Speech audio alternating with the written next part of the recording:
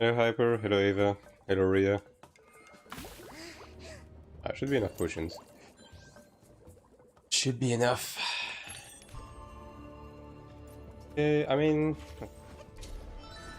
I need to go through my Ascension Trials, I need to do my contracts, I need to run some dungeons on Alt, and then afterwards... we're gonna be getting started on the sorc. Damn, you don't sound tired at all now. Alright.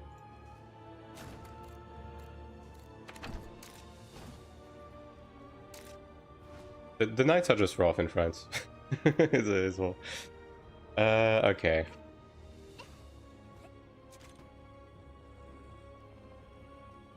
What do I start with? I guess, you know what? We go into Middle Rush, we get a quest with platinum boxes, we actually get them, and then we put them on the auction house to sell them throughout the day. How about that? I think that's a pretty decent plan.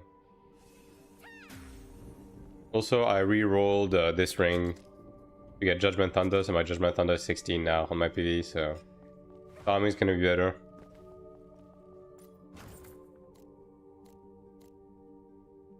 It's another sleep, yeah, right.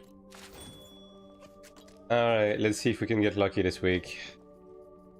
I haven't gotten anything, dude, out of these metal quests, like ever. Gold.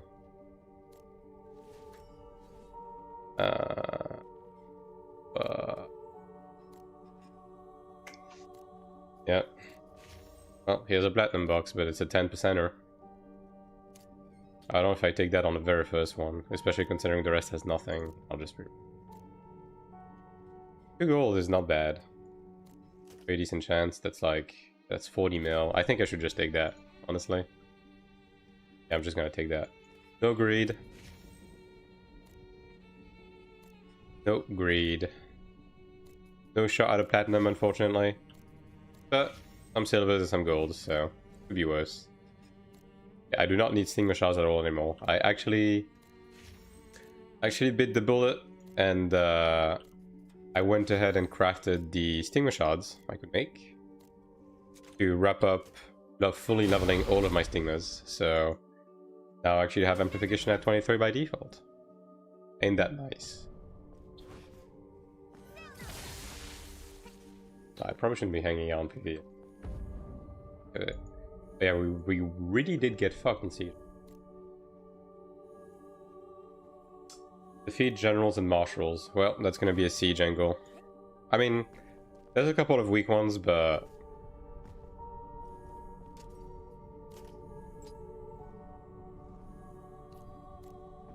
Hello, 09.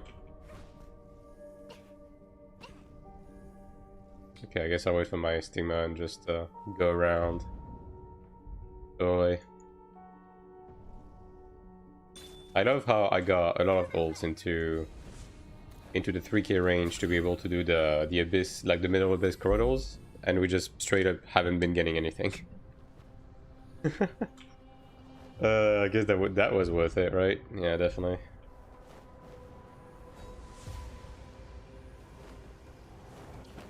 You guys here. Just focus on the quests. Thank you so long, the follow Messiah.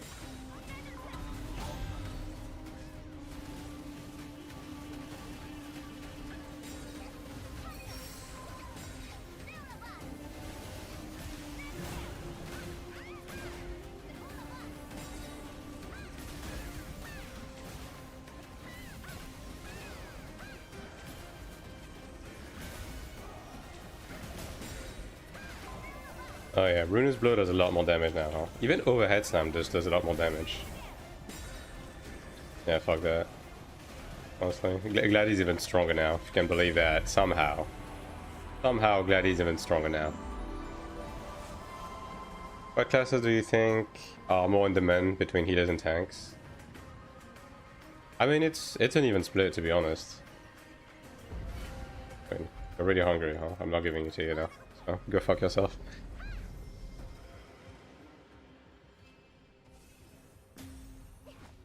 Like, the thing is, you don't really need a tank in most fights. It's just that it brings a significant comfort, whereas Whereas, like, not having a healer will cause more death on average, right? Compared to not having a tank. But both are honestly just desirable. Like, you will never get gate kept for playing the cast, you know what I mean?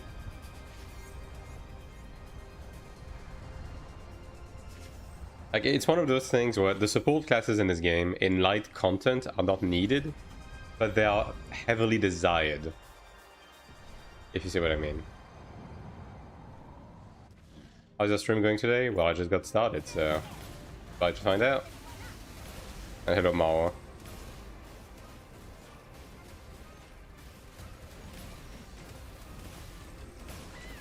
Right, for raid content though, like, and more specifically for Cleric, which was the last raid that released last season, this one requires at least one tank, because you do have a tank-centric mechanics that you can technically do without a tank, but it's just very inconvenient.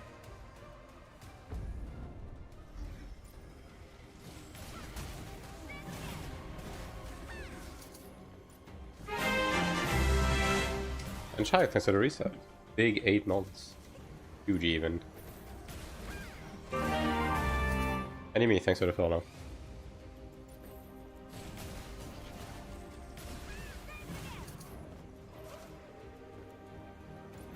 One star officer, not quite what I need, but whatever is on the way, I guess.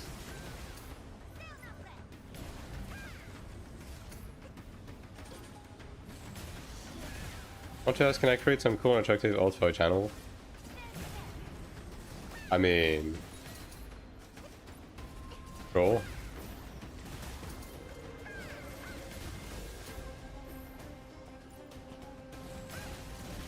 As long as it's not anything like inappropriate, okay, that's fine. Feel free to do whatever.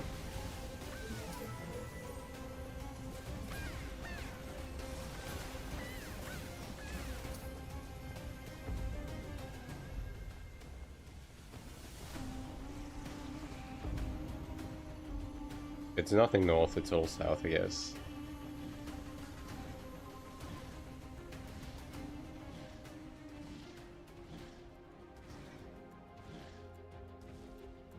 This Cleric does enough damage to kill autoplay in PvP. I mean, it will be enough to like do your weeklies and stuff by yourself, right? Because there's always a smaller fish. But when it comes to like an even gear 1v1 scenario, Cleric does struggle to land kills against majority of the cast. Majority of the cast. Totally, it's all about trying to sell you shit. Well, as long as they don't try to, you know, bringing the whole spiel about, here's my commission page that you didn't ask for, you know, like that's fine. Hello, Gucci.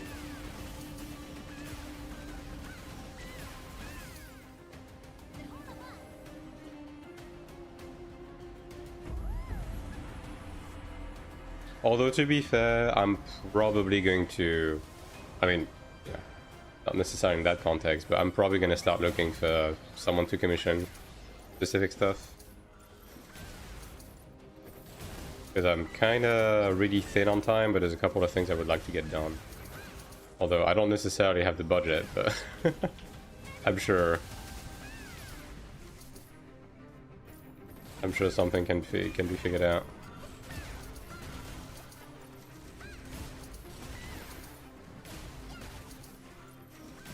Yeah, Judgment Thunder 16 is just better to farm, honestly.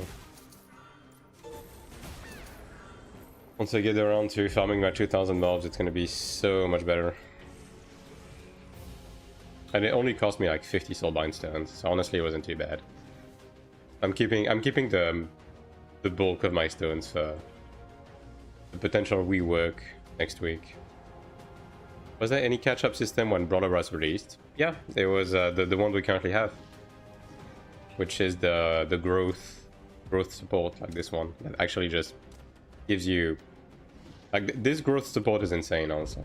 Like, it's really good. You skip most of the enhancing, you skip most of the soul binding. It like dunks you at endgame with all of the pets down, all of the genius down, and so on and so forth, right? And you're just like immediately doing relevant endgame. Yeah, that's pretty good.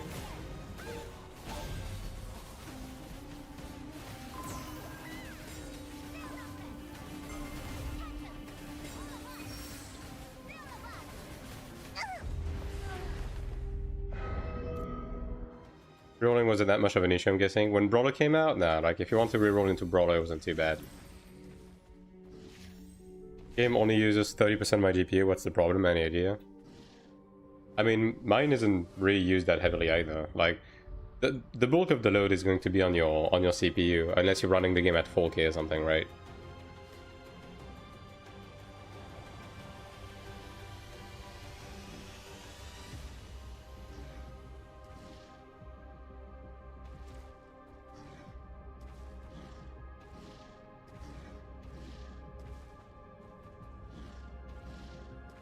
What did they fix, by the way, with yesterday's patch? I didn't see. Mine runs on 99% GPU with frame gen. Does it? I mean, I guess I'm capped. Like, I'm capping my frame rate, right? So, yeah, no.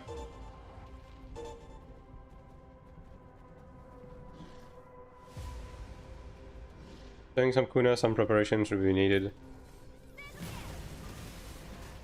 Free character slot too. They gave an additional free character slot when they released Brawler. So we initially had 8 slots with 4 free, and they expanded to 9 slots with 5 free when Brawler came out.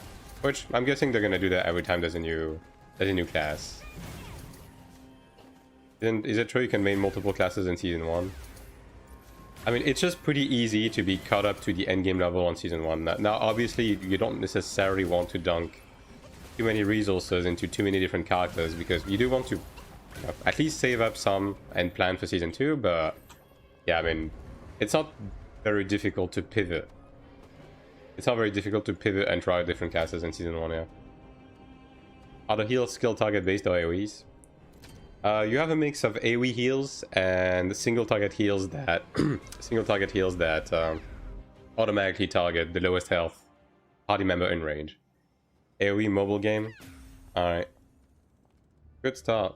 Good start, dude. I'm just not giving attention to those people.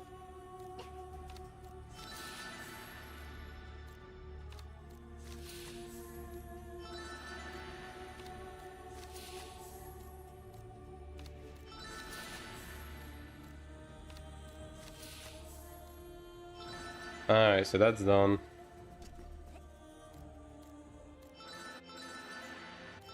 Season 1 is a season where I'm allowed to make mistakes. Yeah, Season 1 is pretty easy to course correct. Jesus Christ. My wuss is just dead, dude.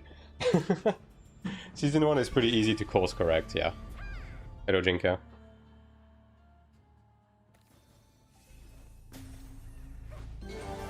And it's also very easy to upkeep ults throughout.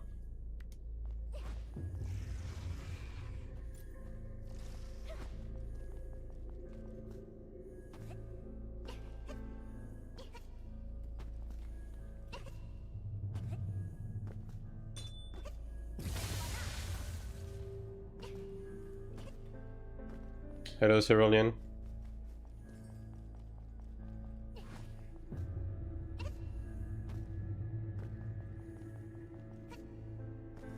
Look at that nice flat 880k. Wouldn't it be a shame if I tried to reroll some genius and lost points? Hello, Phoenix. Hello, Saris.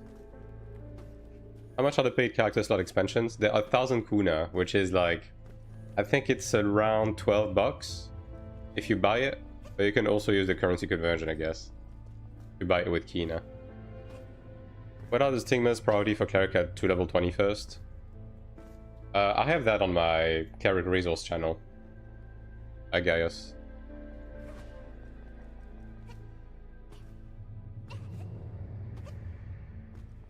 I used to play AION when I was little. As many years can play dungeon together, just event PvP. What are you? Yeah, in AION2, the PvE content is cross-server and cross-faction. In AION1, it wasn't the case, though. But I'm playing as Modian on AION2 right now.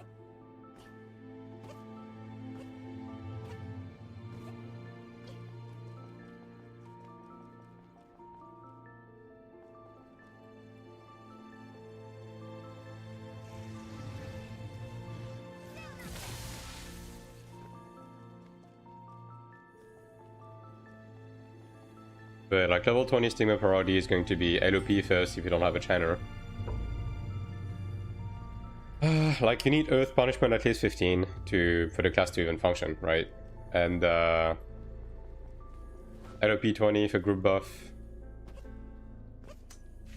And then after that, I mean, Benevolence is good to have 15, 20 early on, because it's like kind of your bread and butter to just heal the group without having to, you know, invest too much into it. And then Amplification and then Novel Aura.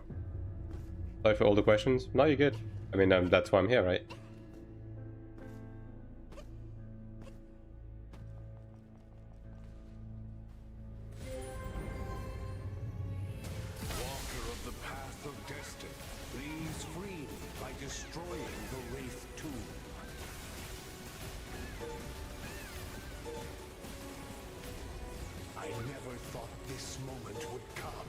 What's the vehicle like? I'm trying to find it. It's just on my Discord channel. In my community Discord, I have resource channels that have skill, priority, node, stigma, etc. Like for every class, as well as macros and so on and so forth. It's just a resource I'm keeping up to date. The primal character? No, it's on my Discord channel. Like if you go on my community Discord, the resource channels, you're gonna be able to find it in there. For every class. Well, except sorc right now, because I still need to level up the class, but that is coming.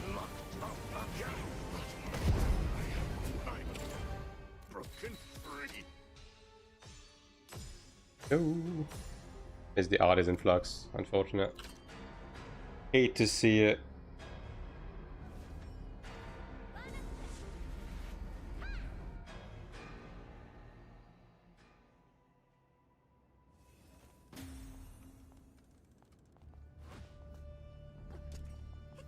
I need to do Lower Abyss as well. Might as well do that now. I guess I can do my BGs as well. That's opening up in a bit, right? Yeah, in like 26 minutes. I mean, I don't really need to do them, but I might as well, right? Any billboards?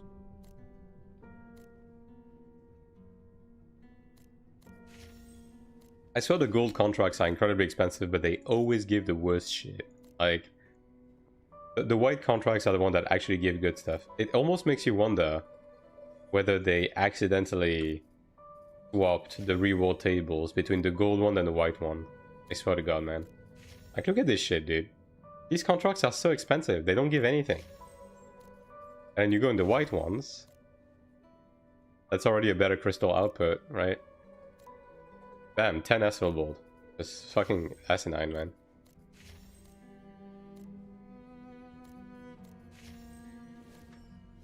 Using 2 ID accounts, bannable. Played on game once I got banned for having 2 ID accounts. What, you mean like multi-boxing? I mean, some people do it. On Taiwan, I don't think they give a shit.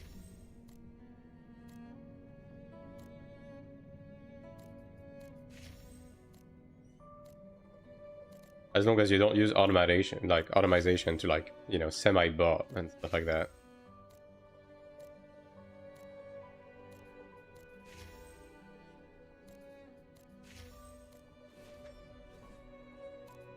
I guess the bound stones are actually kind of value nowadays, since you can actually mold them into middle-ish stones.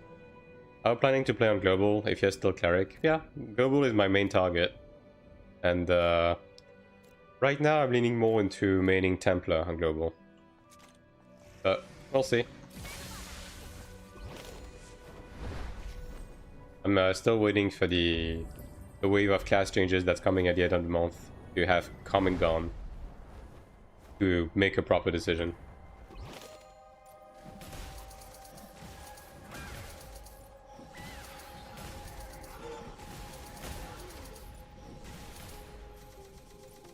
May I ask why I'm told between Cleric and Templar?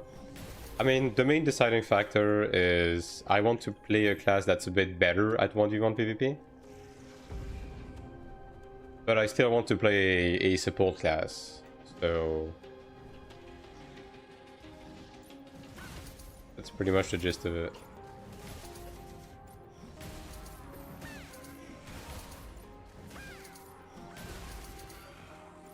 DPS for the contribution. I mean, it's not even just that. It's just every class in this game is a DPS class. So you build as much, right? Like, you don't need the extra support abilities to be able to heal your group. You just straight up don't.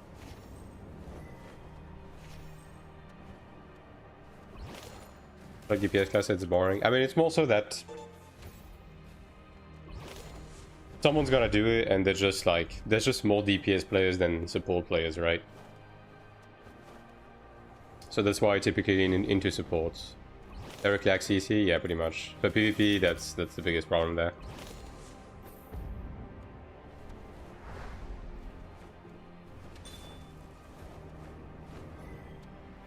Like, unless you severely outgear the opponent, like, every other class is always gonna have an edge on you, pretty much. Because every class has like good survivability and life leeching and so on and so forth. So they eventually pin you, right? And they get their health back. Like, you have good, you have good sustain, you can live.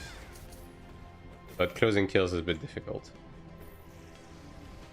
Is there a way to already check out the strats for all dungeons while having global launch? I'm 10 in my group and I want to act knowledgeable. Headed tank, I have guides for every single dungeon, raid, and so on and so forth on my YouTube channel. And I'm missing a couple from season 1 because I wasn't doing content creation at the time. But I'm currently in the process of making the videos for the dungeon I missed. So, like, I just released the Fire Temple video and I'm currently making a Hornben video, and I'll have all of them finished by the time Global comes out.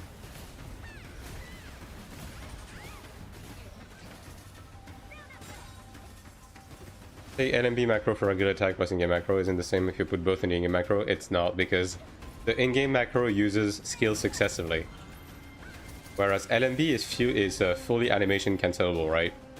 So you wanted to use it almost simultaneously with the other skills. So putting it in the software macro to use it pretty much simultaneously with your in-game macro allows you to weave better. What do you think about SM PvP on current patch? It's pretty good. It's pretty good. It has a couple of tricks up its sleeve that allows it to upset some of the more difficult classes. Any advice? Well, go ahead. I just don't know what other dungeons we're going to have at the start, you know, because there's guys out there playing endgame. First months, right? I mean, Tele Tank, if you go on my Discord, my dungeon and content guides are ordered by season. So if you're lost on that front, you will be able to find them ordered on my Discord like that. Like I have a resource channel with like system guide, dungeon guide, raid guides, and they are ordered by season. Okay, that's done. I'm over there.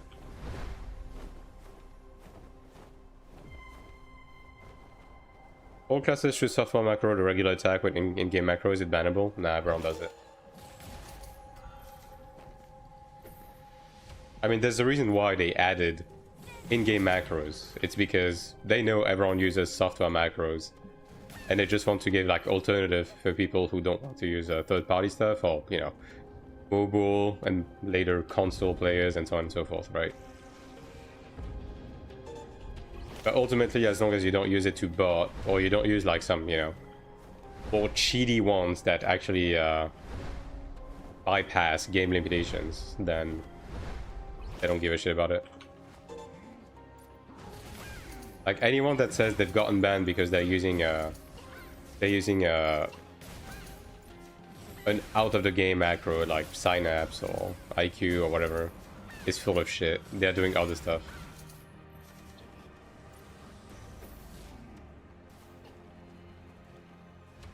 Like, either they used it to bot or they're doing other stuff, and they're just lying. Dungeons require DPS tank healer setup, or can clear dungeons with DPS only. Regular dungeons are simple enough that you can go into whatever you want, and you're going to be able to clear them. With that said, though, having a proper comp is going to make it much smoother and much more pleasant.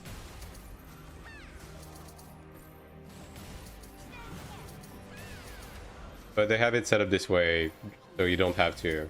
You're not stuck waiting for specific classes to be able to clear stuff. Season 1 is just Fire Temple. Yeah, as I said, I haven't covered the basic dungeons of Season 1. I'm currently in the process of releasing them. So I have the guide for the raid and Fire Temple right now from Season 1, and I'll be releasing the other stuff before Global comes out. 5 people looks like Global raise chance instead of coming back.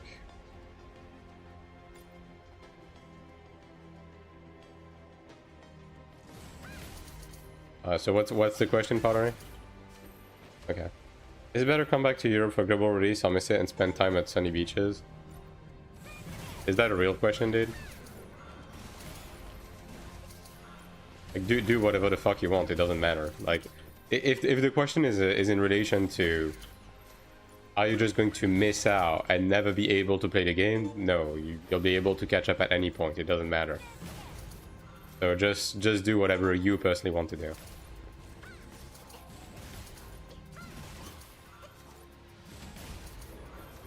Like, if you have FOMO over missing the fresh release, right, and having the fresh MMO release experience, then, you know, that's up to you. But if you're just scared about never being able to catch up, that's not a problem. Hello, Red.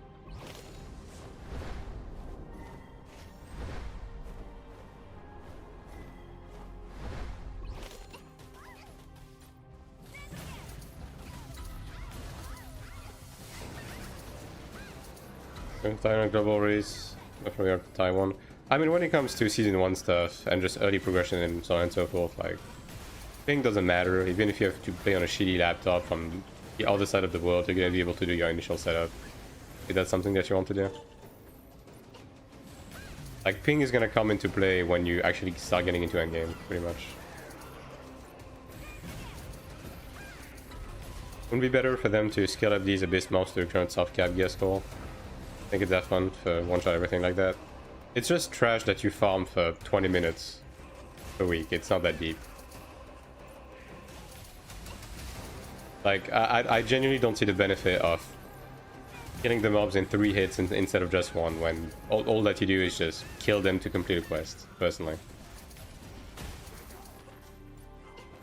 Like, the main attraction in the Abyss are like sieges, world bosses, and PvP, not the trash mobs. Like, the least amount of time you spend killing these, the better, honestly. May I ask why is only 720p available? Because 1080p would not withstand my ultra-wide settings.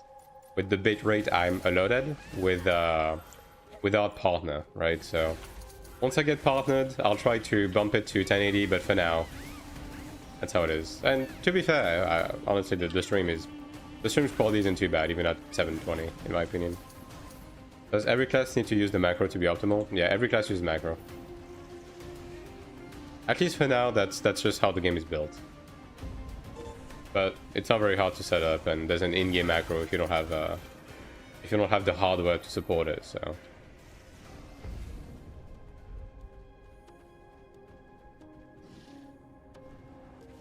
Games are released next month, yeah. How much it takes for you guys in the first week? We all group up to farm there. Yeah, and it's a waste of time, right? So, again, that's just not the main attraction. And I mean, not really, because like when we farmed in the low abyss, like even before the class power creep was a thing, these weren't too bad to farm, honestly. Like even on my shitty cleric, I remember it genuinely wasn't too bad. Also, do you get any update in graphic settings in AION2 since May? Since May? I think the only thing they've added was, I'm trying to think.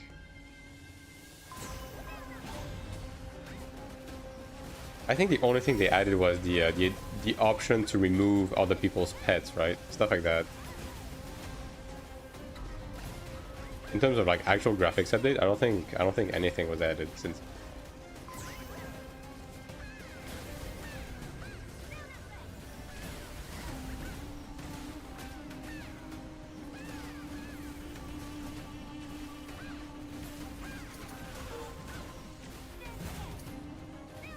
I think that was it, right?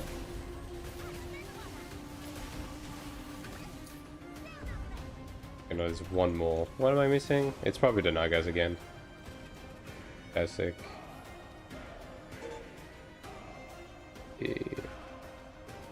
Bomb colony. Oh, it's these. Right, it's these. There you go.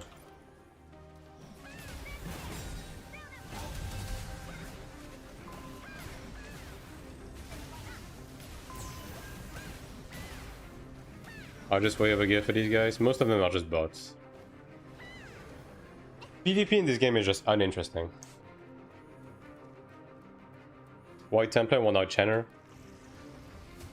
I mean, Channer was definitely an option, but within the group of people I'm going to be playing with, we likely already have Channers, but we don't have Templars. Wait. Oh, did that not count? Brother. Guess on screen resolution. They did update the DLSS stuff. Yeah, they did. I guess that is one thing that they did do. Okay, there we go.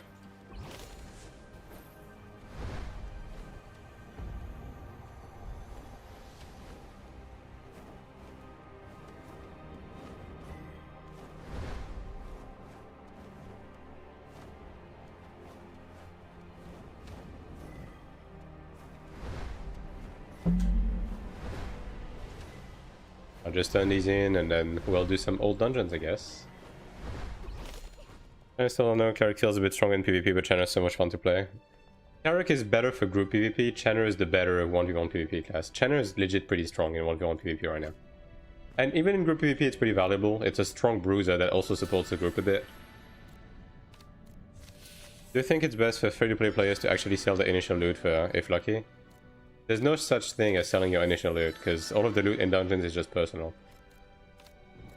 When it comes to just grinding stuff, it's just going to be a matter of running more dungeons, making ults, to get more raw Kina, more raw mats.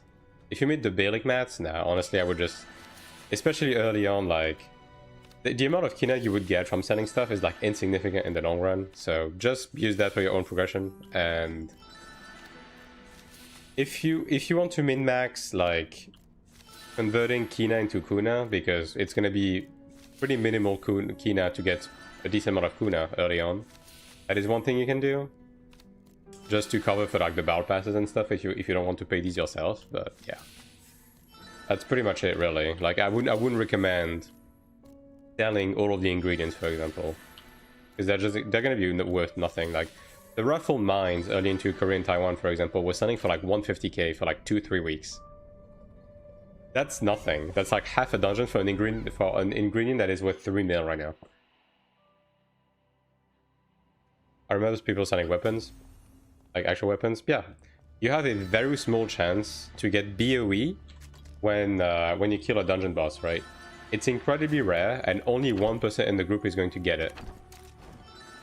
And I mean, if you do, then yeah, you can sell it. But I can just tell you that I've been playing the game since the beginning, and I've never gotten a piece of BOE equipment that was sellable. Never, not even a single time. And I've been doing all of my dungeons every week, so.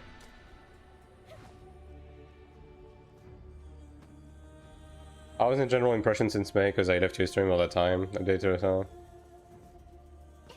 The game has only been getting better, honestly. Now sub to Access Trading House. I mean, you got pretty lucky then, but I mean, yeah, if you get a BOE, you just sell it, right? If you get a BOE, you just sell it. Am I blind?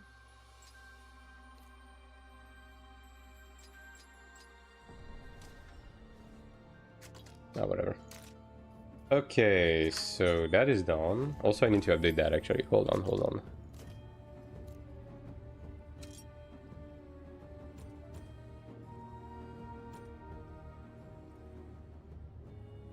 Okay, and quick select as well. I need to update one. And this one. There we go.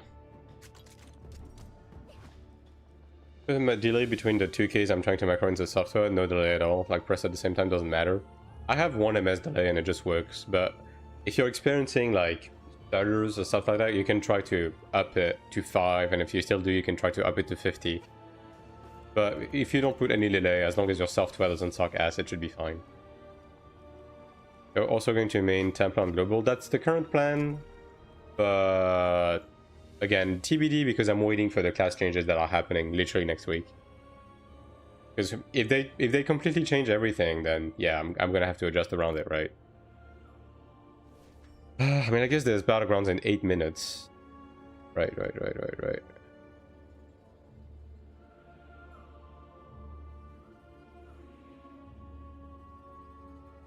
I mean, I guess I can already create the sorc. Yeah, sure, let me do that. How much can they really change? I mean, the answer is a lot. Like, they could change a lot. We just don't know exactly what they have in mind, is the thing, right? Is there a randomize button? There it is. Sure, let's go with that.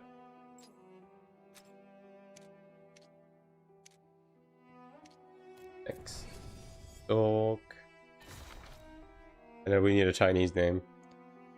At the moment, Taiwan servers on leveling, I can TP directly from quest location where the point is running. Is that cool feature? That's probably something that's tied to the catch up with the chapter 1. I doubt that's going to be implemented on the in global. Going to apply for global though? We don't know, but probably. Let's see.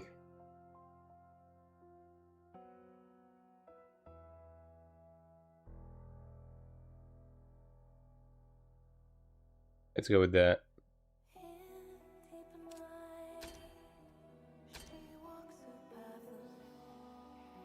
I don't remember having it when I played season 1. Yeah, it was added in chapter 1 as part of the catch-up shenanigans. Which is why it's probably not going to be there on global.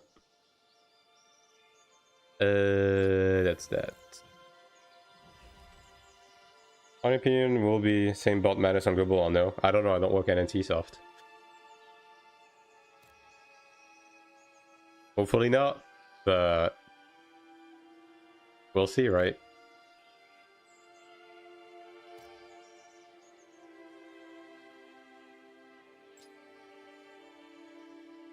When we do have it.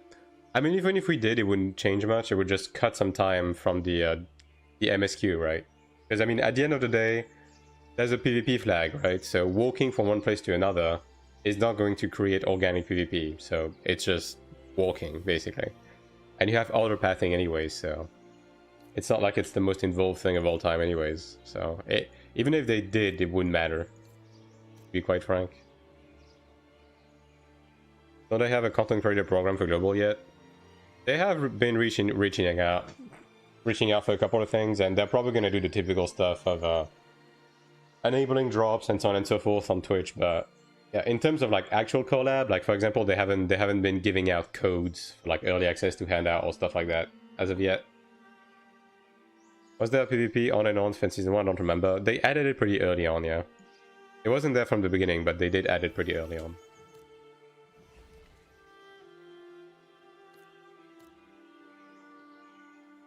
That I don't know why anyone would ever do that, actually. Ironically.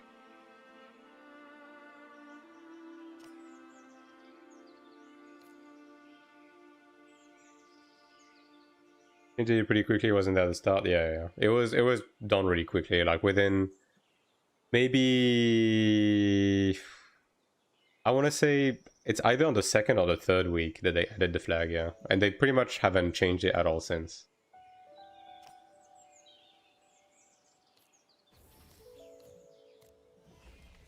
Oh, you're right. I need to do that. It's so stupid that it does that, but can you do?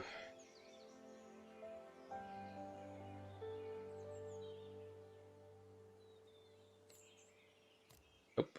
Oh. One. Alright. They do beta tests before release. Do you think what the chance we see how the game looks before it starts? The beta test is Taiwan and Korea. I think there's a very, very low chance they'll do a beta test for global, to be honest.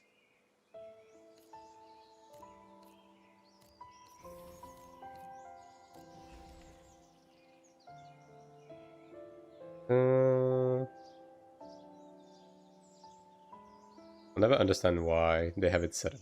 I think it's this, right? Like this, I believe. What is the best class for new player? Just pick whatever looks cool to you, and whatever archetype you prefer. Every class played pretty similarly. It's all about the archetype.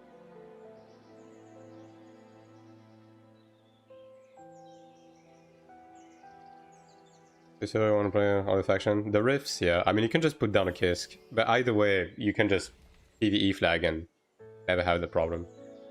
Main sense of PvP in general, limited medals and only steaming shots can use in PvP. PvP is just useless. That's it.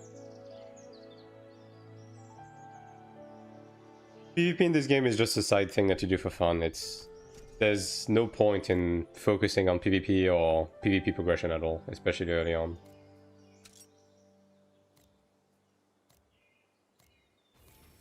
Alright. That should be correct. Sounds about right.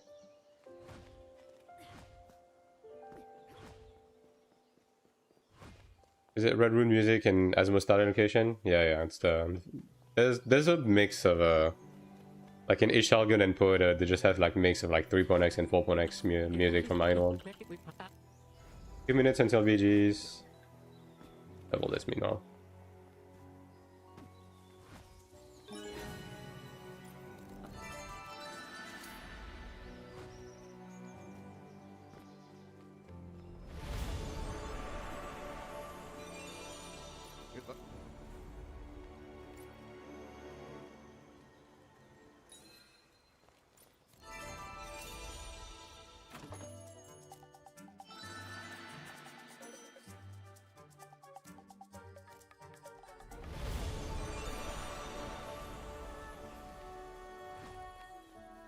Is the quest to accept the shop TOS only once? Yeah, it's just something they have to do at the beginning.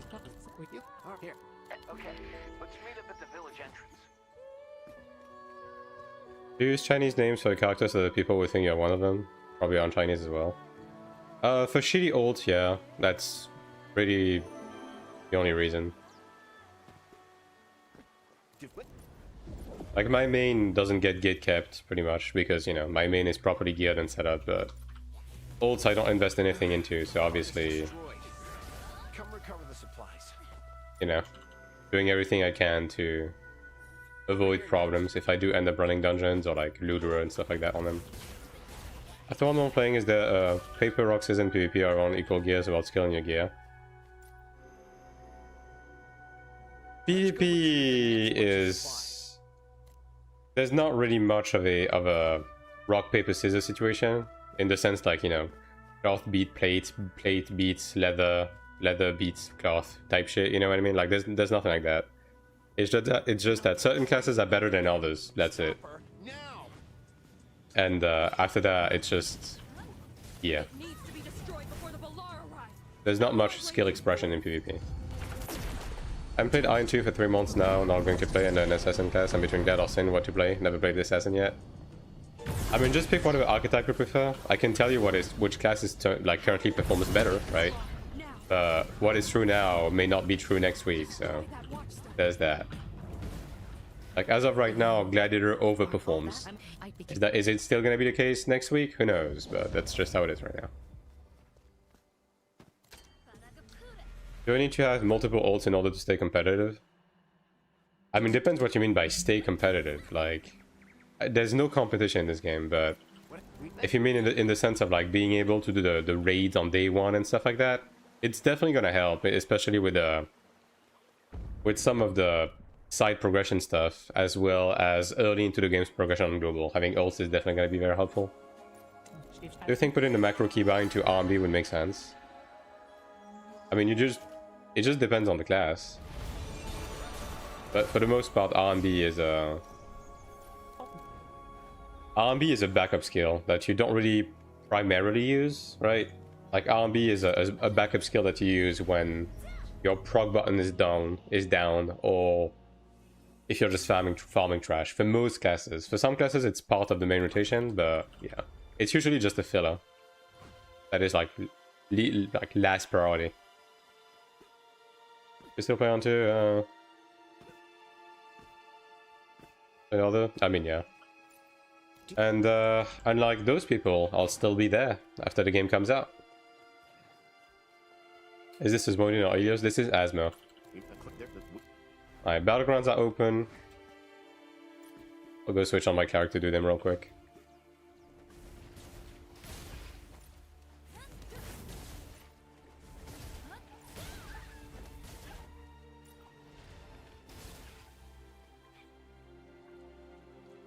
What do you think is better, Sin or Glad on global? I mean, again, it's just tough to say because the balance on global is going to be slightly different from the one we currently have on Taiwan and Korea, and the game itself is going to change before global comes out. So who knows? I can only, again, I can only tell you what's better right now, and right now Gladiator is just the better class in every single way. Is it still going to be the case on global? I don't know, but them's the breaks, right? Alright. Good time. What's your keybind for the macro? S. That is also very ping dependent. Yeah, but so is Assassin, so.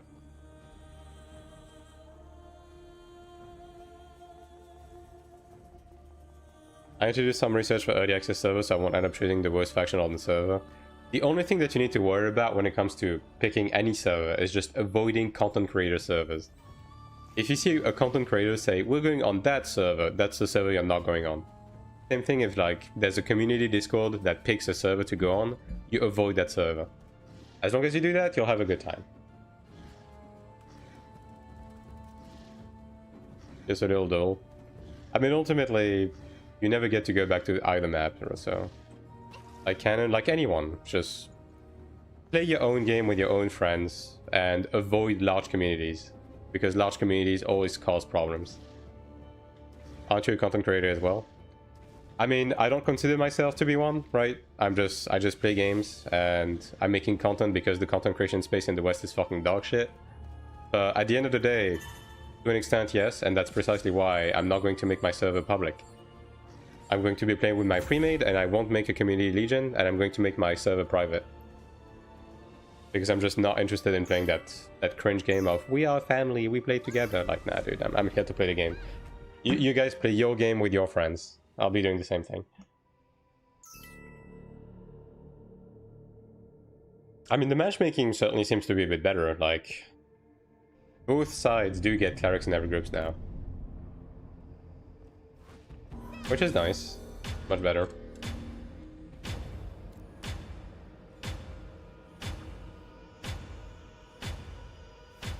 I'll double cleric. I could pick up the thing on the side. Let me see if people do that. Okay, we do have people going on the right. Okay, we have rats. Fine then.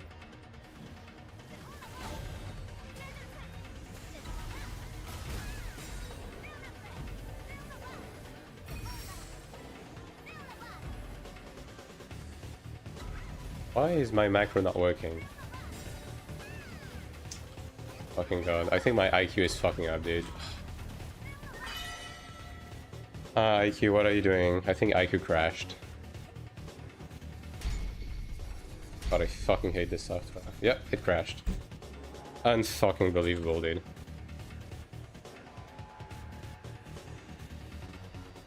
Dog shit. There we go.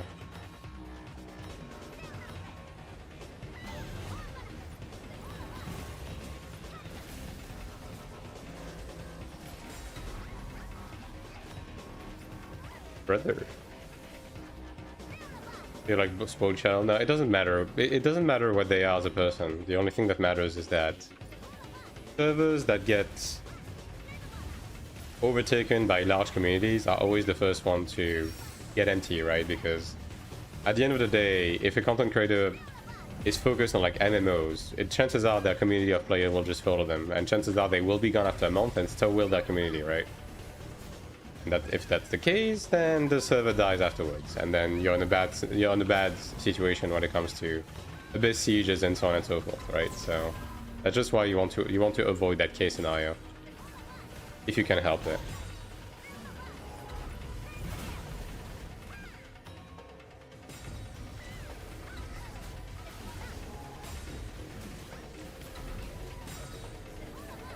Hello, Joby.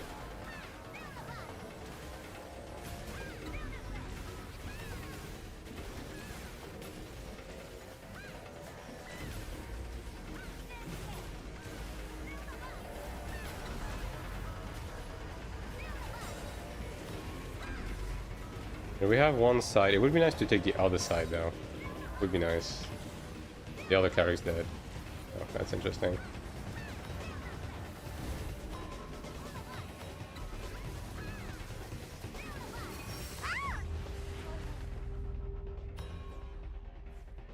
At least one concurrent pin on every early access server. I mean, not necessarily, especially in EU, we just don't have that many, right? So North America is going to be different, but yeah. I mean, no one is going on the left. Like, I feel like it's free real estate.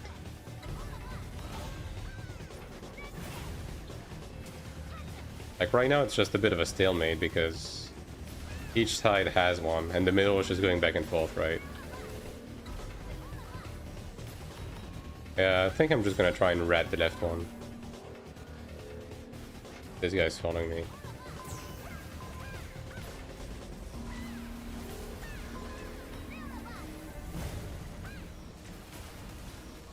Got any? Nah. I'm EU. Which is why, like, I'm not too worried, personally.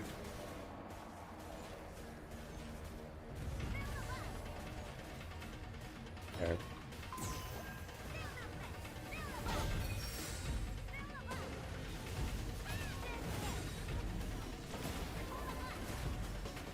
Would be nice if I had one team member, like just one that came here to help me kill this guy. Because if we can rat this, because they're trying to rat the other side right now. Nevertheless, people just fucking tunnel the middle one, even though the middle one doesn't give you more points or anything. How is equalized BG feeling and class possible like the Ranger? It's pretty even. I would say some classes are perhaps a little bit more overbearing than others. Like, I still think Cleric is pretty strong in BGs. Although with the healing debuff changes, quite honestly, it's a bit better now. It's easier to kill targets that have the healing debuffs now. I mean, I'm never gonna be able to kill this guy, and no one is coming here, so I guess. And one guy left. Alright, cool. I think this is a waste of time. I just want to bring this guy back to the middle, so he just goes on someone else and just leave me alone, so I can try to rat this. Yeah, okay, my group is just AFK. Well, that's cool, I guess. What you see from sorc, like seal entry. You get a couple, but if you stack status effect resist, not so much, honestly. Here's a Cleric now.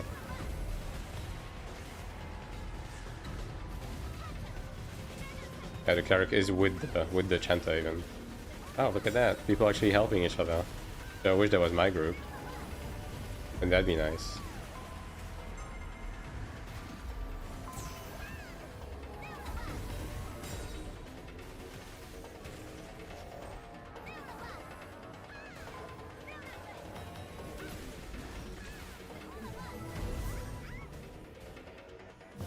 Alright, not fine, okay, like different gear. Battlegrounds are equalized. So everyone is getting lowered to the same stats.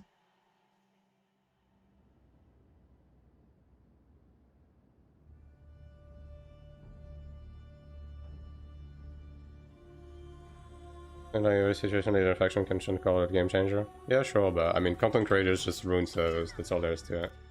This is why you just want to avoid them.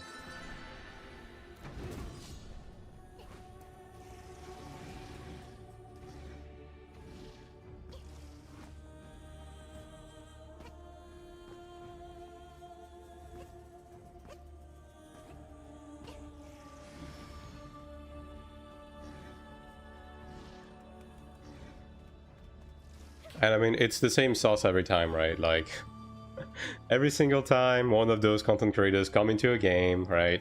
They go on a server, they're like, we'll get a big community together, they go on a server, and then they dip from the game because they never gave a shit to begin with. And then the server they were on die, and then they're like, oh no, that was not my fault, dude. No, of course not. What do you mean? It's not my fault. And it just happens every time. Every game, every time, verifiably. Like, it's just always the same thing, right? Have you played Throne? Unfortunately, I did, yes. I did play Throne.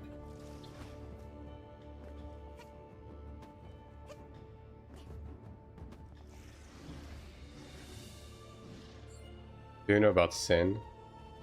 Is that like a person? The Alliance Sin? Oh, I don't give a shit about... I don't give a shit about any of the pedantics of like players or guilds in Throne, because Throne was a dog shit game. Fundamentally. And anyone who like pretends to be good at the game is incredibly cringe. So, yeah, I don't know and I don't care.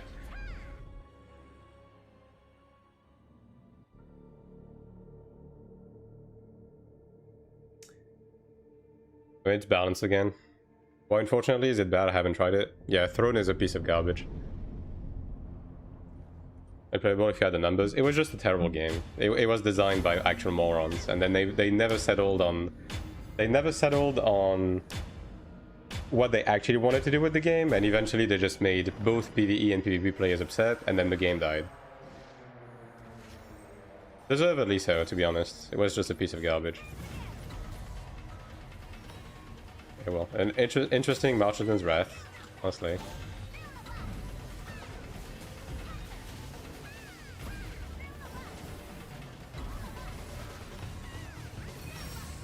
Well, we don't have marks. They do. We don't have rats on the side. They do. Alright, well, off to a great start. Another great group we're having here. Fantastic.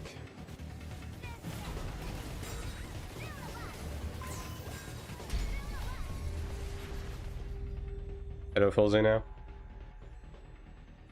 We're in a flash wave meta. I mean, Throne went from one dogshit meta to another. Like, the game was never in a good state.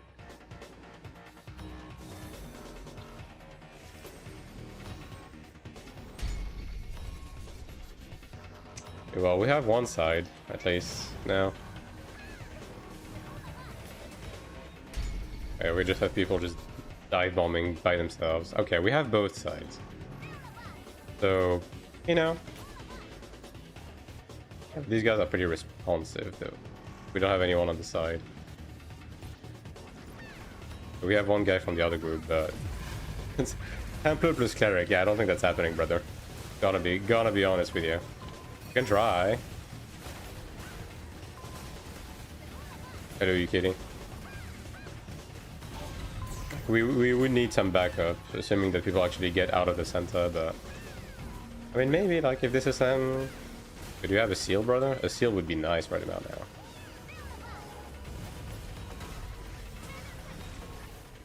Okay. Perhaps, maybe.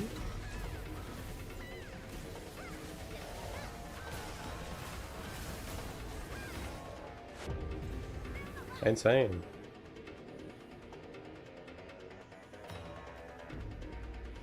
I have 1,000 hours in Throne, 1.4 Lost Ark, and so I enjoy most Ark in no pay to win garbage.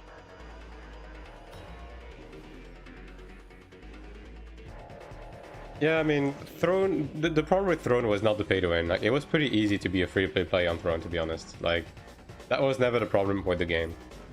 The problem with the game is that it was designed by actual morons. And played by actual morons. Like, the game was never in a good state, and every attempt of making content they ever did failed. So, yeah.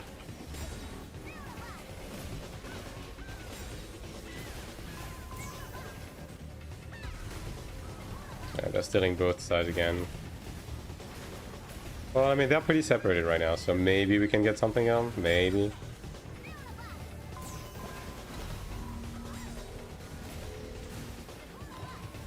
The combat had potential? Nah.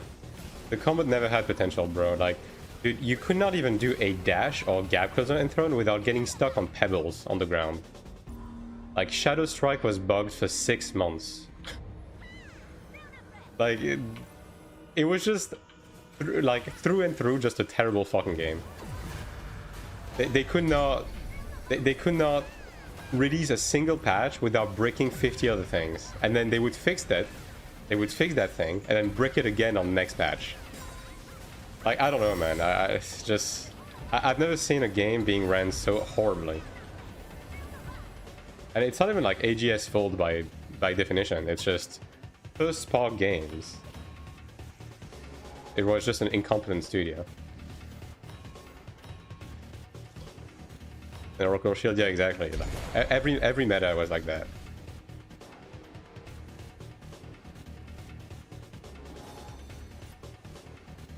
Just dog shit after dog shit.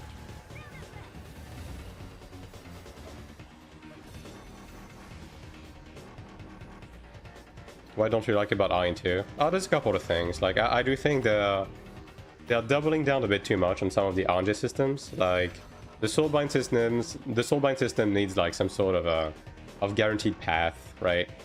The Genius system needs a way to level up nodes, so you don't have to reroll for max rolls. You can just level up a given stat that you want. The Mana Stone system needs to be changed. Like, we should be able to lock lines, and there should be stat limitations to avoid being able to roll multiple lines of damage boost, for example. Like, AION2 is not a perfect game, but it's... If you compare it to Throne by itself, for example, like, it's day and night. At least AION2 is a game.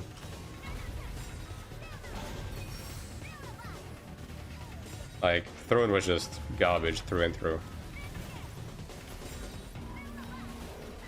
I mean, we're not winning this one. Like, we do have like 1 or 2 person that are like willing to rat stuff on the sides, but yeah, nah.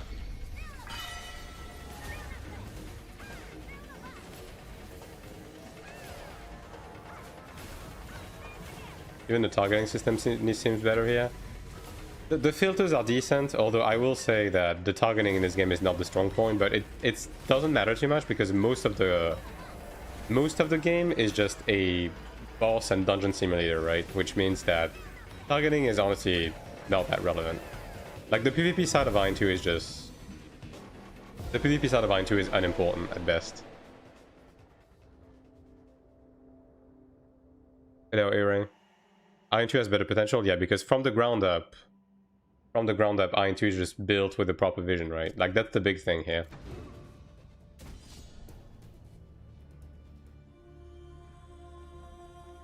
Work properly, that's my million, obviously. I mean, agree to disagree, Jovit.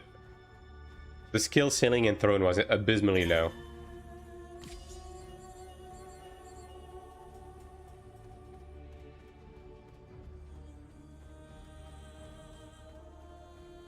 Like, the thing with PvP in Throne is that it was built for 50-year-old dads with like wooden hand reflexes that genuinely think it requires skill to say, okay guys, we push through the choke in 3, 2, 1, go, go, go, and then like use Cody spinners on big packs and have spears chuck javelins to kill 20 people and think it requires skill. Like, it was just, it boosted the ego of actual dipshits and that, you know, have no skill to play any other game, and the game itself was designed like dog shit. So it was just the perfect storm of just a shit game all around. I was in one of those guilds. Yeah, I mean, at the end of the day, if you played with any guild in Throne, that's just how it was. Like, if you played in Throne in EU, you were just... You had an Eastern European with a thick accent that was the raid lead. That was like a 60-year-old dad. And that was like his call to glory. Like, that was every fucking guild ever in Throne. You know, like, at the end of the day, it is what it is, right? What guild did you play? It doesn't fucking matter. It doesn't fucking matter. Only thing I can tell you is I had Eclipse. My guild held the castle on my server for like 5 months. Like, I was Imperator in Arena in Season 1, Season 2. Like, my pre-made was the only one that did the fucking trials legitimately because everyone was abusing it because the PV was so fucking bugged. And I can tell you one thing is that nothing in this game fucking mattered.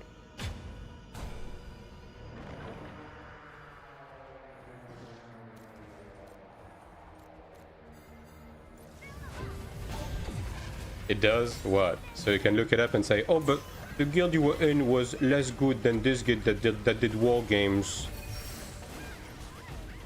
Yes, dude. War games were definitely very, very skillful and very meaningful and a very good use of your time as a person. I did them, and it was just a waste of time, and I wish I could get my time back.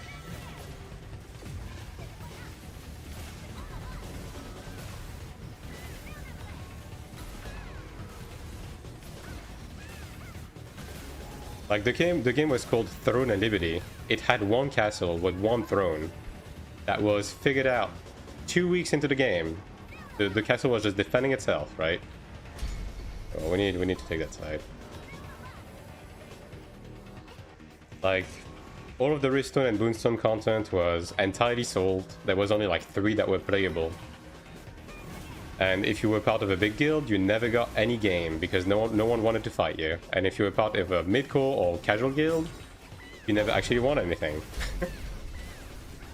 Like, and if you only cared about loot, the best way to get loot was to be part of a fucking 3 to 6 man static that just ratted walled like arc bosses. That's it. The game was just, yeah. Did you ever play Lineage? I never played Lineage, no. I played other games at the time. T1 was the most fun at TNL because before Spears knew what we know today. It was the same dog shit, just different flavor. There was just more people, like that's all there is to it. Because like Throne was entirely built upon the idea of GVG and just having masses, right? So T1 had more bodies to kill, that's it. That was the only difference. But the meta was also dog shit. And it was just pre-shift to instant content with a more PvE focus that was ultimately the nail in the coffin for the game.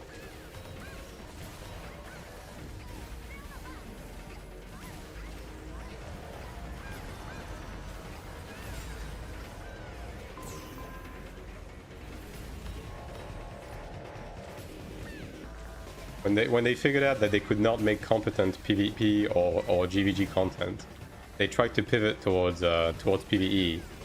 And then they released dog shit after dog shit after dog shit that was just bugged and abused on day one, constantly. And then the game died. I had fun with PvP and Throne, but got burnt out. It was fast food, right? Like, at the end of the day, Throne was just the kind of game that you jumped in, you consumed it, you knew when you were playing, like, all throughout that the game was bad, but you just played it as like a time waster. And then you moved on. I got bored of PvP playing as an SGS. Oh, what do you mean you got bored of playing Blood Devotion Simulator? Of just sucking CC skills. You just spam them and try to reset your cooldowns to spam Blood Devotion even more. You didn't like that? That's crazy, dude. Crazy concept, honestly.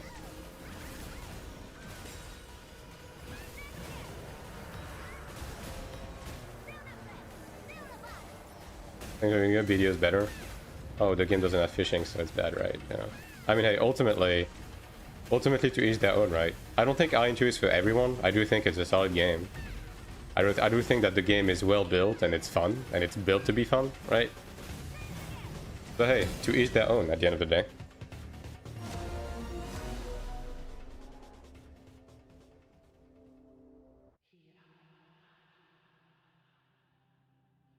Now, the funny thing is, all of the thing that you mentioned, XYZ, is stuff that they have already announced for AION2, so...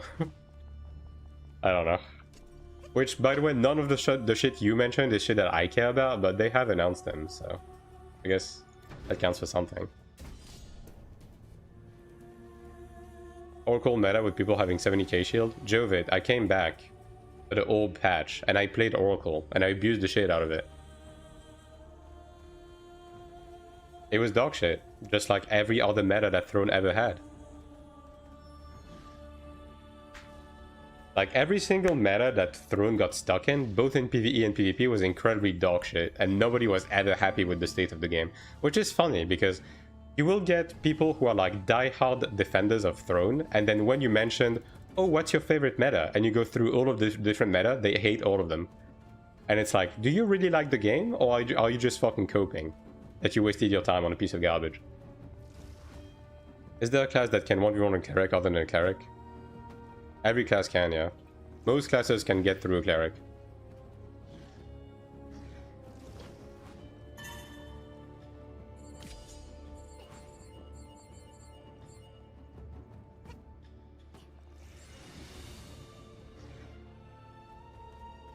And look, at the end of the day, if you like Throne, that's completely fine, right? Like, you know, different strokes for different folks. I'm just saying that I played it extensively. I did everything that you could do in that game. You have a pretty rounded opinion out of everything, and I can pretty confidently say that it's probably the worst MMO I've ever played.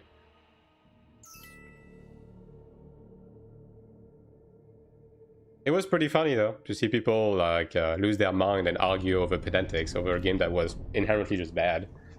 Like, being a side viewer to people losing their mind over this game was pretty funny.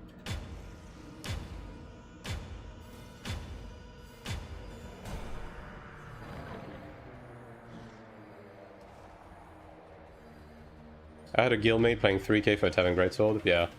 I mean, hey, if people like to waste money on meaningless shit, that's great.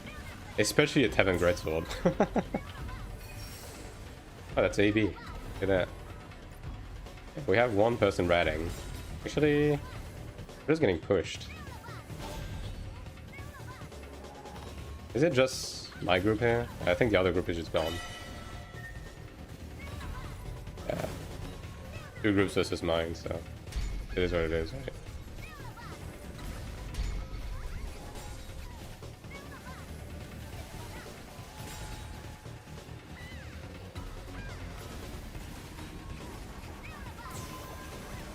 Oh, that's a taunt.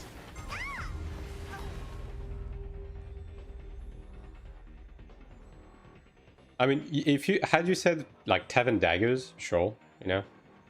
At least that got some mileage, but Tavern Greatsword was already incredibly mid from the get-go. And it only got worse. And Cordy got released. And like, Tavern Greatsword was straight up just worse than the fucking like, what was the name of the baseline T2 Greatsword? That you just got from like doing solo dungeons and stuff? It was already worse than that.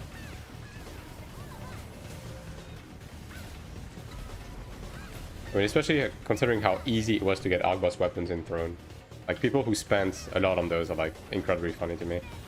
Okay, well, we got both sides, so I don't mind us losing the middle. We're just wasting that time, right?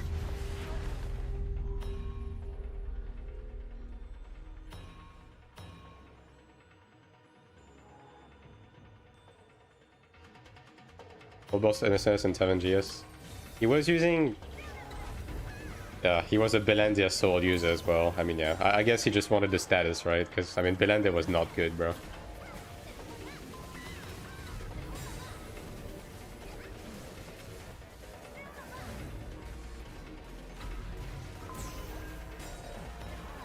I mean, 2 people left. 2 people left even though we had both sides. That's just... That's so stupid. I mean, whatever.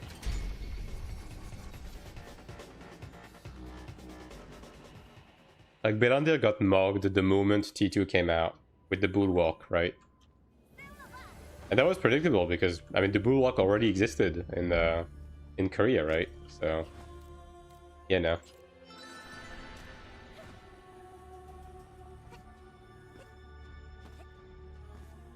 Is suppressing arrow really needed in your ranger macro?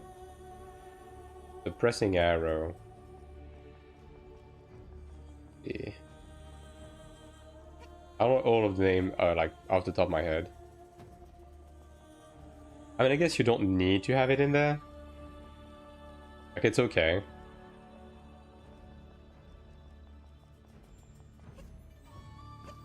Is there any penalty for leaving a battleground earlier? There is, yeah. I think if you leave too many times, you get a time penalty. Like, you can't re-queue for a bit. Can a template 1v1 a Cleric? It's a bit... It takes a while, but... I mean, it's one of those matchups that just never ends, to be honest, because Templar's anti-heal is pretty bad. Like, it has a longer cooldown than other classes, and Templar doesn't really have the debuff to cover it. So you can never actually utilize it properly. And the Templar's 1v1, like, damage in 1v1 is not the highest either, so... I mean, the Cleric is never going to be able to kill the Templar, so maybe the Templar can eventually get through the Cleric with, like, you know, a well-placed Paralyze or, like, a pooled Defiance on the Cleric. But it's a pretty rough matchup on the Templar, yeah. We, you know, win, actually.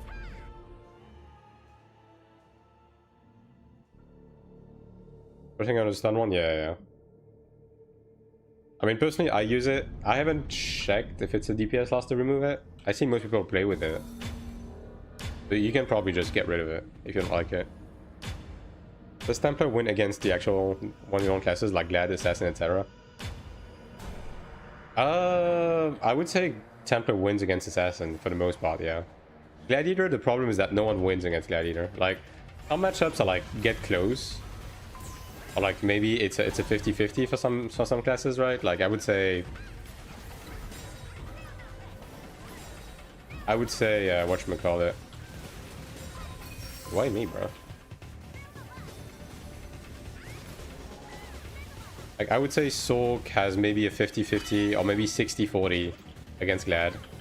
And I would say that maybe SM also has a chance to get through with like a well-placed taunt. But I mean, ultimately Glad is just like at the top of 1v1. And there's kind of no class that consistently challenges Gladiator. I suppose, would you consider playing with a Sorc, for example? Yeah, I mean, I do think one of the guys is going to be playing Sorc. Yeah, I think this group is also going to lose. The other group is doing proper targeting. What do you guys want to do? Middle again? Middle is... Yeah, these guys are doing proper targeting.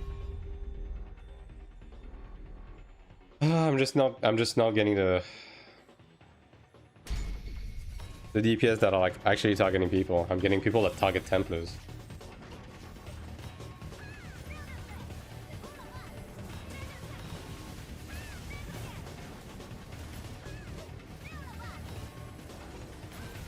Maybe enough is coming. I mean, Gladiator has only been getting buffed for the like last 3 months. In spite of the fact that it's been the strongest since... I mean, that has been the strongest class in the game since... I want to say late season 2. Like, pretty consistently across all different content types. These guys are...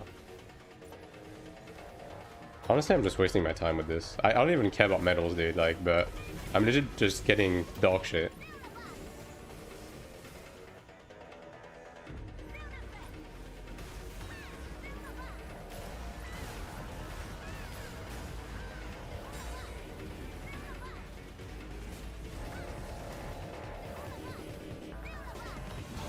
Yeah, like the changes to anti-heals makes it a lot harder to carry as a Cleric now, in BGs at least.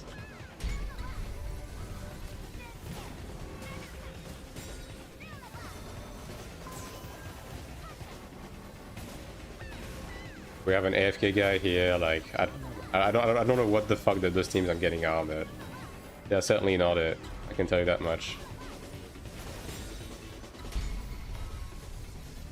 This guy has been AFK since the fucking beginning. It's... yeah.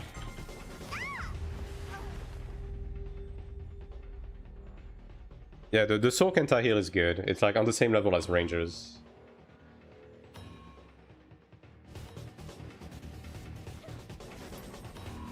We just have AFK people, just...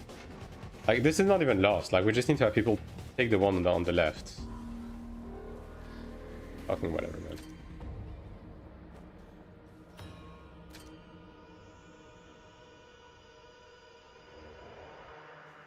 PvP in this game is just a waste of time. Like, I don't know, man. the more I'm thinking about it, the more I'm pondering on it, the more I'm realizing that the PvP in this game is just, broadly speaking, just a complete waste of time. It's not satisfying, it's not good, it's not competitive. Like, it doesn't get anything to your character progression-wise. It's just dog shit. Actually, you know what? I'm going to go level the Sorc. Yeah. How about that?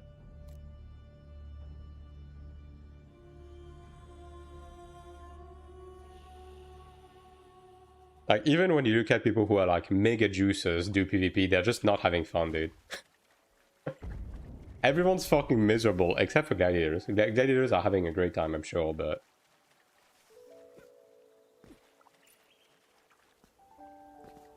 Is there daily weekly battleground rewards? There's a weekly reward, but it gives you medals to get PvP gear, which ultimately doesn't matter. Because PvP gear is useless. Again, like... PvP in this game gives you no progression. You do PvP to do PvP, right? But the PvP in itself isn't good, so... you know, there's that.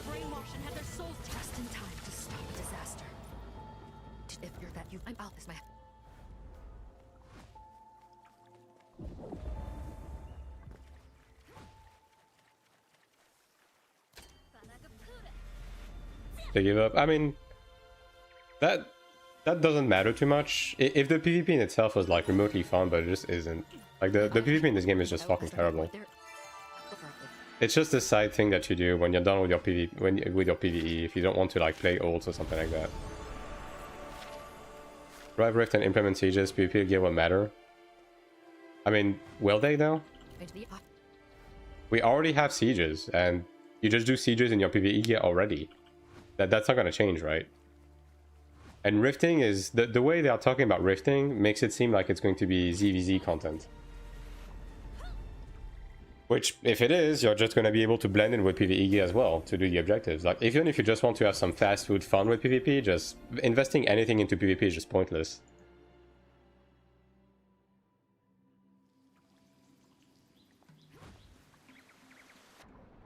NCSoft are just incapable of making good PvP these days. Like, yeah. They had a shine of... Like, it's... They just got lucky with AION2. That's pretty much all there is to it.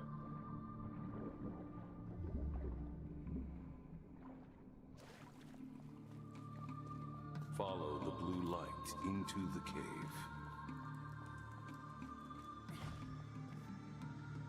In the game nowadays? I mean, yeah. Ultimately, like the PvE side, like the progression and the PvE side of AION2 is great, right? Like they did a good job with that. And they're continuing to do a good job, but the PvP side has been completely awful since the beginning, and it's pretty clear it's not their main focus anyways. Aspiring Deva, I will judge if you are worthy of ascension.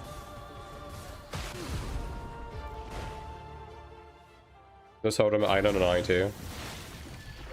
If you mean I mean, okay, in what sense do you mean that? Do you mean in the sense of the chest, or do you mean in the sense of like an open world PvP area? Head towards the mirror. I mean, there's something that is akin to Nebula, right? Which is the Abyss. PvP for PvE rewards? No.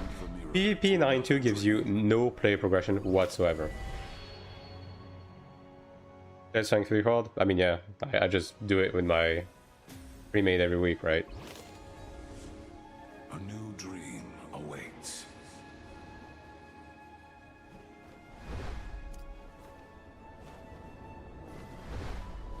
Like the PvP in this game gets you nothing outside of like PvP related progression with PvP gear, and then the PvP gear is useless because the only thing where you could use your PvP equipment is in 1v1 arenas and for open world ganking, and both of these get you nothing. So yeah, I mean, it's pretty clear they just don't want to focus on that.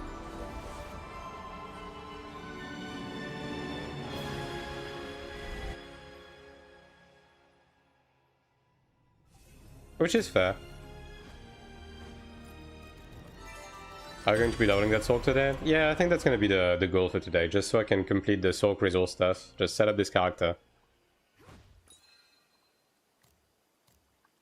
Like, I could be running some old dungeons, like I still need to do Corroded on my channel, so maybe I'll take a break to do that at some point, but I'll do some sorc leveling for now.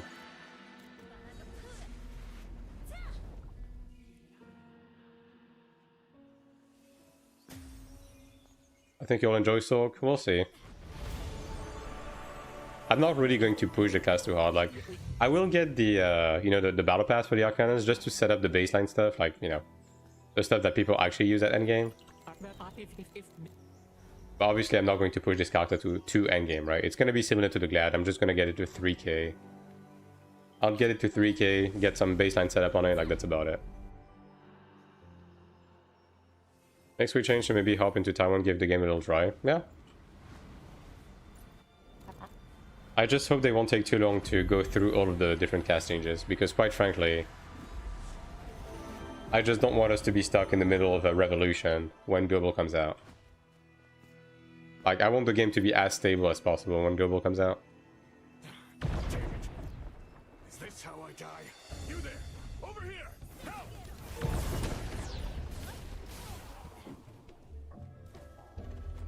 Tight schedule, yeah. That's my airship over there. I also want to get all of the old character like setup done before Sanctuary 4 comes out. Because when Sanct 4 comes out, I'm probably only going to be playing the game to proc Sanct 4 and then working on content on the side, right? While I get ready, feel free to grab anything you need. What do I know? No, we'll see. With growth pass or not? Nah, that's I'm only getting these. Basically, I'm just getting these characters to like around 3k eye level, like 200k combat power, just with some baseline setup, and I'm doing this to get a feeling for the class, to be able to like as accurately as possible update the resource channel on my Discord, and then I'm going to make a class introduction guide as well closer to release.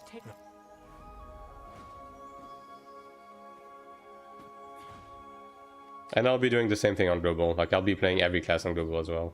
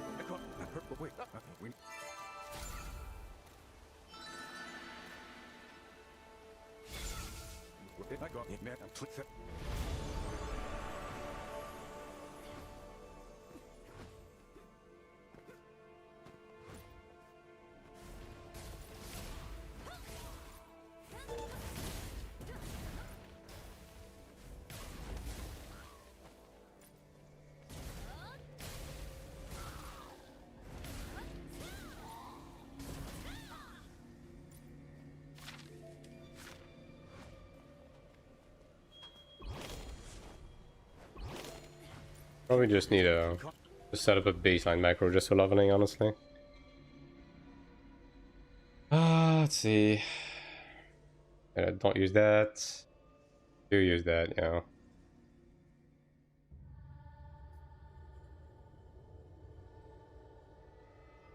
That's pretty cool. This one I'm gonna use manually, to be honest. So I'll use that as well.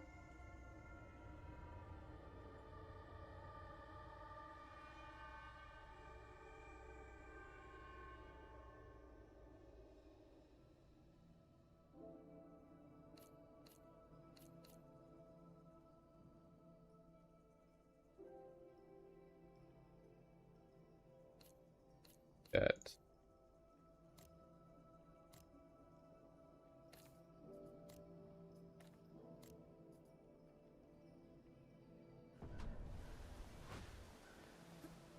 What's the difference between Ilios and Asmo? Is it the campaign plus other stuff around the same completion time of both? The only difference between the two classes is just your main faction maps and the MSQ, that's it. Other than that, like, both factions functionally like play the same, look the same, so on and so forth. I mean, I guess if you want to argue pedantics, like also some of the SFX on like casting spells is a bit different between factions, but yeah, that's about it really. Guards, I knew it. Please get rid of them.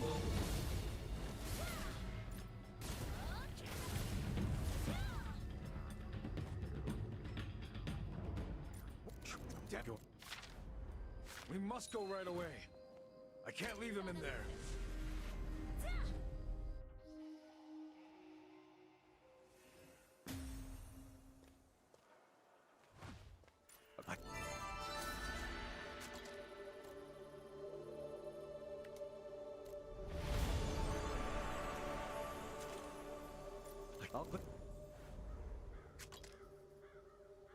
I guess I'm fine.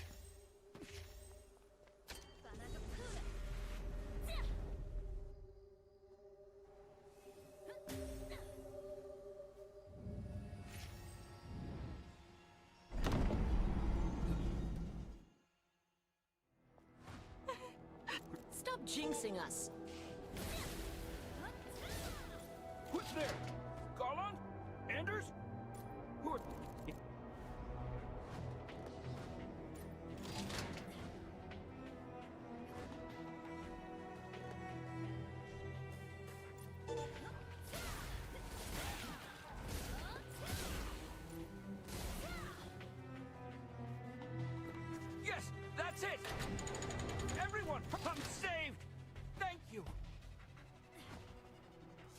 Honestly, I was hesitant to just make another account and just get the just get the sub again, just to like boost the last two classes. It was pretty tempting because it would have been the same price as paying for the slots, right? But quite honestly, having to log between multiple having to log between multiple accounts to be able to do that, I don't know, man. Ultimately, that was the deciding factor. I guess I could just TP, right?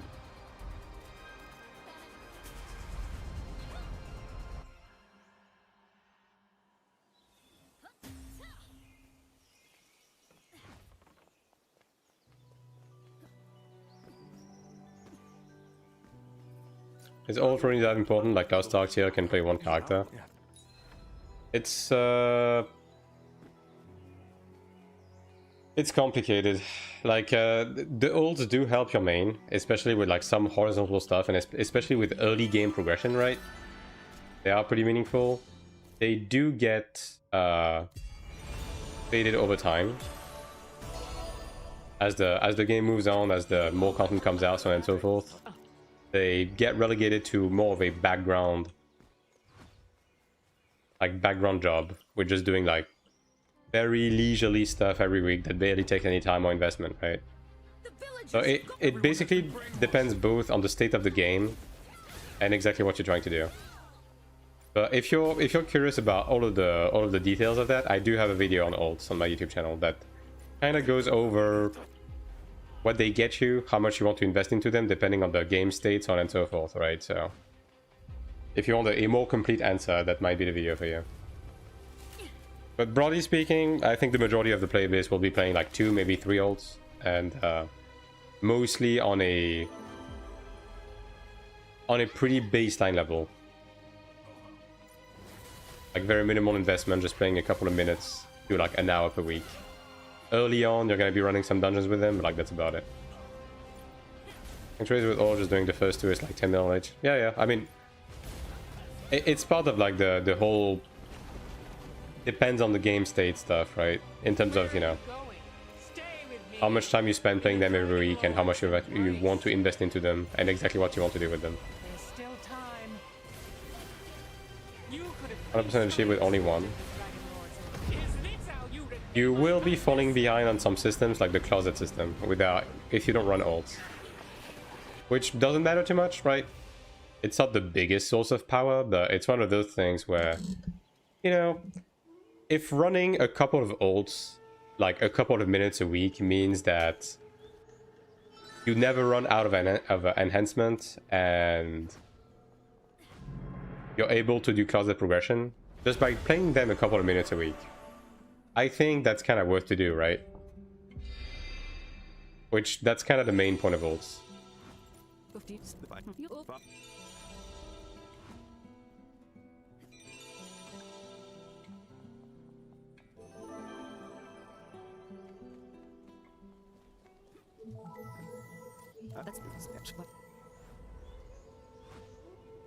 We're in game after all. I mean, yeah.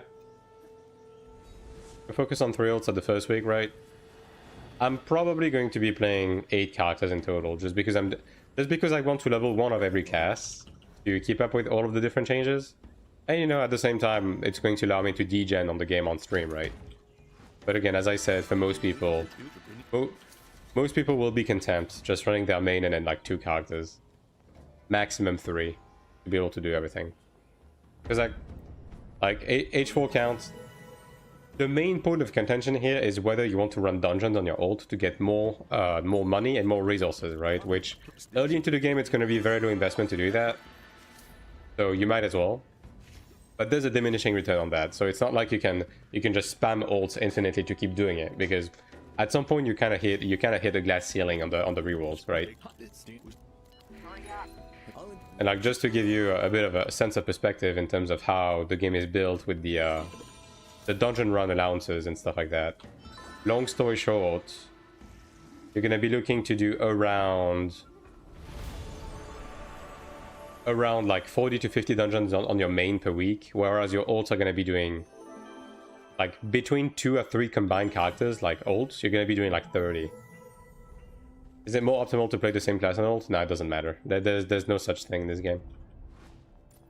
Good luck time with Stoops yet, looking forward to it. I mean, he said he would come back to me once he has the people to be running content, so we'll see.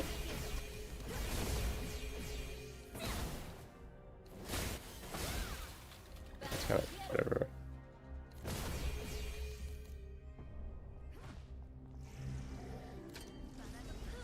Need to spend an hour and 40 minutes to level all 2 if 22 jump to quest area will be available on release. It's a bit less than that with the jump. If you're, you know, if you're fast about it. Also depends if you already have your main set up to, like, you know, give them consumables and stuff like that to be a bit faster. But...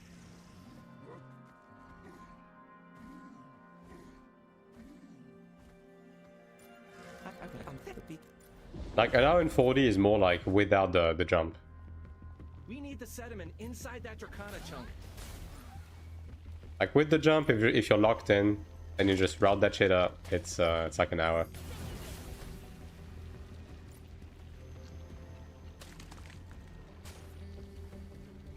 Also, it also slightly depends on the class, because like early progression, some classes get going a lot easier than others.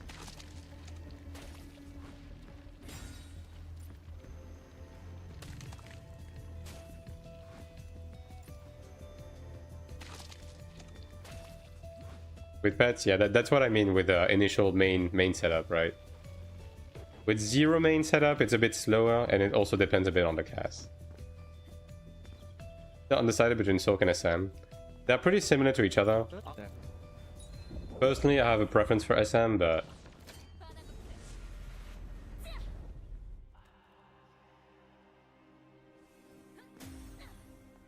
I think SM for grinding. I mean, again, they're both pretty similar in terms of how they you know, perform in PvE.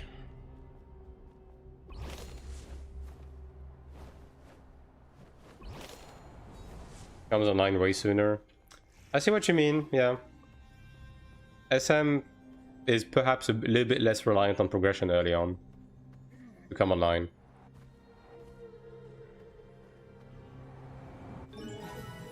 So, yeah. I mean, again, there's a reason why bots play SM at the end of the day, right? So, you know.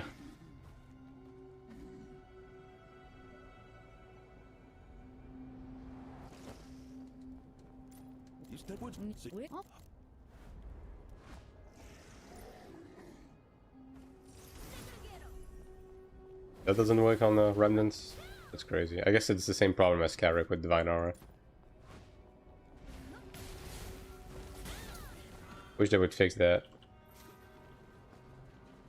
And don't know much about any other classes. It's not necessarily that. It takes a bit less to be efficient early on. In terms of like fully setting up, it's like any other class, right? But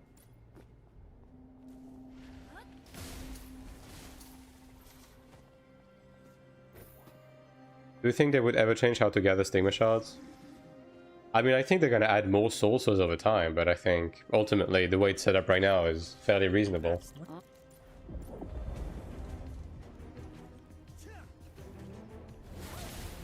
Is there a reason to buy 4 slots on main rather than buy a sub on second account, 4 slots to merely main account? I mean, it's a permanent purchase versus a one that you know, a sub that you have to pay monthly, and also there's systems shared across your characters, right? Like your Genius Insight, for example, you would have to refarm that, which kind of sucks ass. Limit to stigma shots we can buy your AP? No, there's no limit. Outside of, you know, the amount of AP you're actually capable of farming.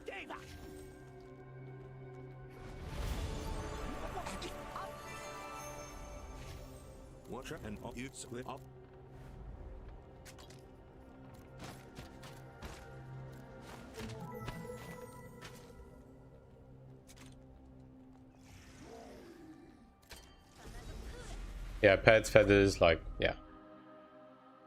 All of the character-wide, like the server-wide progression, you would have to redo on the other account, which kind of sucks.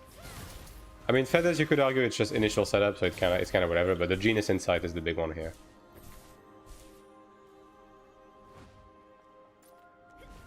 Alright, Pody and Problem, just stop talking like fucking 12 years old. And unless you want me to ban both of you. Let's move on. It's not that deep. Want to get PvP gear? Yeah. That's kind of the goal here. The initial like use for AP will be stigmas, especially because a lot of classes are very reliant on getting certain skills to level 15 or 20 for their class to even remotely come online, right? So that initial like setup on stigmas is very, very important. Thanks. Go. The quest jump thing is a catch-up thing? Yeah, pretty much. It was added in chapter 1. As part of the, you know, the whole catch-up mechanic stuff. I mean, it's pretty much the exact same thing as on AION2. Like, AION2 was doing the same thing, right? Oh, that's a buff, right? Yeah. Set that up in a second.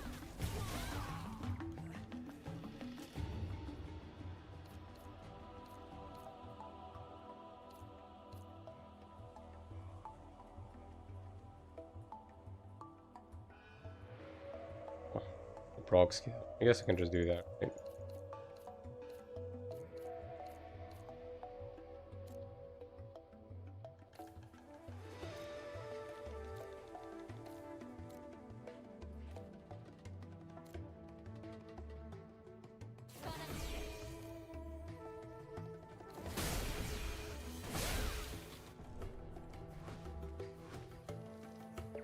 But I doubt the jump thing is gonna be here from the get-go.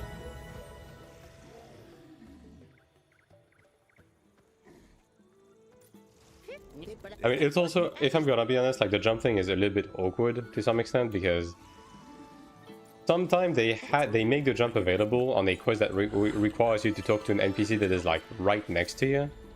But then you'll have a quest where the NPC is on the other side of the map and the jump thing is not available.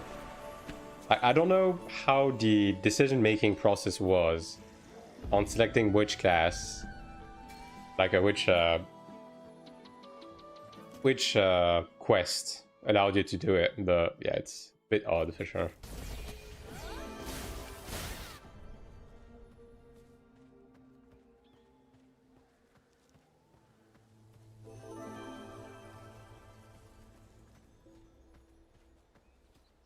Also, change mount is not acceptable.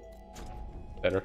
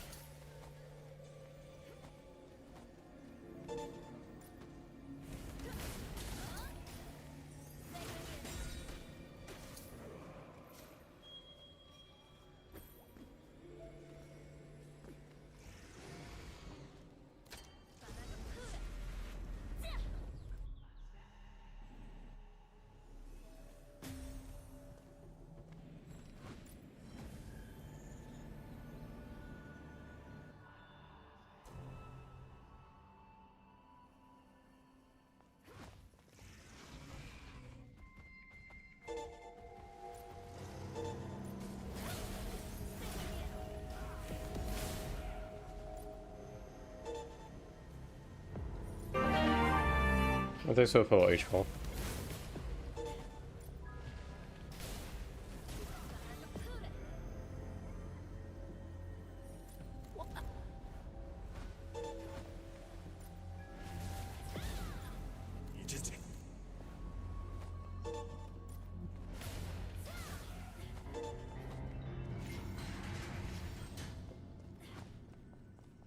Transferring some drinks actually on those new characters just to be able to sprint longer. Can we change skill levels and specialty specs?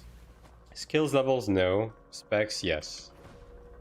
And you also can't change like stigma levels and stuff like that.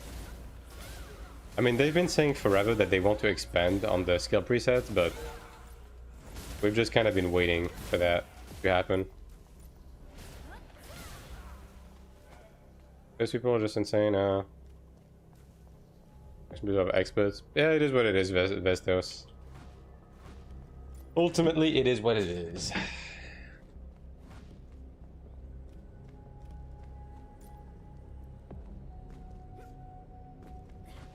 Resetting most of free. Yeah, I mean, it's just a bit bothersome that you have to reset the entire thing, though. Like, I think, at least while waiting for full presets, it would have been nice if they allowed us to just reset the advanced stingers.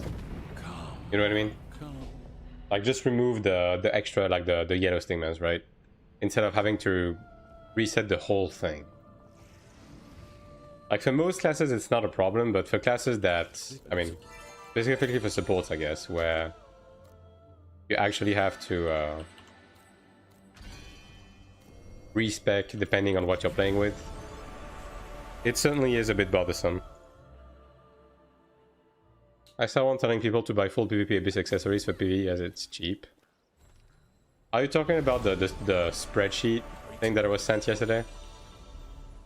It's pretty bad, if that's the one they're talking about.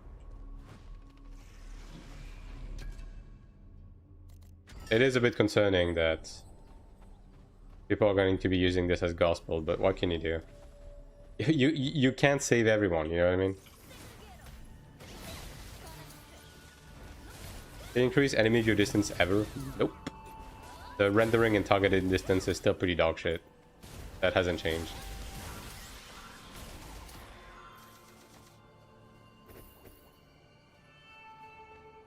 Oh, that's Hellfire. Okay. Can we get easily the 3 Deva board that contains skills? You mean the 4 white boards? I mean, if you do exploration content on all of the maps, like if you just get all of the blue boards, then yeah, you'll have them. You're just going to be missing like the secondary nodes, like, you know, back nodes and stuff like that.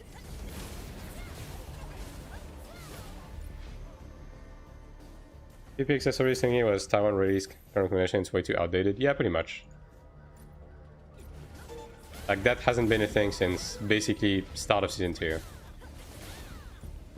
I mean, I would even argue that even back then, it's just that we didn't know any better. Like, obviously it was possible to do both PvE and PvP with PvP gear, so progression-wise, it was easier to just do like PvP gear and just run with that.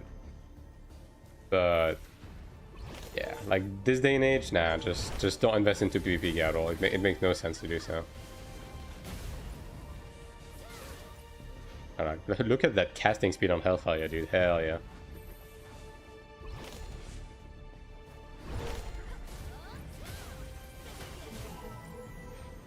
Love to see that. No more level ups on this.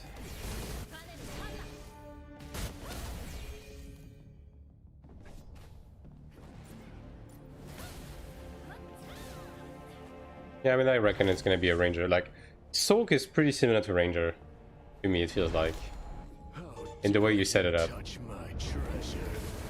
I'll bury you in that cemetery.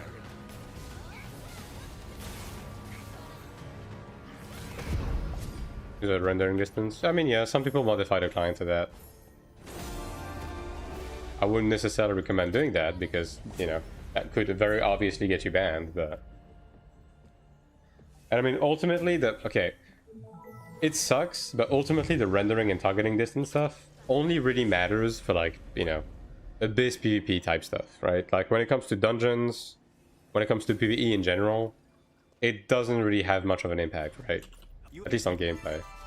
It's a bit distracting when you're just, like, going around the open world to see pop ends, obviously, but Please help me. for the core of the game, it doesn't actually have much of an impact. Outside of PvP, which again, PvP is what it is.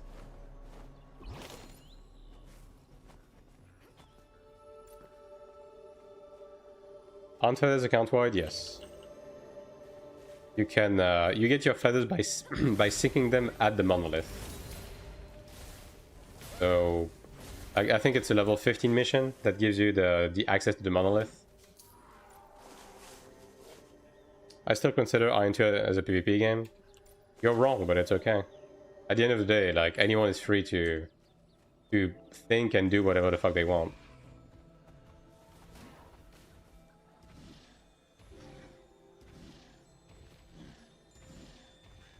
Like, if you think of AION2 as a PvP game, you're not gonna have a good time. That's kind of all there is to it.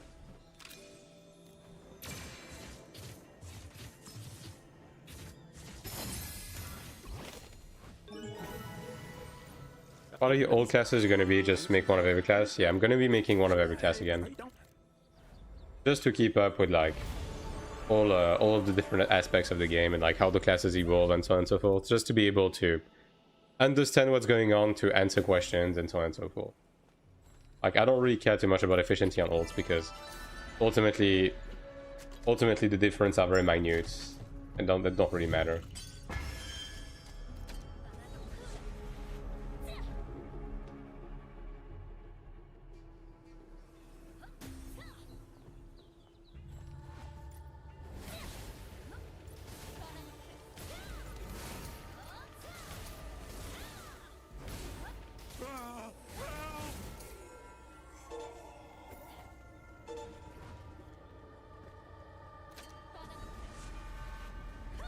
When should you use the hidden cube keys and when should you save them to get daily? You just get them from like doing contracts and duties and stuff like that.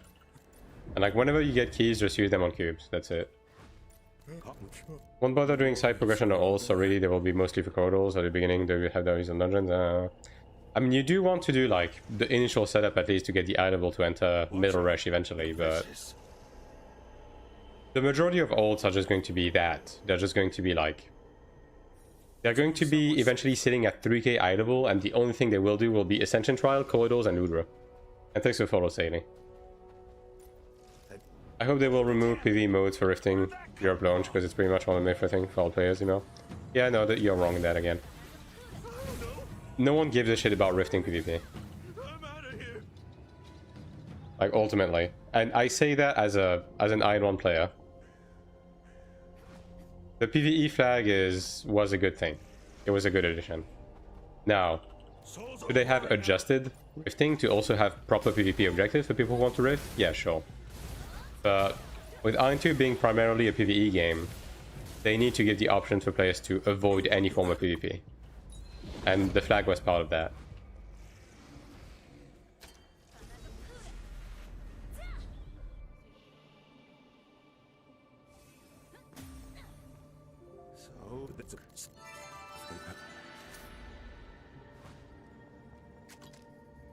Like, most of the player base will not want to get griefed on their way to doing missions and leveling and so on and so forth. Yeah, exactly. Like, no one wants 50 people camping sealed dungeon entrances.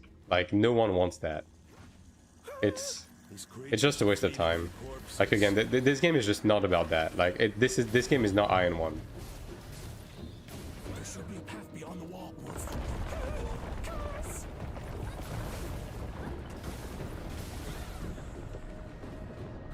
The Karis is still here. Hello, Juven. Are you going to tell everything week 1? No, I'm going to focus on my progression. So I'll be using everything to craft on week 1. Like, my goal is mainly to get crafted accessories done on week 1, if I can help it. Which should be doable, right? The door's open, please lead the way.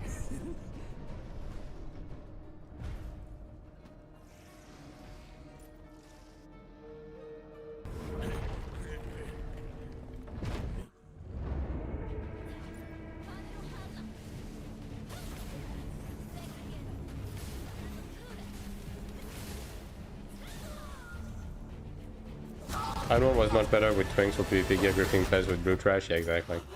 Hey, bro. Like, ultimately, it was fun for what it was, and AION1 was something that is AION1 was in its own time capsule, right? It was a product of its time, and at the time, it was really good, right? But people are just not looking for this kind of experience nowadays. Keep coming. Transfer crafting all your weapons and accessories on global. I'm gonna be making the baseline crafted accessories, the tier 1, and like I'm gonna make them splendid and just like use that forever. I will be making an ebony weapon though. With if we get the guaranteed crafts, I'll be making an ebony weapon and then upgrading that slowly over time. Yeah. How do you block on AION2? Just dashing with shifts. That's dodge, right? You can perfect dodge by doing this. If you mean blocking, like, depends on your definition of blocking. If you mean manual blocking to invul for 3 seconds, to like avoid ground markers and everything, that's a thing only meaties can do, right? If you mean like block in the sense of like a shield block or something like that, that's just stat reliant. Refresh Fear, for example. Okay, you want to use your manual block for that. You have a stigma, that is your manual block. Like on Templar, it's called Shield of Protection. PvE feels pointless if you can do that in PvP. 99% of MMOs are purely PvE. Like the point of the point of those types of game is your character progression and doing raids and doing the PvE content.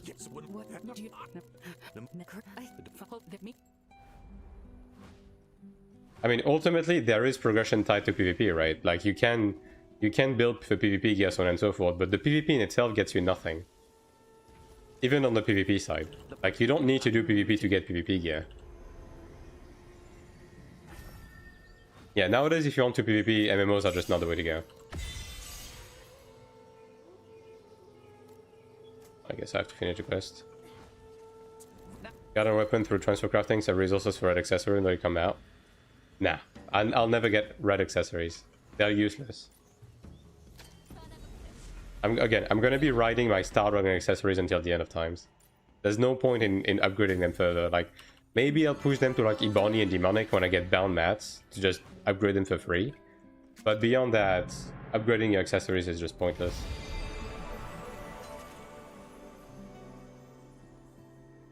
More damage in dungeon? Yeah, exactly. It's all about the dopamine of upgrading your character, getting better stats, doing more damage, carrying content faster, and being able to do raids, right? That is what those types of games are about. Please explain why Cleric has a shield but no block. For the same reason that Cleric has the worst baseline block stat in the game. They just don't like Cleric. Most of the people just want to progress. Yeah, exactly. But PvP, I think a shooter or MOBA or in Battle Royale is better. Yeah, I mean, ultimately PvP and MMOs are just... Especially modern MMOs, like MMOs of the last decade. Like, PvP is just a side game mode that you do when you have nothing else to do. And AION2 is no different.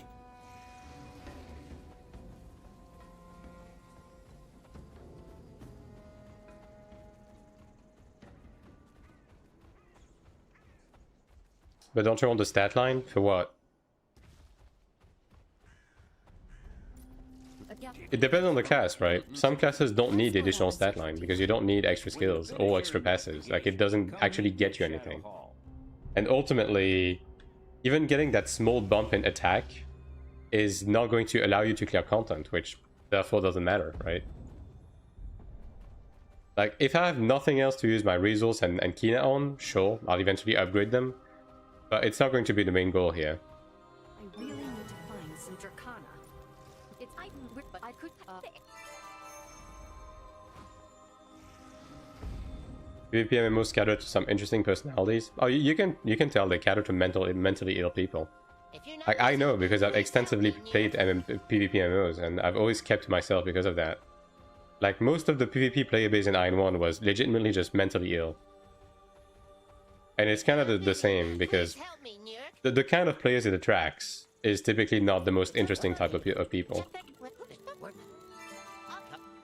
Like, I loved AION1. I loved AION1's PvP, I loved AION1's combat and everything, but I can also understand that focusing on PvP in an MMO just simply isn't a thing that you can do in a modern game. Nor should you. PvP overall is really good at farming the... Keep spot to farm. Yeah, but that's just not something that people are looking for nowadays. Most people just want to log into the game, do their thing, and then log off. They don't want to be disrupted, right? Which again, for better or for worse, right? Like, your opinion on that will vary, but that's just the reality of how MMOs operate nowadays, and that's precisely why AION2 took that path.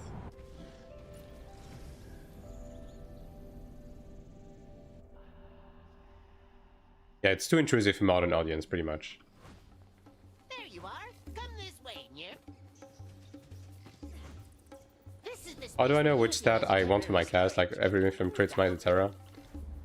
Every class builds the same pretty much bedroom. Like I have, if you look at the pinned comment I have at the top of the chat bedroom, that's a video that pretty much cover how to build for stats for any class. Belt and amulet are the priority. What? H4. Enhancing? Early into global, yes and no. You're basically just going to get your belt to blue and your amulet to baseline gold, and then enhancing is going to get too expensive, so you'll focus on other stuff before you proceed any further, because they won't get you that much power, but they will be very costly to upgrade. Oh, what's this? Blade and Soul was esports or just arena PvP. 99% of the game was PvE and people were fine with it. Yeah, exactly. Again, PvP should not be your priority in your game, especially not these days. Having it as a side content for people to enjoy is fine, but it just simply isn't. It just simply shouldn't be the main thing. Are there a lot of people in the Abyss, so people are still attracted to PvP? There's not a lot of people in the Abyss. It's mostly bots and pilots. Like, if we're gonna be honest for 5 seconds, if I go into the Abyss right now, I'm only going to encounter 2 types of people. Bots and pilots getting paid to PvP for other people.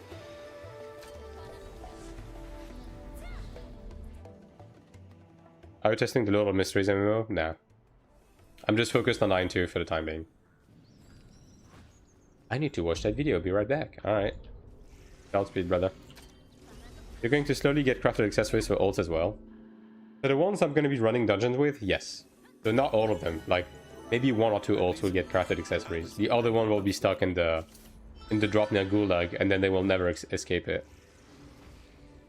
I think you can still have things like Siege, or if you want to... Yeah, I mean, if you want to have PvP, you need to have, like, fast food PvP that is, like, low stakes. Because fact of the matter is, the majority of the playbase these days, they don't want it to be competitive. They just want it to be like, again, plug and play, fast food, and ZVZ is good for that. If faction ZVZ, I should say, because GVG is the most terrible thing you can put in your game, right? It's just bad. Which is another one of the reasons why Throne didn't do well, because GVG is just not good to have in a game. No one is interested in having to beg a guild to get into it, or like having to play it like a second fucking job, right? And then having to do mandatory events and CTAs and DKPs, and having to suck off some random Eastern European dude to get loot. Like, no one wants to do that these days. So the way AION2 has it set up is honestly pretty perfect, because the ZVZ is plug and play. Like, any player can just, like, go into the Abyss and partake and have fun and get rewards, right? Same with world bosses. GVG would be a good concept if every person on Earth would get paid for playing the game. Yeah, exactly. But no one wants to willingly do that shit. Very few people want to do that. Once you did all of the horizontal content, how much time do you have to spend on the endgame look on one character? Do you mean, like, how much time are you expected to spend weekly on your main to do everything? What you're saying is basically fuck Guild Wars. I mean, even Guild Wars doesn't focus on GVG, though.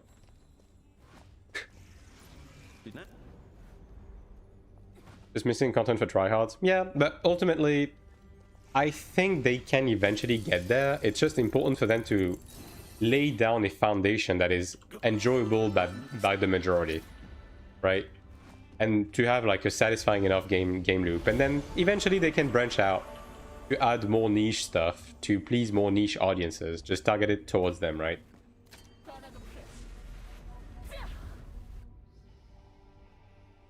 I need to big to Siege because I have a life. Yeah, exactly, it's better. No one wants to do that shit nowadays. I just know what she stop paying because starting people everywhere. Yeah. Because that's just kind of the playbase you foster, right? And look, this is not me saying that it's bad, right? It's just that it doesn't appeal to the masses, which is not great for an MMO.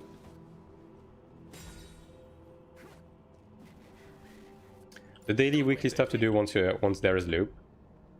most of the game is weekly based, and most stuff roll out over to the next week if you don't manage to do everything, right? But in terms of like, if you want to do everything in this game, like dungeons, your solo stuff, your raids, your PvP weeklies, like everything on your main, it's going to take you about 12 hours per week. And then after that, you add old stuff, if you have time to do that. Which, on the very low end, an ult is going to take you like 30 minutes a week. On the higher end, it's going to be up to like... It really depends, but a couple of hours, right?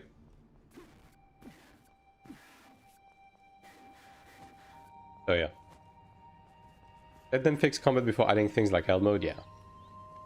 I'm also sure they know how to get the content out, I'm just not sure if they want to do it. I think eventually there will be a demand, Chixie, because even when you just look at the Korean side of things, like, a lot of Lost Ark players are looking for another MMO, right? And a lot of Lost Ark players want difficult content, so I think AION2 is set up in a way where they can add hard content without alienating the player base, because the way they have it set up in the game is that the harder difficulty stuff doesn't give you more loot, in the sense that there's no stuff that is bound to the hard difficulty. It's just that it gives you more, right? So even a casual player that does the easier difficulty stuff get the loot and will be able to get there. So I think they can make harder difficulties that either barely give you more or just give you cosmetic rewards, and that's not going to alienate the player base, right? I think they can achieve that in AION2 eventually. I think it's a bit early for them to do that though. Like, you do have to keep in mind, because one thing that people may be looking for example, are like Final Fantasy XIV Ultimates, but you need to realize that Final Fantasy XIV was brain dead for like its first expansion, right? And they didn't add Ultimates until much later into the game, where there started to be more of a demand for it, until like Stormblood. And Stormblood wasn't released until several years after the game came out. AION2 isn't even 1 year old. It's a bit too early to be adding that content. Lost Ark also took years for hard content. Yeah, exactly. Like, I think for what it's worth, the content that the AION2 is already releasing is already of pretty high standards, considering the game has only been out for 8 to 9 months. You know what I mean? So, you know, it's a matter of just letting them cook. I think that they still want to fully figure out what pace they want to take with the game's release, as well as the different... how they want to exactly settle difficulty, right? I'm assuming the next Sanctuary will have both normal and hard mode on release, for example. Whereas Cleric was initially hard mode, and then people said it was too hard for casuals, and then they added a normal mode later, and then they had to tweak mechanics, right? They're still in a figuring it out period of time.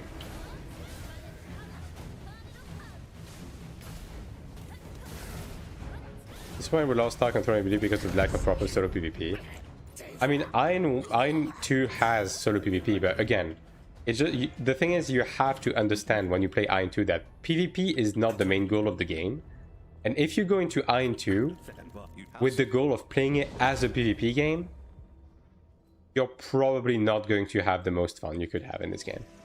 Because the PvP is, quite frankly, the skill ceiling is not very elevated. It's very flavor of the month and gear based, and it's just meant to be fast food, right?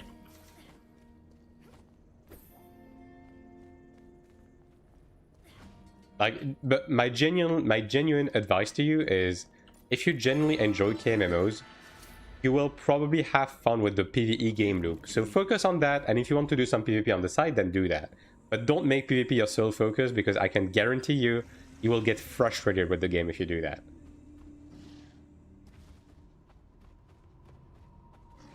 I really loved Lost Ark. I mean, ending like that in the West. I mean, I haven't played Lost Ark, so I'm just not going to comment on it. Right? I can only judge from word of mouth, but the honest to God answer is that I don't know.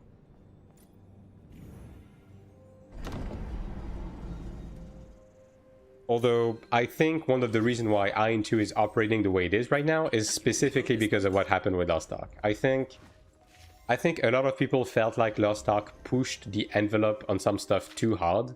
Like, too many trolls, raids too hard, too much weight between content, and I think AION2 is specifically trying to scale back on everything that people got tired with Lost Ark, right?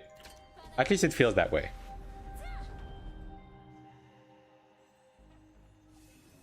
We can, yeah. Are they not just going to move into making the next game after a few months of global? No, AION2 is genuinely the main stake of NCSoft.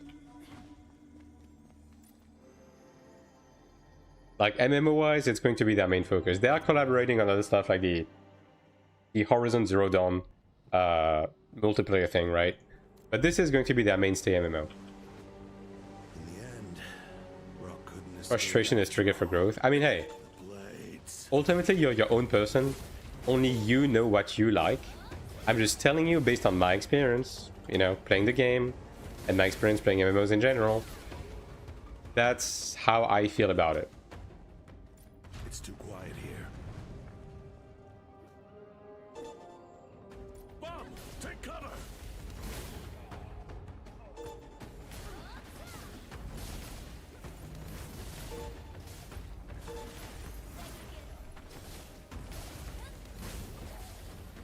They had more So character, you also so much classes.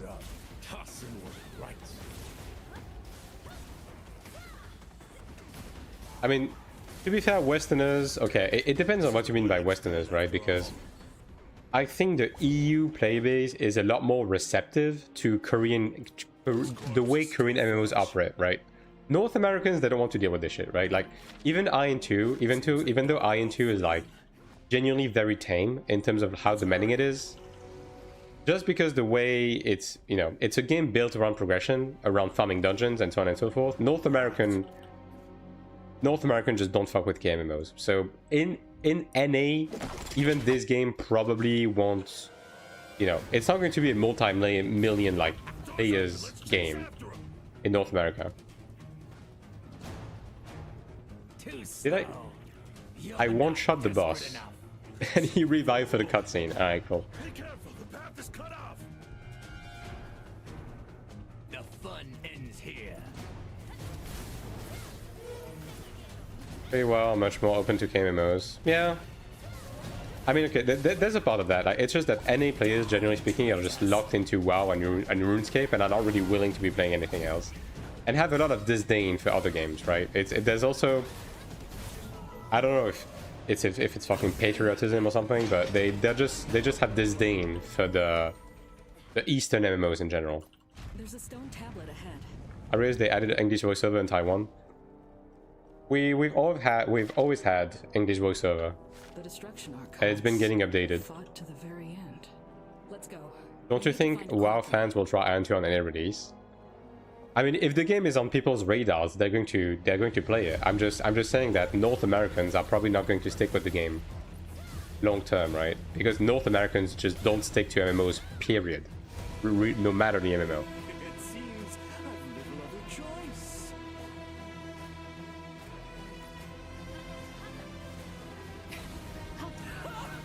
You've adapted very well to the world outside the book. Going to do something about the endgame fast-paced combat system. They are going to revamp classes starting next week. We don't know exactly to what extent, but that's something that's coming. They just want to move they don't want to completely move away from macro gameplay, but they want to have less reliance on it and have more play agency. So we'll see exactly what they mean by that.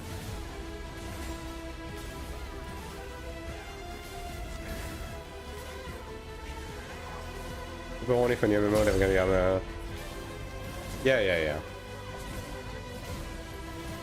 I mean, the game will pull numbers on the release, but ultimately it's going to stabilize into its intended core audience after a few months, which is fine. Like, even if this game has like 50 to 100k after like a year, 2 years, that's genuinely more than enough. God damn it, why are you bashing me? They keep expandable abilities after more timing and stuff. I think LMB, RMB are going to remain the same. I'm thinking the proc skills are probably going to get hit the hardest with those changes. We'll see, right? But it's just a hunch.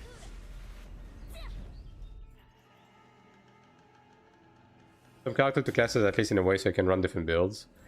I don't think AION2 is ever going to be a build-based game.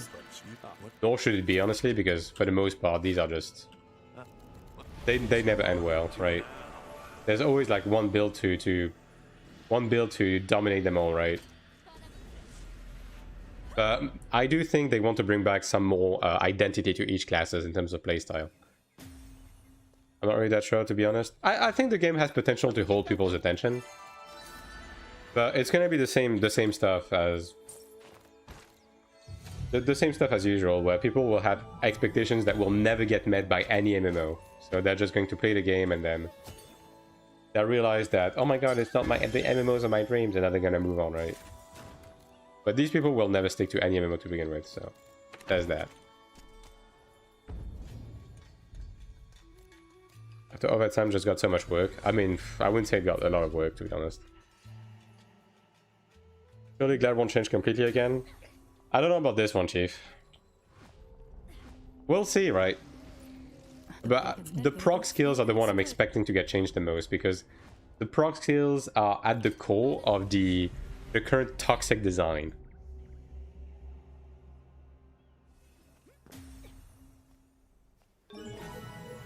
I don't know. I mean, I think if they want to do anything build based in this game, if anything, they just need to like have PvP focused builds and PvE focused builds, right? Because like right now, both are stepping on each other's toes pretty clearly in terms of player progression. Like those skill specs, for example, having separate PvP and PvE one would help. Because it's pretty clear they are struggling pretty hard.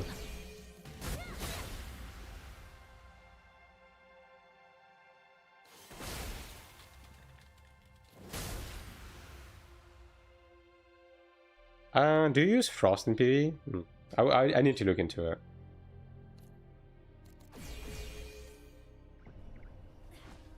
Probably need to equip some nodes actually. Yeah, I'll do that for now.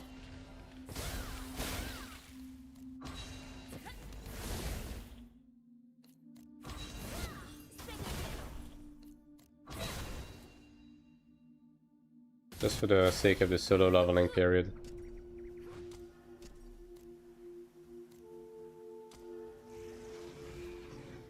Superman, just want them to change the perks. Having some all classes can be right now, giving you some juice.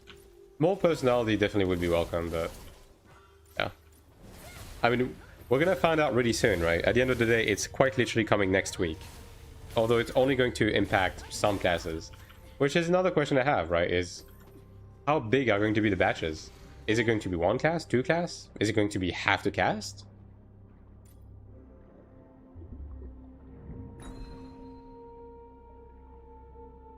Make all skills usable when moving. I mean, at this point, it's kind of almost already the case, though.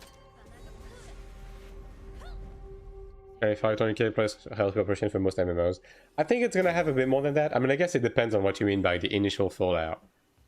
I think AION2 will probably have at least 50k after a year. I think the game is good enough to have that kind of retention. Which, again, is genuinely very good.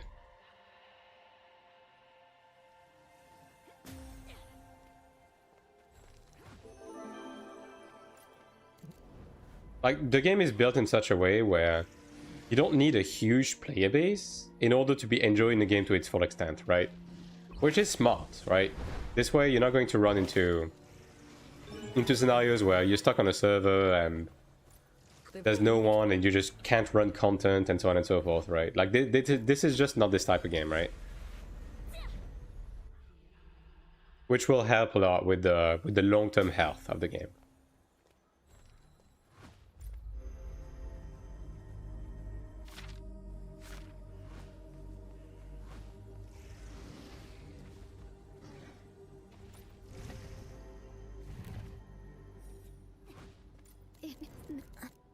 Alright, let's deal with the blood blades first.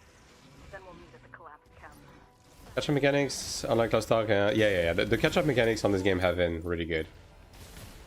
And if I'm gonna be honest, I do hope that they juice up some of the catch-up mechanics pre-chapter 1, because the chapter 1 catch-up mechanic was genuinely really good. But the chapter 2, like the season 2 and season 3 ones were a bit lackluster in my opinion. So I do hope they will juice them up a bit on global.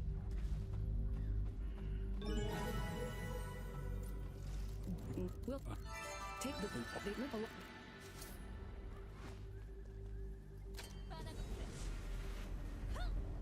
Because like they're decent, right? Like getting, I think the one they have running baseline right now with the season 2 Arcana set alongside a set of Bakama and Birken gear is pretty decent as like a first step. But that's the type of shit that we need to add in you know, mid season 2, for example.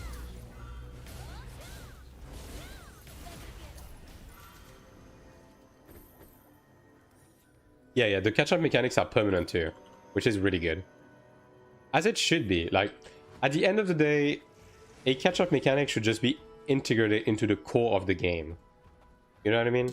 And to an extent, that's what AION2 did too. Like, AION2 was just giving you the catch-up gear as a MSQ reward, right?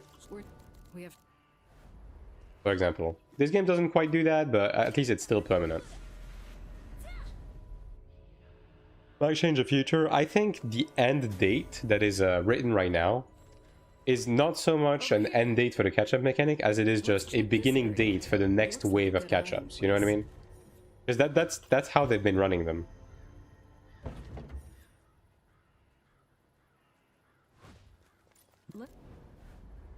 Consider a fusion problem compared to a Lost Ark. Yeah.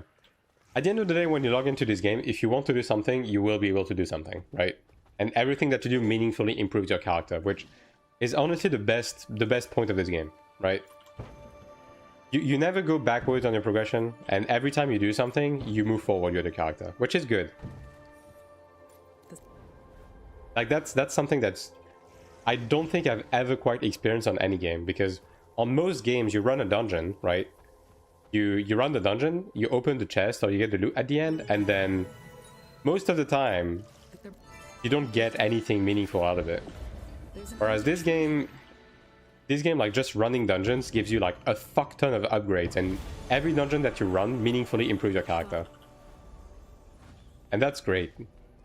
Some people are gonna look at this and gonna be like, oh, this is mobile game design that is only meant to trick your brain into getting dopamine. Shut the fuck up, dude. It's a video game. They oh my god, they built the video game to be fun and satisfying? Oh no, how dare they? It's just a net positive.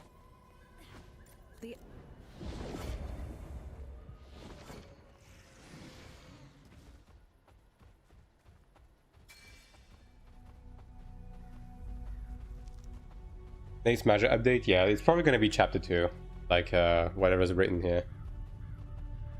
Well, I think chapter 2 is going to hit after Sanctuary, so it's probably going to be like the next map that's going to release at this point. The lack of communication is actually abysmal. Don't even have a hint with the roadmap beginning. Yeah, it would be nice if NCA talked a bit more, but we are about to get some news at least, so we'll see. Hopefully they mention more about the game itself. We're almost there. See you at Odar's Shade. Lisa content is fun. I'm done for the week. I could actually grind for whatever, play some PvP, who knows? Yeah, exactly. It's not like Throne where you're just constantly holding your dick waiting for something to happen. Waiting for the game to allow you to have fun, you know? Oh, it's not night, I can do PvP. Oh, it's not event time? Oh, I guess I can do events. Oh, my dungeon energy is in recharge? I guess I can do recharge. Like, legit Throne, you have moments where you just straight up can't do anything. That's so fucking bad. Will feature some type of mobile integration. I mean, yeah. Honestly, if you mean like the mobile clients, to some extent, I think most games already have something like that. At the end of the day, it's no different than having a portable, like mobile, like a Switch 2 version or stuff like that, right? People just have a negative stigma about mobile games, which is understandable, but I don't think having a mobile client is necessarily a negative. Outside of obviously the implication of like making it easier for bots to set up.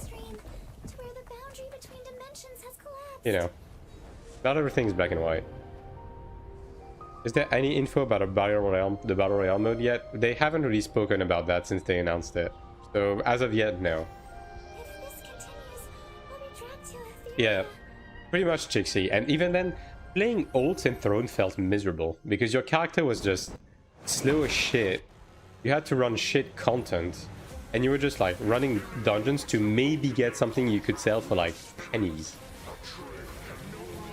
Running ults on Throne was miserable.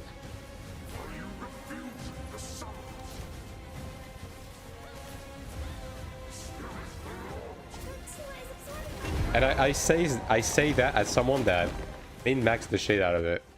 Like we had an ult guild where we would run like the world bosses to feed shit our main and doing like splits and stuff like that. I did everything in Throne, dude. I did everything. I really tried to give a sense to the game, but ultimately the game was just fucking trash, dude.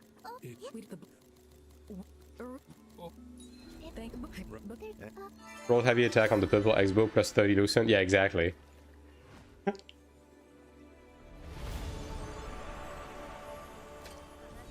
Do you think anti-staff to macro will make the game better or worse? I don't think they have too much agency, to be honest. So as long as they just run the game and, you know, the servers are stable and they manage like bots and stuff like that, that's really the only thing I'm asking from them. Sure, it would be nice if they listen to feedback to report them to NCSoft and so on and so forth, but honestly NCSoft has been doing a good job as is updating the game, so... And I think most of the Western audience should not be listened to anyways, so it's probably a good thing if they don't report on everything. Because a lot of Westerners are dumb as shit and don't know what they want with MMOs, to be honest.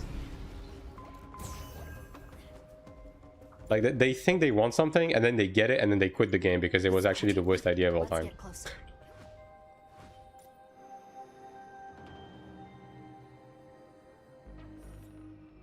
Like, don't get me wrong, there's definitely stuff that would be a net positive in a game, but yeah, I can already see some remarks coming that would be a bad idea. Let's go. Like boss portals in Throne, yeah.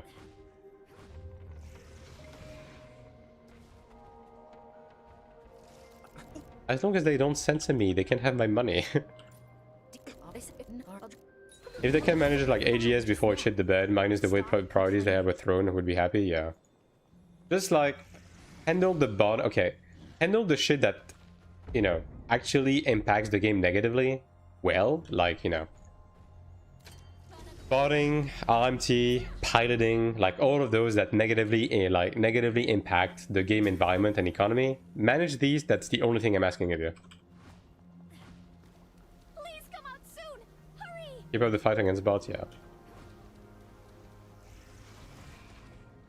Boss portals are a big part of what killed the game.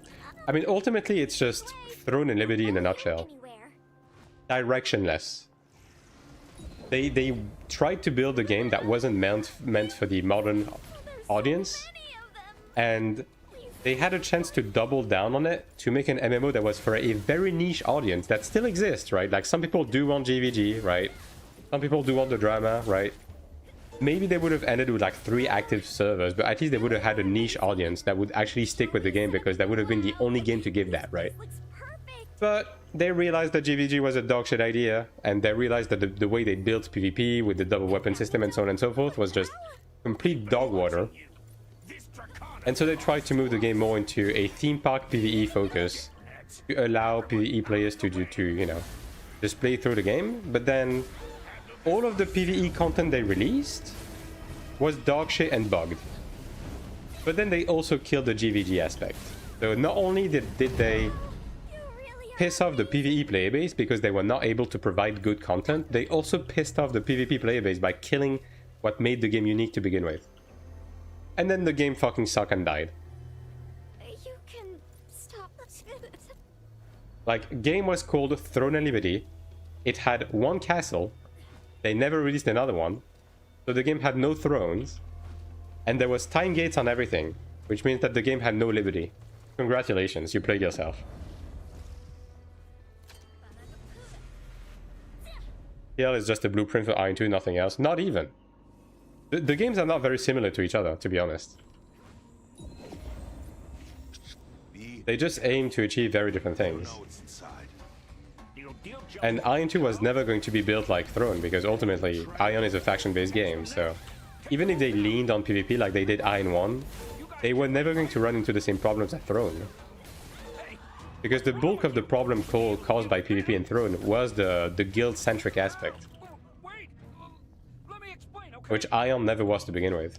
Which is the reason why AION lived so long as a PvP game.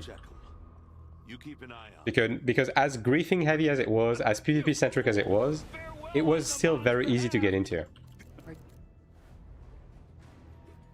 It was just not meant for the faint of heart, not a modern population.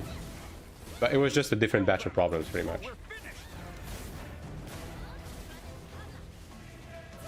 Shit. And this Hellfire cast speed is... With a let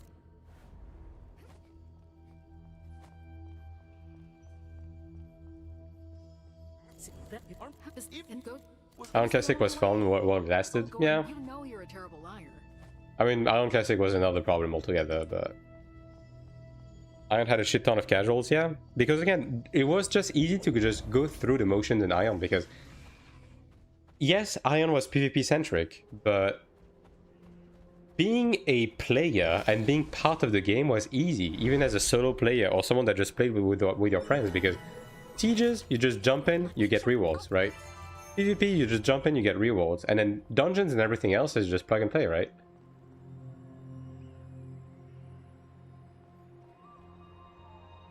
Most people I met in real life, I actually play AION is radio high. You know what's funny, you kitty? When I was in the card shop selling my cards, I actually ran into someone. And we talked for a second, and I said, oh yeah, I'm playing AION2, and so on and so forth. And the guy was like, oh, all of my friends are all about AION. And I was like, do I tell this guy who I was on AION1? Like, do I want... I don't think I'm gonna do that, actually. How's the quality of the English voice acting? It's solid. Some of it is a bit more of a miss than others, but overall, it's pretty solid.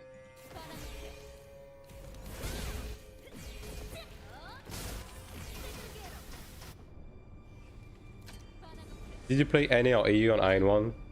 I played on both. But I'm an EU player, so many EU. Like NA I played briefly in 4.x, and I played on NA Classic. Some aspects of these games are too mobile, like animations, short missions and dungeons, what I've played so far. It's not mobile, it's just modern. Like, you kind of have to differentiate between the two.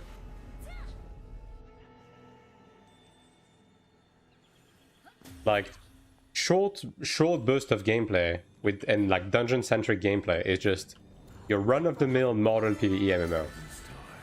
Like, if you find a mobile game that works like this game, please give me the name, because it doesn't exist. Like, there's no point in just tacking the term mobile on everything that you don't like, because it just doesn't make any sense. It just outs you as someone that doesn't know what a mobile game is.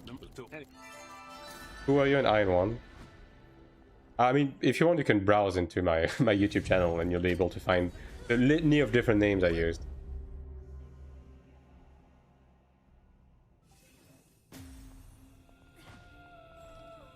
But like, I think this guy... Yeah, like this guy, for example, has like a fairly famous voice actor as far as I know.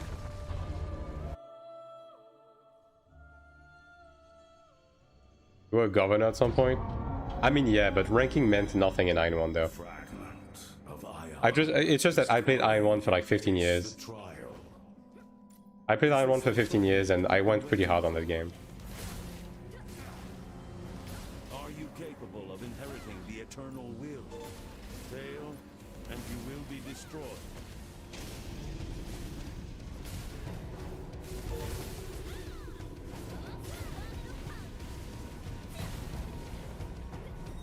With how we're going to distance it up?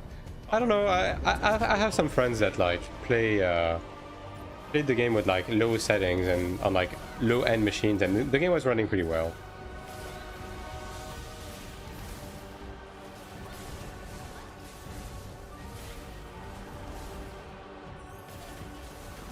Mobile saying there's literally a mobile version of it. I'm just gonna ban you. I don't think I want to talk to you. I'm gonna be honest. I think I'm just done. I think I'm just done entertaining people who are just stupid. Like, go on Reddit or something. You'll find other people of your kind. Prostrate yourself. And thanks for the Prime H4. Appreciate it. Time for the ban. Holy bro. I quit AION2 because of the company that should burn and die. Yeah. Gameforge, right? Yeah. Through the dream artifact, face the will. Yeah, but bedroom, you can't reason with these people. You can't.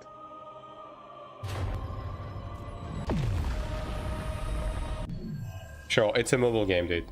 Move on to the next room, please. Follow. The pain. The mobile version exists for current Taiwan, but it's not going to release on global because no one plays this game on mobile. Like, at the end of the day, the game isn't very playable on mobile, right? And the only thing that the mobile client is bringing is just like an easy path for bots.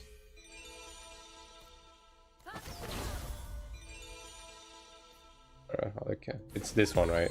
I actually want, right?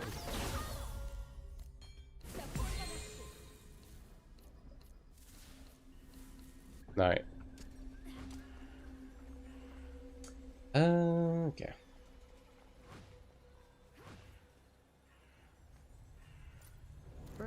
Imagine doing the original MSQ bosses on mobile. I mean, again, it doesn't matter. Just moving on. The guy's gone.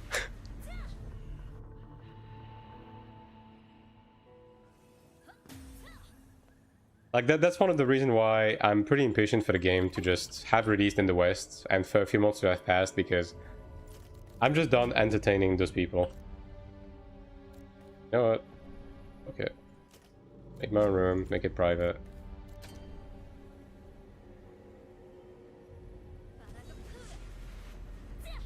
If I was to crowd with talking with chat. I mean, yeah, I also did like side quests and stuff like that, I guess, but yeah, it takes like an hour and a half with if you're actually logged in. A bit less than that actually. Christmas events when the Ultimas will be gone. We'll see. I think the game again has enough retention for people to stick around with it. So I think we'll be dealing with those for a bit longer, but ultimately it kind of doesn't matter. There is a kibboleth here. Bind with it, crew.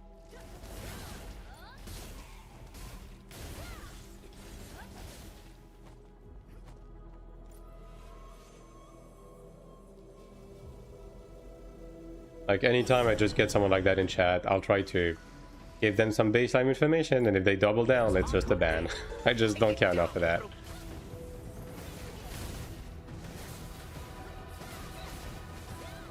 I tried by selling strongholds, yeah.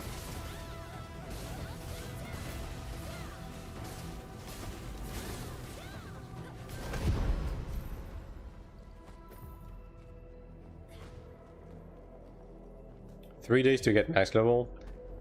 3 days, I mean, I guess it depends on how much you're playing per day, but I think 3 days is pushing it if you're actually, you know, playing.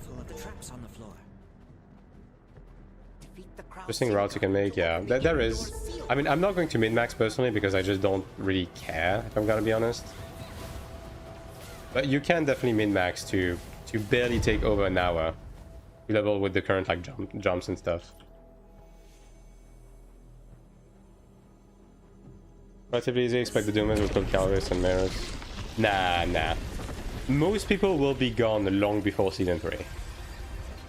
Especially those types of people.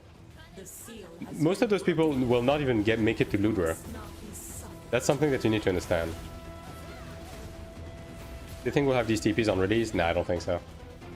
This was pretty clearly added in Chapter 1. Just like speed up the leveling process as part of the catch-up mechanics.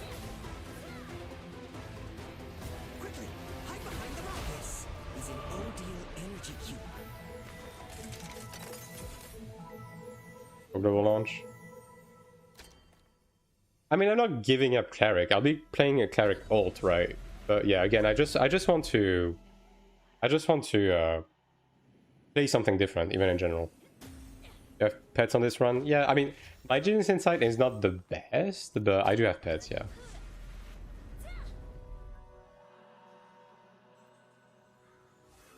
Yeah, it's a catch-up thing, so the jumps are not gonna be here. But as I said, the jumps don't help that much. Obviously, you save some time, like you say, especially on the backtracking.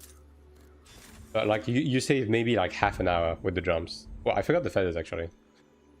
I forgot to sing the feathers. Let me do that real quick.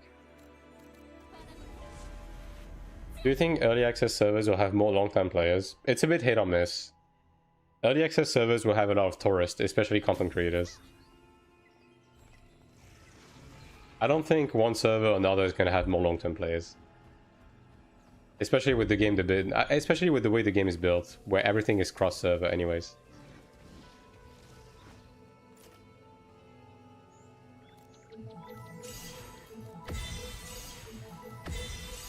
I'm going to get the name Gladiator. Yeah, good luck with that.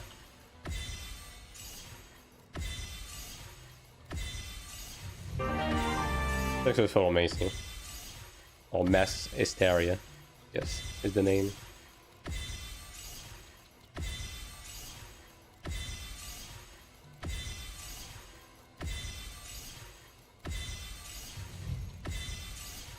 Good to release servers. An argument can be made for both, because I think with the early access package now having the 30 days of sub, I think a lot of people are leaning towards grabbing the cheap pack, even if they don't necessarily intend on staying the game past the first month. So we'll see. Ultimately, again, it kinda doesn't matter, to be quite frank.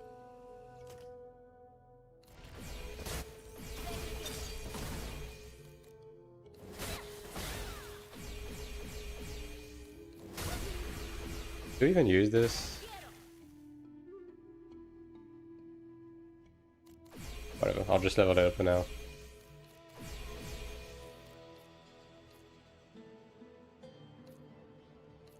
And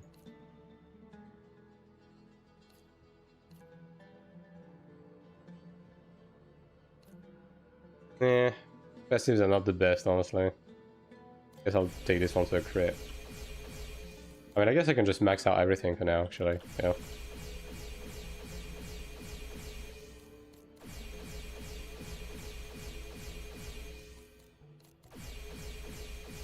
What's the base rotation between servers nowadays? Is it per season? It's every 2 weeks. Every 2 weeks, contribution based.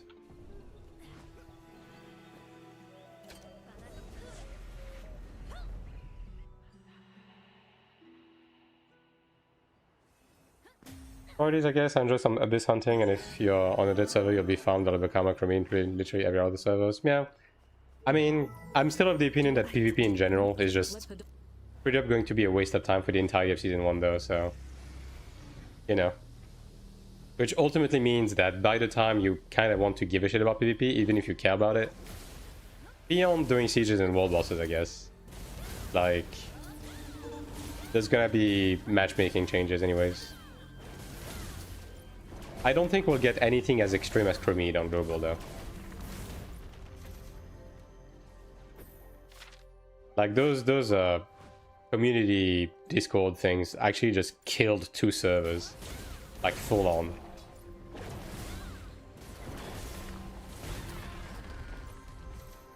Now then again, you can make the argument that NC should have merged them, but yeah. Hurry to the northern altar.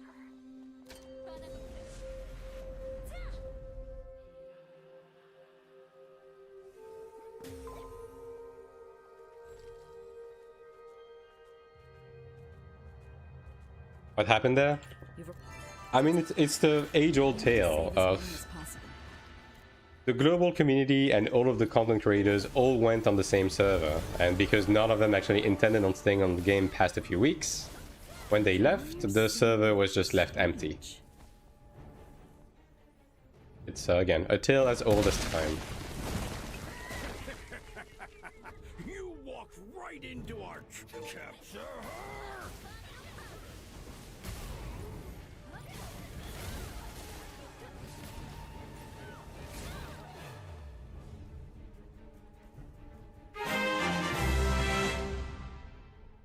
And Gastonist, thanks for the sub. A tier 1 even, wow. Appreciate it, enjoy the emos, buddy. And now dink your donk.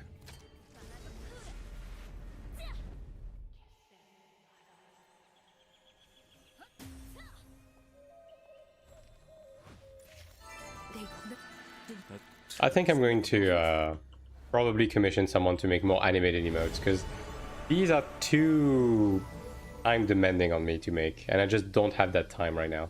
But I also want to add some stuff for you guys, so yeah. I need to look for an artist that can do the job. I don't know if you guys know anyone, but since crossover market wasn't a thing yet, yeah. Also, because of the DDR, some people left to Korea or like re-rolled on different servers that were getting DDRs less. Like, yeah, it was just a mess. And the end result has been, you know, what it's been ever since.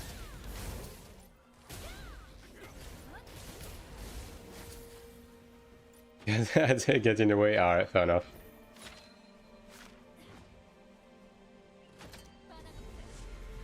Match with become 6 months with artifact. Yep.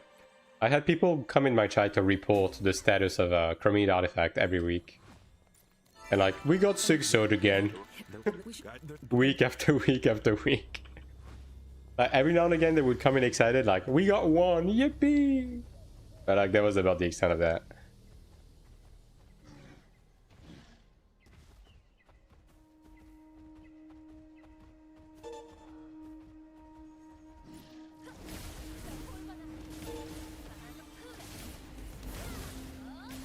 Going to play Neo with you, we play on JP server. I mean, yeah. Just play on whatever server is going to be. I'm going to be honest, I think the JP servers are going to be very cool. I think this type of game is perfect for the JP community.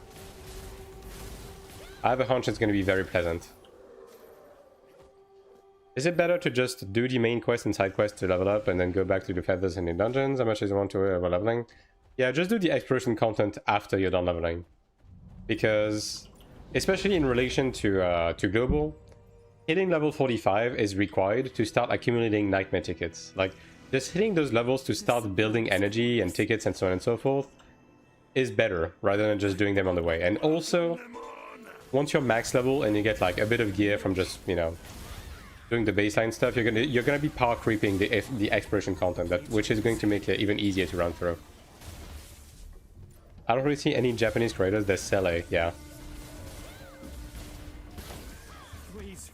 I mean, I think some JP people will play it. Like, after talking to some JP people, it seems like there's a niche audience that is very interested in playing the game. But again, the JP community doesn't really play games that are not made by Japanese companies, right? In general. So most of Japanese players are just hard stuck playing Final Fantasy XIV, basically. But there's always a niche. Like, AION2 had a pretty solid niche of players in Japan, for example. It wasn't very big, but it was very dedicated. I fucking hate Final Fantasy XIV. Alright, well, fair enough. I'm not going to counteract you on this one. But I'm just saying that most of the JP community is either playing 14 or 11, basically.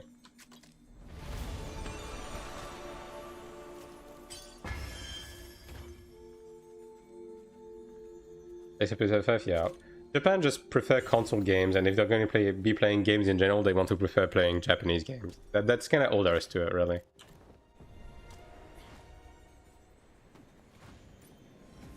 Right, I mean, to be fair, on the Japanese side, Sele is going to be playing on Japan, and Arthurs has been thinking about playing on Japan instead of NA, because he's not going to have people to play with on NA. So I'm going to assume that most of the people I'm playing with right now on Taiwan will be moving over to Japan.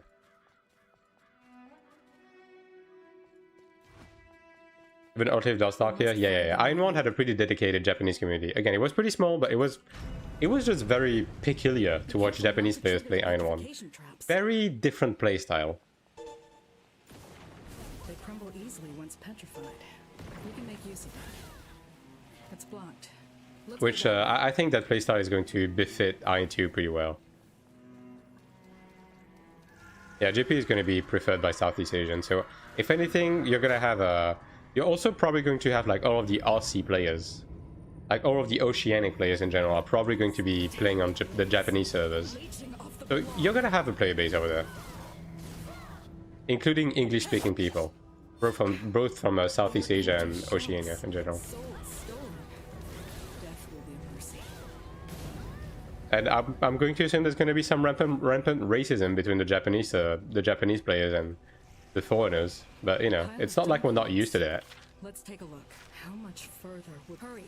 There might be survivors. I'm Brazilian, I live in Japan. My wife is Japanese, and the amount of times the Japanese saying they only consume national products, even though the foreign products are just as good or better as sounding. Yeah.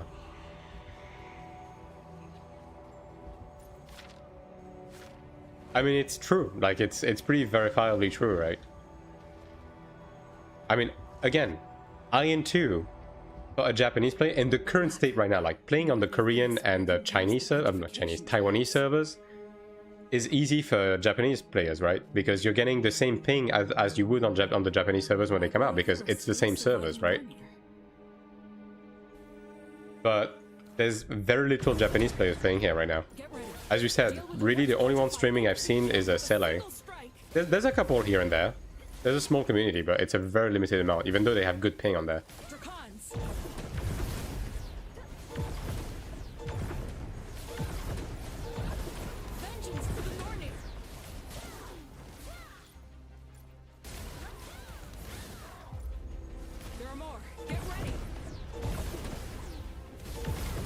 Of the servers in Tokyo, as far as I'm aware, the Japanese servers will be in Korea.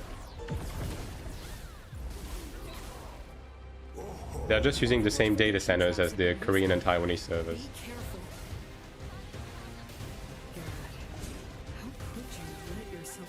I mean, someone could, you know, correct me on that, but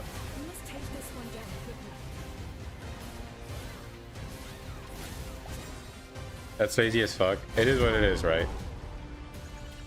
Any preset websites? What do you mean for like character appearance? There is a website for that, yeah. Although importing presets is like, it's paid. Like you pay the other player. You have any info about NA servers are going to NA West and NA East? Yeah. You do. You have NA East, NA West, and South America. I mean, I'm pretty sure the server information is on Steam, right? I'm pretty sure it's there.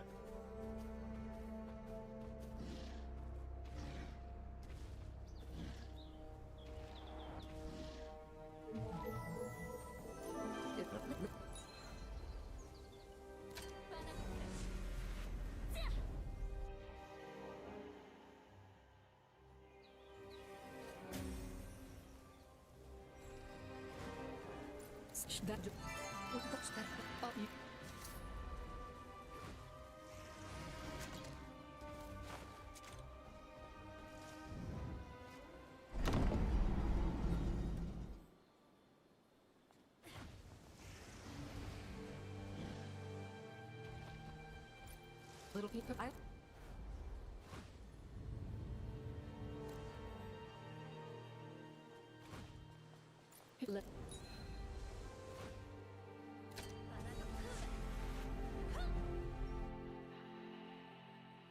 Virginia, Oregon for the NA servers, yeah. That sounds about right.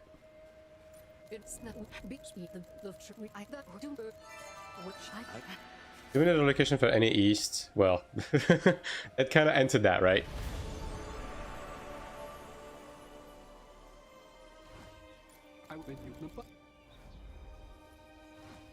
I feel like 40 ms. Well, I'm not sure, right? But I think, as far as we know, it's what Zvesta say, right? So Virginia, Oregon for the NA servers, and then South America, unsure.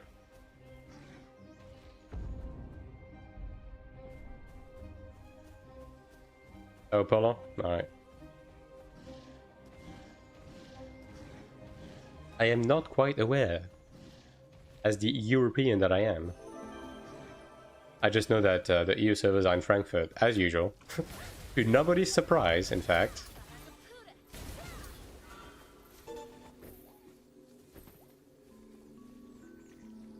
The most predictable server location award. Project apologies. Oh no problem. It was literally just mentioned by someone in the YouTube chat specifically, which is why you may have missed it. Hello Seb.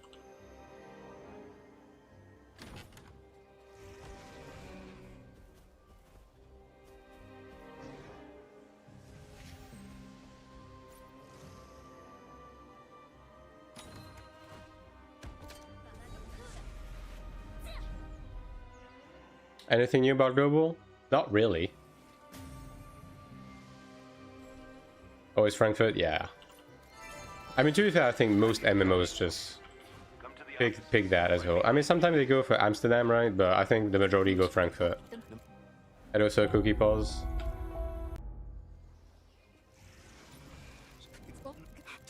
Yes, the mounting to take one step.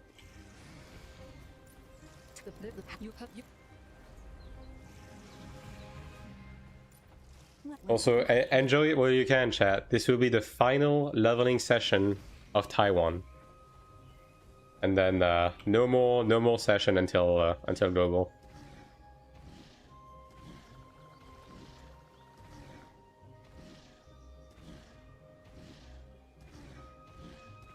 Yeah.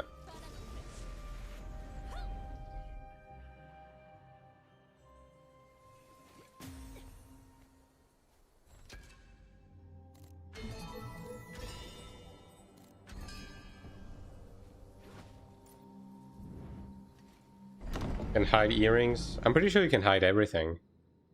Then 8 more sessions on global. Yeah, pretty much gonna be back to back, like really front loaded. Could play in Taiwan right now, but I feel like I would only burn out since the launch is not that far away. Well, I mean, if you... it depends on the kind of person you are, obviously, but I mean, if you just like take it at a surface level to just explore and learn about the game, I think, at least for me, and again, take it with a grain of salt because it may be just me, this is not really the type of game where you burn out. If you enjoy the progression aspect of it, like it's pretty easy to just like go with the motions and just enjoy your time. And it kind of doesn't make a difference whether you're playing a main or an ult or on Taiwan or on global or whatever. First note is Frankfurt before going anywhere, yeah.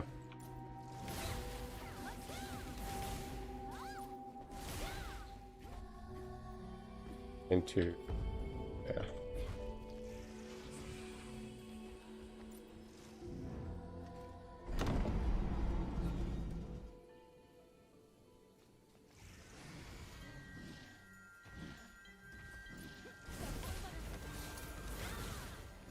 Like, I don't know, like, the way the game is set up, at least for me, like, I'm having just as much fun playing any character. Like, just running content, just pressing buttons, collecting rewards, right? The game's loop is just built built pretty well. Where are you? Come join us at the wind altar. Like, the whole numbers goes up type shit pleases my caveman brain, you know?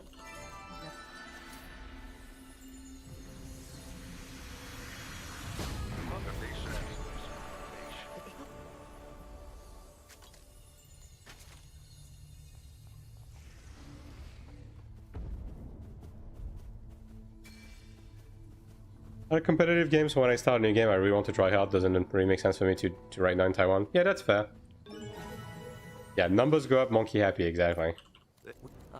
This game really appeals to that, and I genuinely think this game is best enjoyed by just going through the motions and just, you know, having fun with what you're currently doing.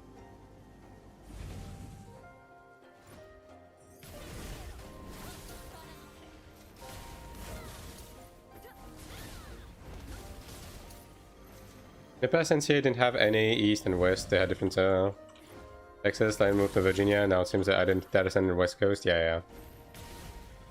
I think they did the same for AION Classic, for like any Classic, I think they did the same. I could be wrong though, but I think they did. Well, I think they did initially, and then they eventually merged them to NA West, I think. Which wasn't necessarily the best move, but... Hello, Free.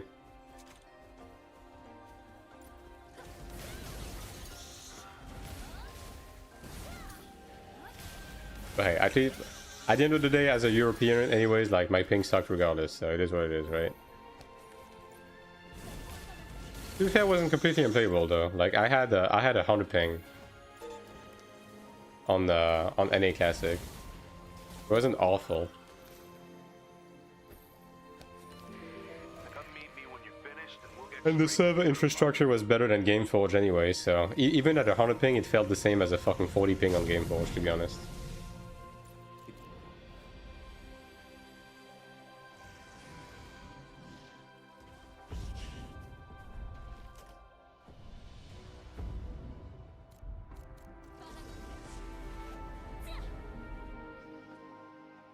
After crafting, I saw one clip on YouTube where this guy was crafting a bow and he said it took him weeks to gather mats. And just drop gear and leave it behind.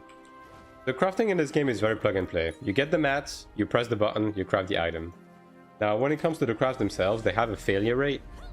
But when it comes to crafting equipment, you have crafting paths that are guaranteed success. And crafted gear is overall like base for PvE. I don't understand why Reach Japan servers were just a delay from Taiwan and Korea. It's just the way they operate is they basically encapsulate Japan as part of global, right? They did the same for Throne, right?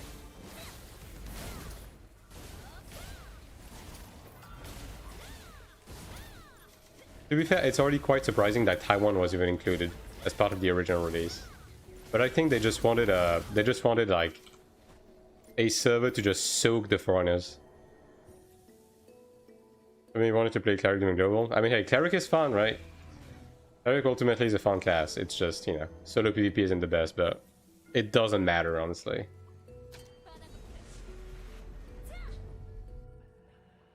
Everyone that's other self they're complaining about a mess, yeah. Can increase the chance to 100% that guy was just lazy. It's stuff they added. It depends on when you looked at the video, Lasky, because they have been updating the game in general very severely since the game released, and the guaranteed craft as well as upcrafting is stuff that was added later on. But it is stuff that we should have on global from day one, though. Deal with those earth spirits coming through. The rift fissure still owes spirit guides. We must focus on the rift fissure. It's impossible to hold them all back. We'll have to destroy the rift. Please purify the earth altar before another rift. Yeah, Taiwan was the decoy, exactly.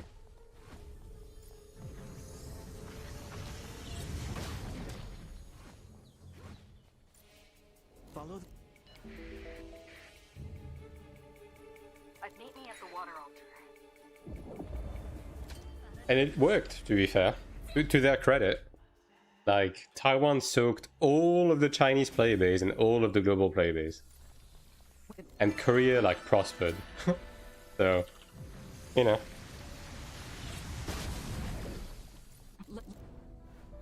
Isn't Magic Breath Season 2 material? It was added in Season 2, but there's no reason for them not to add it in Season 1.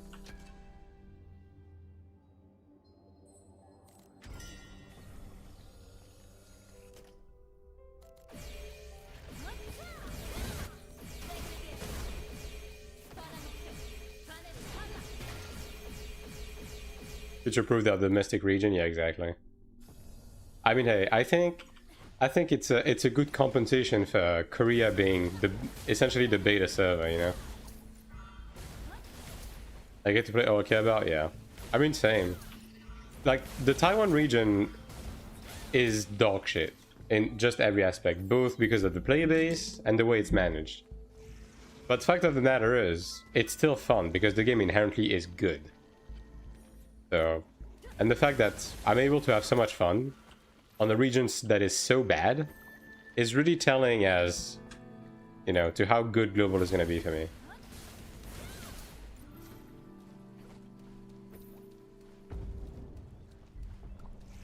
They're releasing a China mainland server as well, right? I believe so, yes. I believe they have mentioned that's coming. Which means the Taiwan server, like, after everything is said and done, is probably going to be very niche. I mean, it's basically going to return to being a Taiwanese server. Because right now, if we're going to be honest, probably less than 5% of the player base is actually Taiwanese. Like, legit, I think the only Taiwanese player I played with was Sakura, and he's gone, so... Like an improvement? Yeah, exactly. I mean, when I started playing initially, it was just a test, right? I didn't intend on playing. I didn't even pay the sub for the first 2 months, right? And look at me now. I'm even making content for the game now, so clearly something right happened.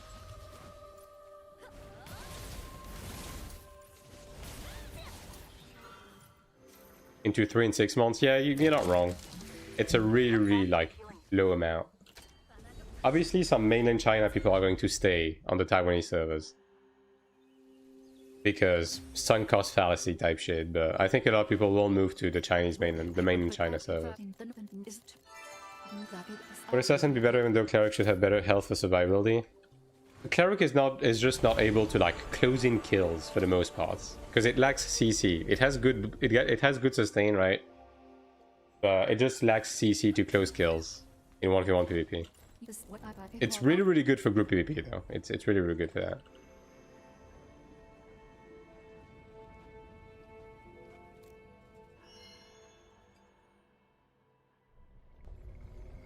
Announce then version after global release.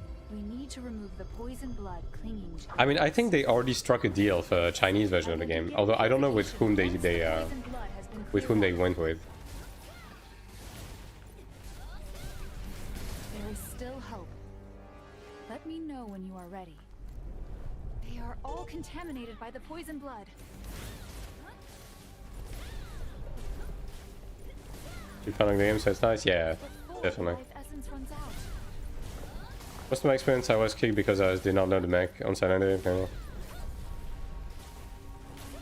many contaminated spirits. Minus moose pull. I mean, for me, the main problem with the play base isn't so much like the gatekeeping or the racism or something, because that's just expected, right? It's just the way they interact with the game, like where they just don't want to play the game, right? They just pay people to play the game for them. They are very RMT centric, and they just want to like play the game as little as possible. Anti-game there, same as now for the Russian speaking part. Yeah, it could be then. The poison blood is swelling.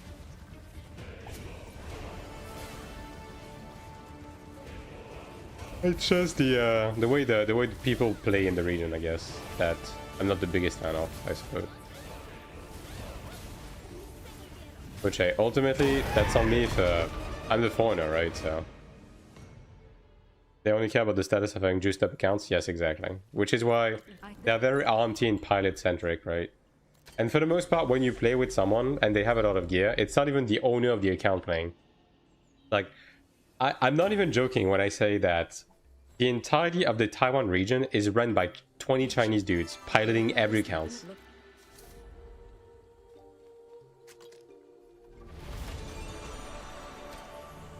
Like, I'm only half joking when I'm saying that.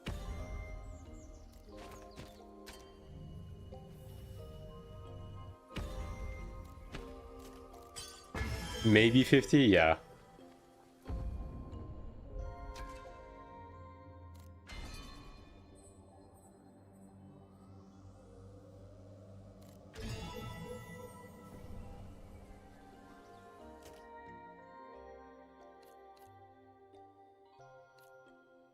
All these passages are so fucking underwhelming. Crazy.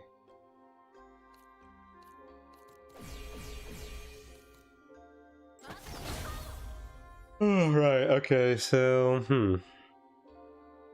Sing for their friend? Yeah, pretty much. Do you think there's any chance whatsoever of the battle passes being account specific rather than character specific for global? I mean, some of the passes are server wide, some of them are per character. I don't think that's gonna change though.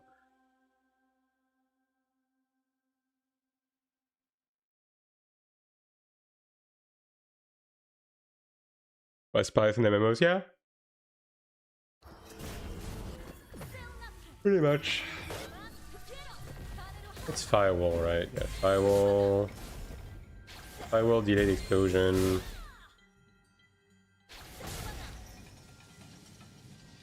Why went on Battle Pass on ults? I mean, I guess some people might want the Odile one to run more between the Transcendence and regular dungeons. Because like, if you play 3 characters, you can actually use the NG for that, right?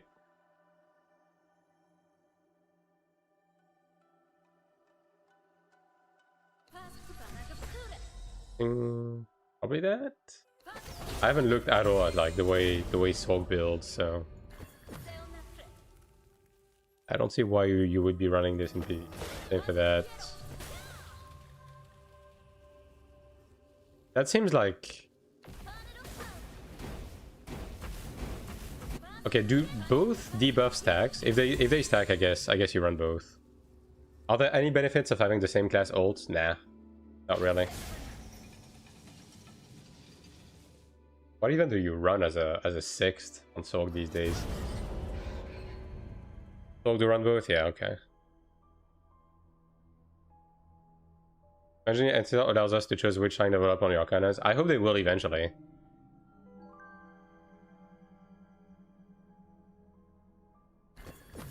Priorities off on your dice slot. Oh, honestly, I just stack them without looking too hard. Probably just Glacial Smite, right? I'm going to assume. I don't know why you would run that. So probably Glacial Smite. And just run that. No.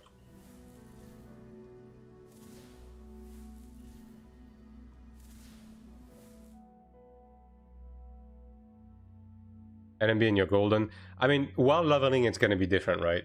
Because I just don't have enough skills, so. But a stagger skill, do they?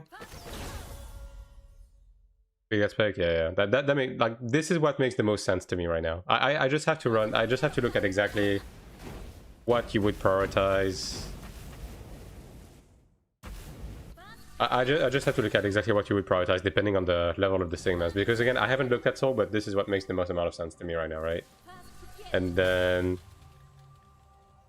So these are just like Griffin Arrow on Ranger, right? So you apply these to do extra damage.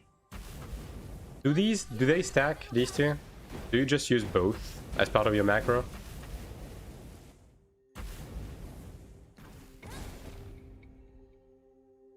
Mega Deeps? Yeah. Like these two, right?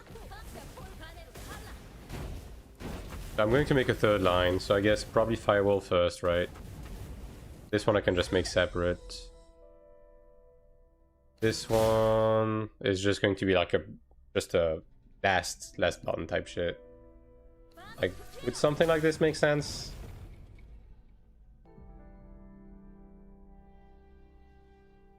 Oh wait. Probably have to reorder these as well, right?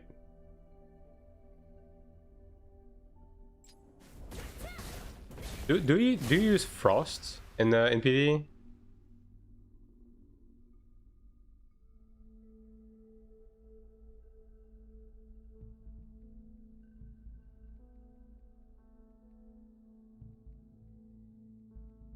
Spec 3, okay.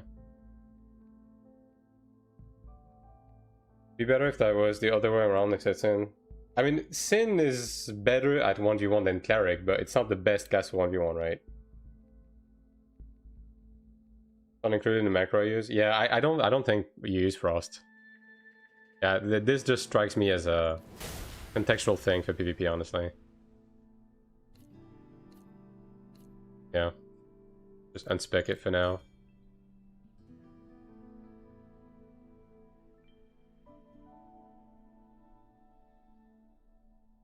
I should just look up quickly like a macro that people use until I have fully figured out everything that I want to do with this class. I just additional attack.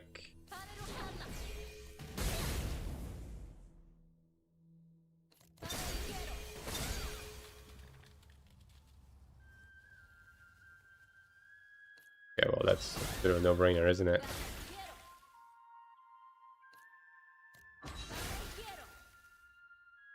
Yeah, like channels and guides are in a better spot right now. I can assess in your Discord, sure. Just go with that for now.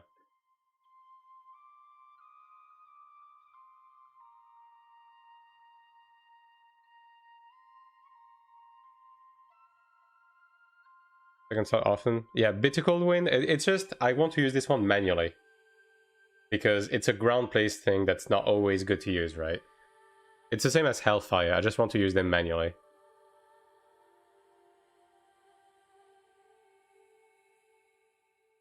But I guess I can just run that for now. Just like at this time being. And just, well, actually, just run that here. Right.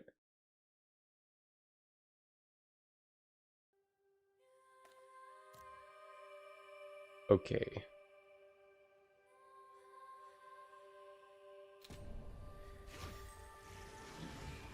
That'll do for now. I mean, hey, that's the whole point of me leveling Sorc, right? Drop Ash Chain at the top? Okay. Like this? Oh, like this.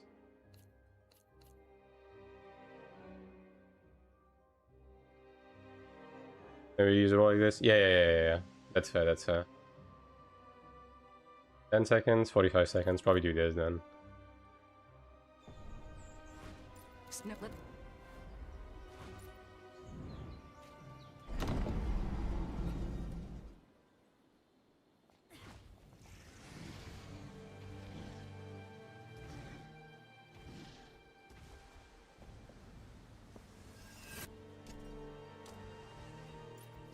As get into it.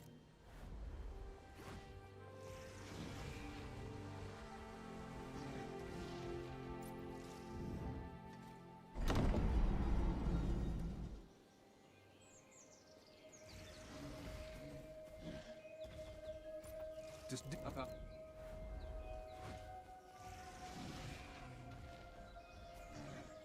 Yeah, I mean, this class feels, again, as I said, very similar to Ranger. In the way it's set up. I just have to understand what gives the proper buff, what gives the proper debuffs and everything. I have to take a look at it. Don't know off the top of my head. I just know briefly like the debuff that allows you to do more damage, right? And the important buffs and so on and so forth, but yeah, just have a look at it. Take the time.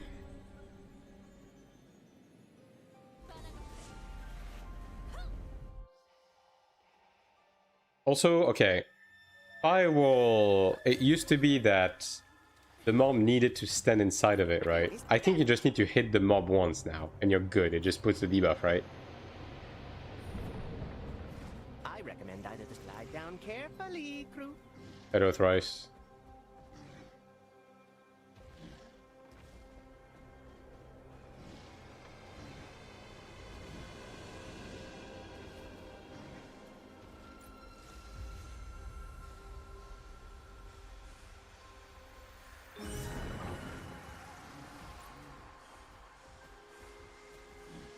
Oh, by the way, Yukiri, are you playing on the AIO side or something?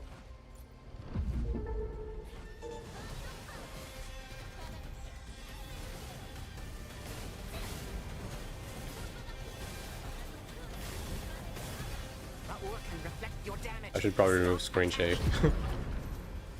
Performance PvP content, both group and 1v1, was hoping you could steer me in the right direction. It kind of depends on what you want to do in terms of like your role in the group, right? So be careful, crew. I've been okay, makes sense. Defeating the wind. It was most sad due to DPS issues. Yeah, that's fair.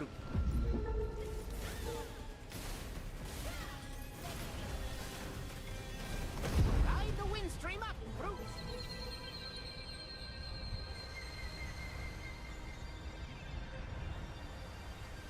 How do you kill them so fast? I mean, this is just the MSQ mode. And screen sound is called? Alright, thanks. Okay, yeah, I see. I see. I mean, that's fun. Endgame setup, though, right? Yeah. Layer for sure. I mean, in the current state of the game, you might enjoy Gladiator more. There's another updraft. The outlaw won't be able to chase you if you use the updraft. Then, like, based on what you said, yeah. You can go sit on MSQ since when? You've always been able to. You just make the lobby private and then you just enter. Now, we're at the Works in campaign too? Alright. Stay alert, crew.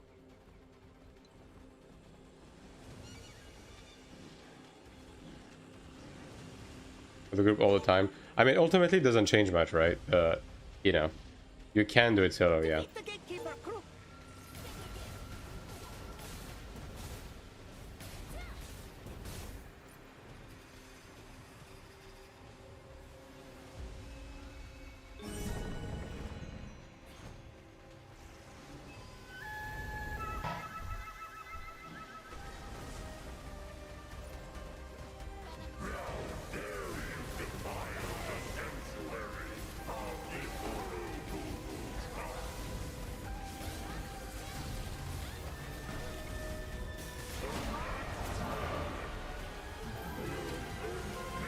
And like we are like the classes are so power crap these days, and because I have pets and everything, like yeah, everything just dies in the MSQ dungeons. What do you think about Gladiator? Do I need good ping to play as a playable with 80 ping? Any class in this game is going to get impacted negatively by high ping. Gladiator right now is one of the ones that actually suffers from high ping. The classes are going to start changing starting next week, so you will have to take what I say right now with a grain of salt, because it may not be true next week, but yeah. Gladiator definitely gets impacted negatively by high ping.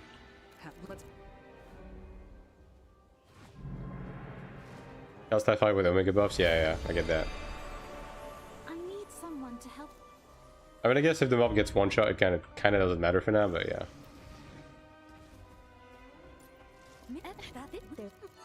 Keep saying online, half of the community wants to play Cleric. I might go DPS instead now. I mean, yeah, Cleric is going to be popular. It is the quintessential support, right? So if you want to play support, most people will not stop at Chenner and will instead, like, lean more towards Cleric, right? Cooldown sort of thing? Yeah. Like, more recovery frame, less reliance on spamming skills with no cooldown, stuff like that, right? It just depends on what they do. But in its current state, yeah, Gladiator is pretty ping reliant.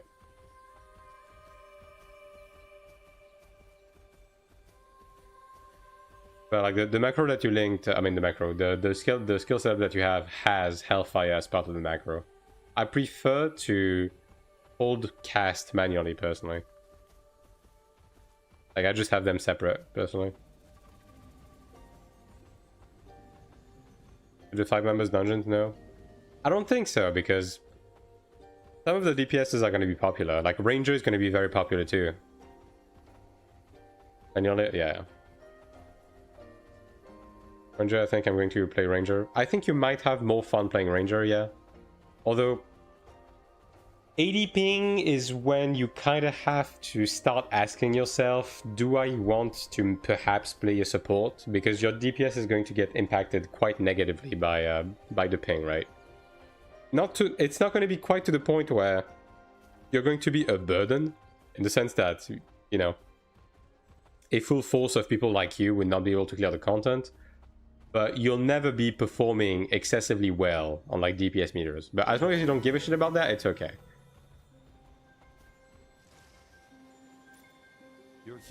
I bring up so much, yeah. Almost all of them, yeah. Like, in the current state of the game, every class is so fast and spammy that every class is impacted very negatively by high ping. Some a bit more than others, but, you know. And the classes that provide buffs to the group obviously are less bad, because you are sharing the burden of DPS with other group members, but yeah. 80 ping, do I want to uproot my family to move closer to the server location? Of course.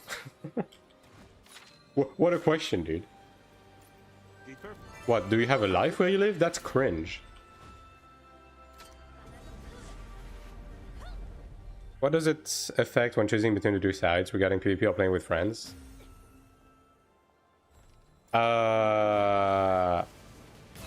It's mostly Abyss stuff. Like, everything that isn't PvE will get impacted in terms of like matchmaking for PvP in general. And the Abyss.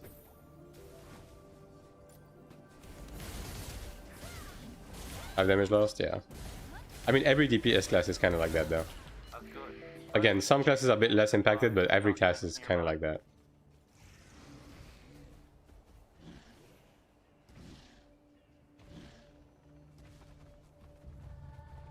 Is this Norda here? God damn. Yeah, for real, for real. Just drop it all and just move into the fucking server's basement, bitch. But the thing is, if the question is between Glad or Ranger, when it comes to like hyping, I don't know, man. Both kind of sucks. Glad is probably a bit less worse because you do buff the group at least, and you have a secondary like utility of being able to tank. But Glad gets impacted by ping pretty negatively right now. Meet him at the North Laborer's tent. My friend can be the other race, and we could do the MSQ and play together.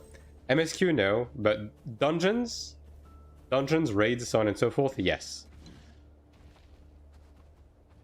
The MSQ is solo, pretty much.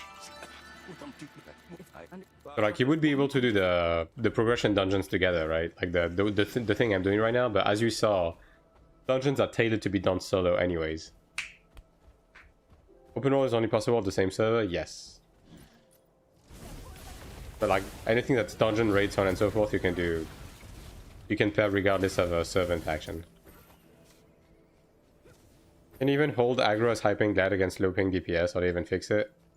It depends on what you mean hyping versus low ping. Like if you're talking 80 versus 30, yeah, that's not going to be a problem. If you're talking 10 versus 250, okay, we're starting to have a problem. Thorin and I are at the Watchtower camp. Meet us here. Because overhead slam provides you a lot of aggro, and like if you just skip upwards and you just like spam overhead, like you won't have, even on high ping, you won't have problem holding aggro. Mumu are guarding the entrance. Let's deal with them first. We'll just have to wipe them all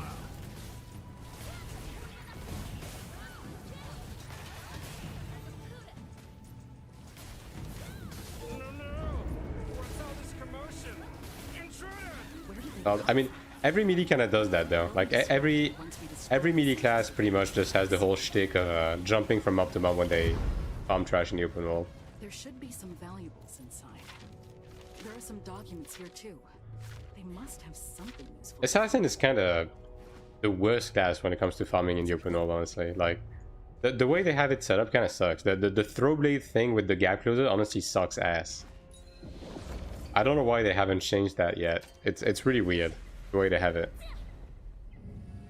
Like genuinely, it should be something like Spiral Slash or something that like has the reset.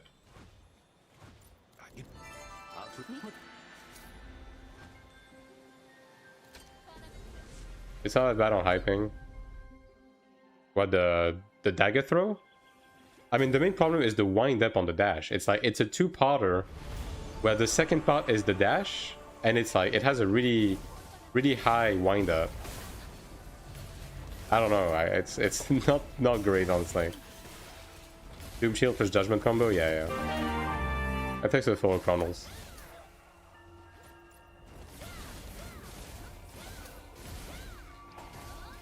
I don't know, like in general, Assassin is just in a weird spot. Like, I personally just dislike the way Assassin is designed in this game in general. It's not weak, but it's like really poorly designed. And there's also another concern, guys. The way Assassin is designed right now, if they change nothing, it's going to be trash on global. And the reason why is because the CDR procs on Elusive Clone is locked behind level 25. The moment Assassin loses that, it does fucking ZDPS. So gameplay pog. Yeah. It's time, Anchovy, it's time. It's the final leveling session. I think so for Okina. Is there any benefit to the auto loot pad? Not really. Personally, I don't see it, but I guess for people who just want to hold the fucking macro to farm trash and not look at the screen and never press F. But then again, you can just macro the pickup button alongside your farming macro, so I don't know.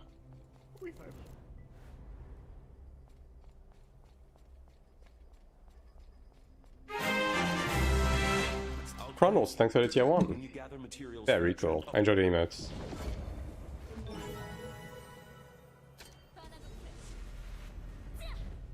Sorc Peak. I do see the potential, although it definitely seems to be a high maintenance class in the sense that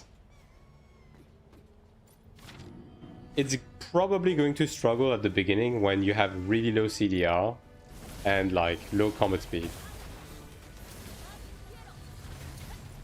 Like require a bit of setup before it starts playing as intended, basically.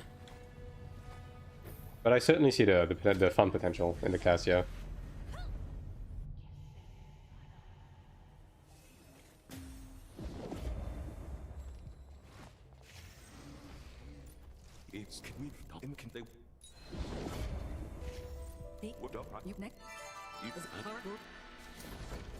Hellfire resets are fun. I mean, yeah, but that's that's just the range DPS special, right?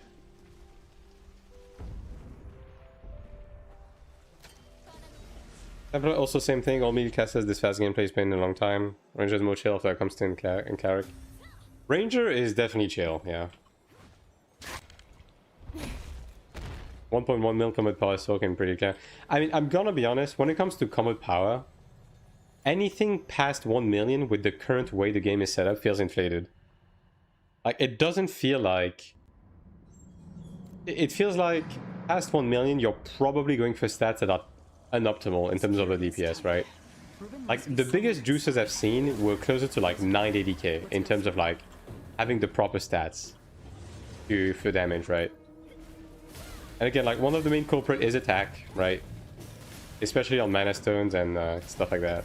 Let's search for Ruben and Kinnear. There's someone here. Because like 15 attack is pretty close to being equal to a damage boost roll, like a regular damage boost, but when you compare it to a weapon damage boost roll or a contextual damage boost roll, it's actually inferior, but it gives more combat power, right?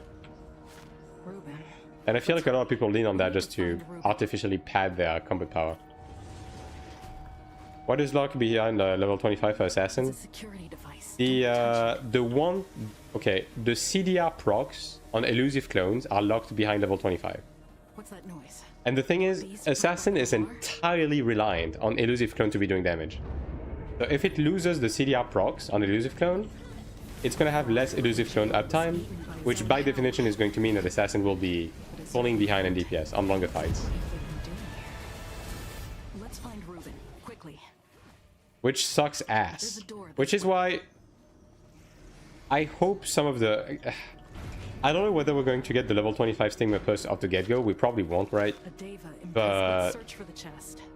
Or maybe, okay, something they could do is maybe they could give it... They could give us the ability to have one skill to level 25 instead of 3.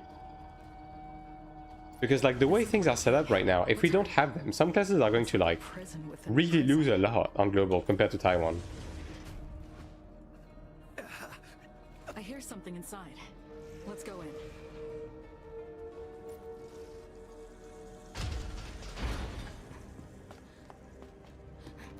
This is what we're gonna have. Yeah, I mean, it would make sense if... It would make sense if they gave us access to, like, 1 advanced stigmas, and then they expanded to 3 on in Chapter 1. I think that would be the best compromise, because this way, like, Cleric would have Oath of Blessing, like, Assassin would have its elusive clone CDR proc, so on and so forth, right? So it would help, but I don't know if they have the foresight for that, because I don't know, man, those NCA guys, I don't know if they fully understand the game. I don't know. They've been really fucking silent about actual game settings and actual stuff that pertains to game progression. 125 and 125 and plus 22 if I'm not mistaken. It would be the same amount because, okay, you get 1 level 25 from the MSQ, the chapter 1 MSQ, right?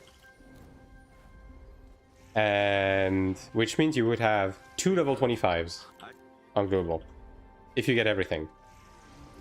Chicken soup, yes. Meat, chicken soup.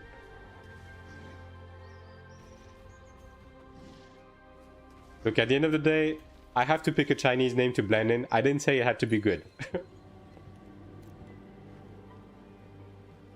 I think my chance to even get to season 1, assuming it's like 10 weeks. Okay, now you're asking the hard questions. Like, to get 1 skill, sure. 2 skills, yeah, that's a bit more debatable, to be honest.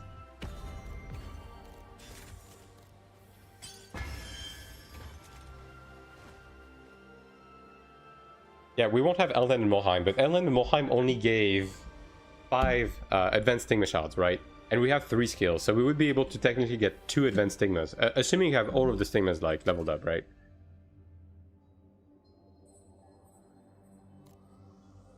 I'll just go for the biscuit. This.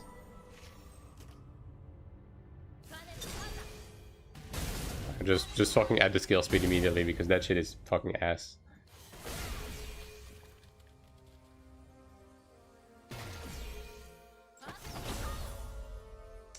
This is only fucking 200 accuracy, man. Why is that the first perk? That's probably more important, actually. Yeah, that's probably more important to begin with, and ironically. Oh, wait.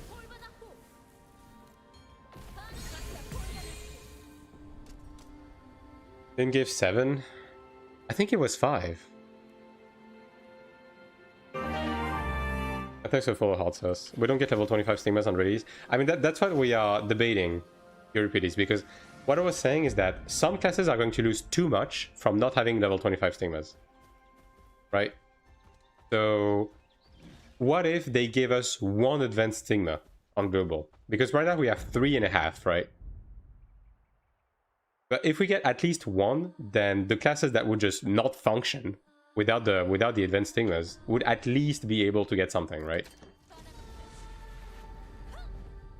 Iron Tassin is hard as fuck. Rose, I'm assuming you're struggling with the projectile, right? Just as soon as he shoots, dodge sideways, take 2 steps, and then dodge the other way, take 2 steps, and then repeat. Don't try to perfect dodge them, just dodge them manually. I believe in you. Game became good after level 50 for me because it was kind of boring. I mean, chapter 1 definitely helped a lot when it comes to like a lot of the stuff they added. Like content-wise, we're not quite there. Like I'm impatiently waiting for the Sanctuary, for example, but stuff like the advanced stigmas really helped fix some classes. All classes lose 100% more than others. Yeah, but Euripides, it's even more than that. Like Assassin is going to be dog shit on global without level 25 elusive clone. The class will not function without it. Like, because the state of CDR, like the state of illusion and so on, is already going to be bad. But if it also doesn't have the CDR proc on elusive clone at level 25, the class is going to do fucking ZDPS. It was functioning fine before 25. It was functioning fine because there was CDR double dipping. There was a bug that they fixed that broke the class, and then they added the CDR procs on elusive clone to fix it. That's the thing. That's the point. All right, it's open. Let's join. Oh no! They're already fully mutated. Just move it to level 20. I mean, that's what I said. It's either they have to change some things, or they have to give us 1 advanced stigma. It's the same for Cleric, by the way. Like, Cleric needs at least 1 level 25 to either have Earth's Blessing or level 25 LOP. We're gonna get the extra stigma word in season 2. We do know that we're gonna get that because all of the footage they showed had the stigmas active in them. I mean, you could make the argument, oh, it's a special build, but all of the preview footage they showed of Ludra and everything, they had Battlefield Banner and the yellow orb from Ranger, whom I forgot the name of. Support Fire, I think it is. Supporting Fire. Level 45 can only use 4 stigmas, not 6. We got 5 on season 2, so I'm assuming we'll have 5 stigmas on global. Unless they give us all 6 from chapter 1, but...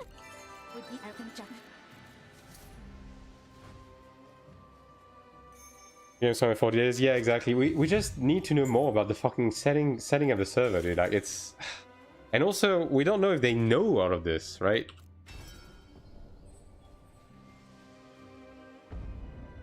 Like, do they?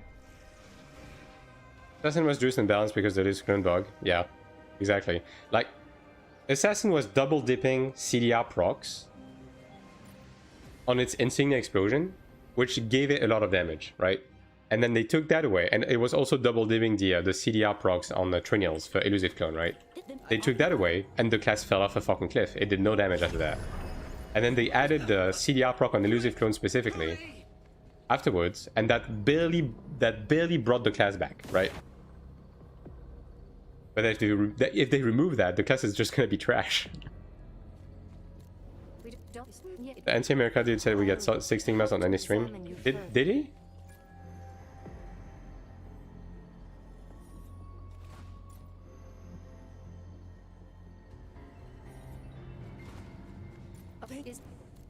I was getting 2 shot at Glad on season 1 by Sins. Good thing that they did the double dipping. It wasn't. I mean, the one shot in season 1 was just for that, because like the damage formula in PvP in season 1 was just fucked. I mean, in general, the game was fucked in season 1, like the OG season 1. The global season 1 is going to be nothing like what we had back then, right? It's just going to be a restricted version of what we have right now, is the thing, right? So you kind of have to look at what we have right now and then take away some stuff, basically. Grad with extra Odil. You're not really going to be doing that, Zazie. Now that we understand the game better and that the game is going to be more power crept because of the way the classes are, you're going to be able to move through progression much faster. And you will not want to like focus on Soulbind. Like when it comes to Soulbind, you will just want to get to Ludra ASAP to get your Soulbind stones every week. And then use those to work on your Soulbinds.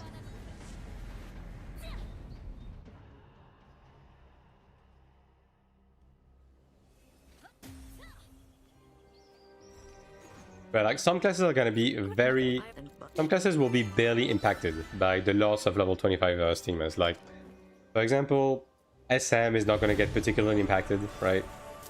But yeah, some classes will be devastated. Like Cleric and Assassin will not like the loss of the level 25 steamers.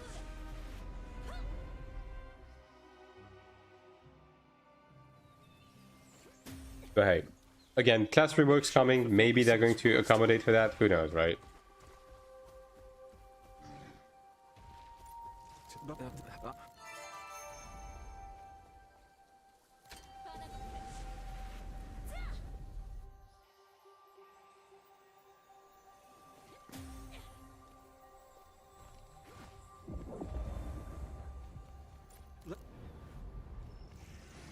Contamination's already reached here, too. We must stop the poison blood.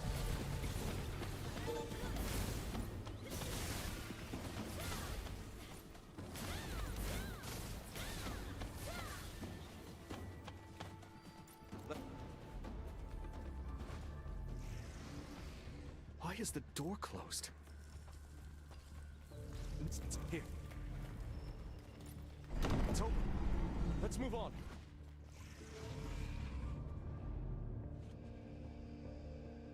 Elam are at the altar. Let's deal with the mutants down below first.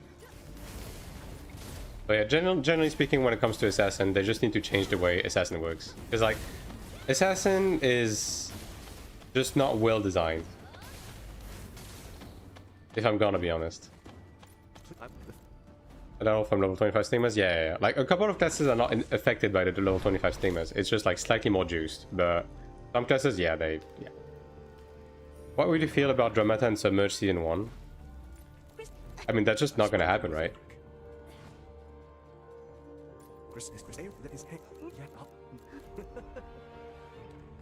You're amazing. Now, I heard they nerfed ults, but do you think in release we got the same nerf? The thing is, they nerfed ults and then they brought them back, and then they tweaked the way the energy works to be like, your main gets more energy and your ults get less energy, but ults are still beneficial. And I think we're just going to get the current state of them right now. Hold your breath on that one. You who inherit I mean, yeah, I'm pretty confident. Because like, again, they said that Ludra would be the pinnacle content of season 1, right? And both of these dungeons are higher level than Ludra. Wouldn't make any sense, right? Help! Help! I don't even think we're gonna get hard mode of the season 1 dungeons off rip. Just let.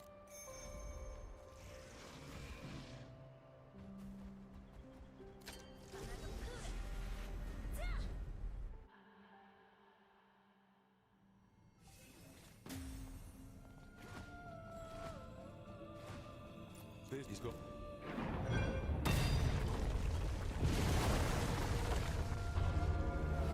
Looking at penalty, yeah.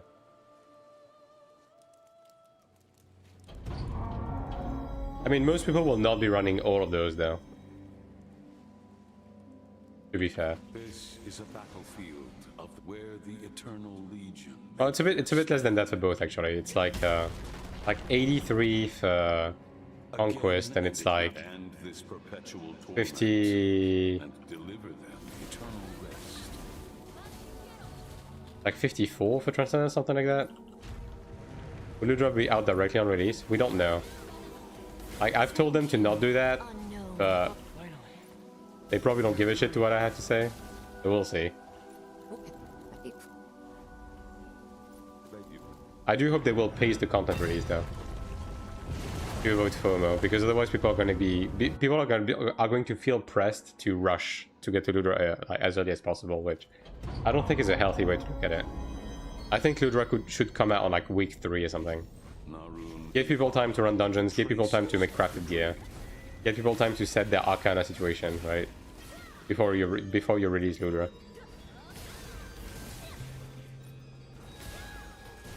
Find the path leading to Naru. Lead to the end of the dream.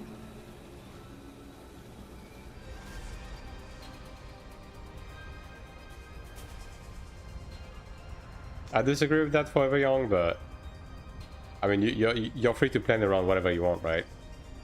I think selling everything on the first few days is not necessarily going to be the best idea, because you're going to be selling stuff like... You're going to way undervalue stuff. These accursed below. I'll kill them all. Why ult and why just make it to level 22? You don't start building dungeon energy until level 22. So if you intend on running dungeons on the ult, you want to like level it up to 22 before you do anything. So this way it starts stacking energy immediately.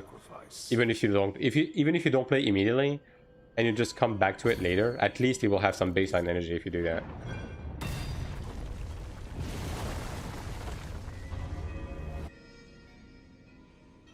Same thing with getting to level 45 to start getting nightmare tickets. Awaken the divine dream. How do you feel about the class you're using right now? Sorc? I mean, I don't feel any particular way because I'm still leveling with it. Like, I'm specifically leveling it to like get a feeling for the class and understand the class before I update the resource panel for it.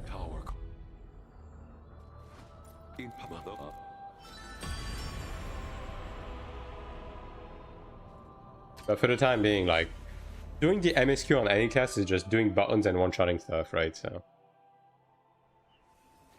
for players who played on Taiwan, Korea, can I catch up if I played late, like a month or 2 months after the release? I mean, yeah, you will eventually be able to catch up. It's just about... It's more so about, like, being okay with the fact that you'll be doing dungeons and stuff like that are a bit behind what people are currently doing. Like, you're not going to struggle doing it. It's just you won't do the content that people are doing right now until you're caught up, right? Although on season 1, honestly, that's not even necessarily true, because reaching like stage 4 Transcendence and Chromede is literally the matter of like a week of playtime, so it's gonna be pretty simple to catch up.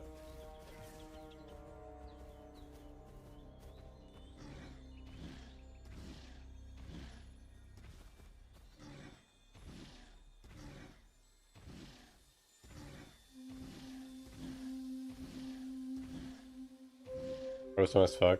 Is it?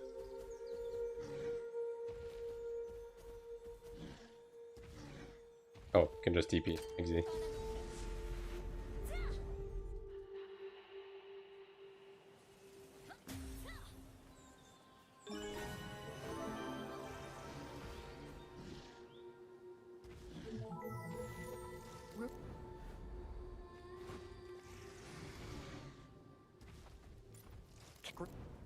The other thing in overall one shot, yeah, trash in general is not particularly dangerous in this game. Yeah.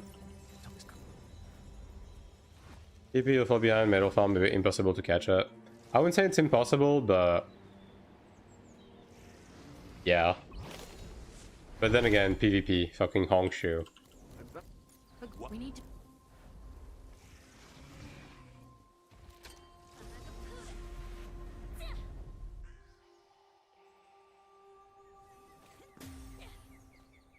You will see. Okay, dude, sure. I definitely have never played an MMO before, including this one. But you do you, brother. You do you. I'll be in Ludra 2 weeks before you start actually gearing up. By just, you know, crafting my gear on week 1 while you're making the big stonks.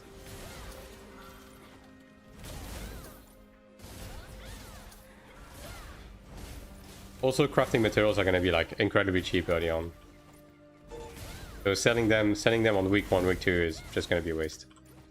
But again, you do you. World bosses and elites in the overworld. There are world bosses, yeah. Although they're not, you know, particularly difficult or anything. But my investments, yeah, whatever. This game is not that complicated. Like, trying to mastermind your way around is not necessary.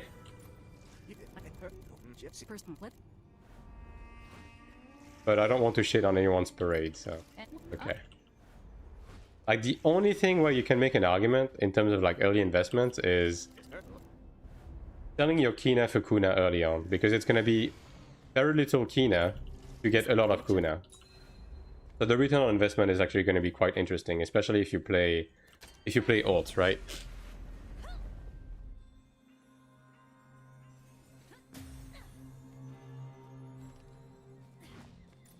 Trade or do not trade? What do you mean? You're playing on time right now, some circumstance happening that I'm going to play late on global. Yeah, I mean, you'll be fine. Just focus on having fun with the game and you'll eventually be caught up.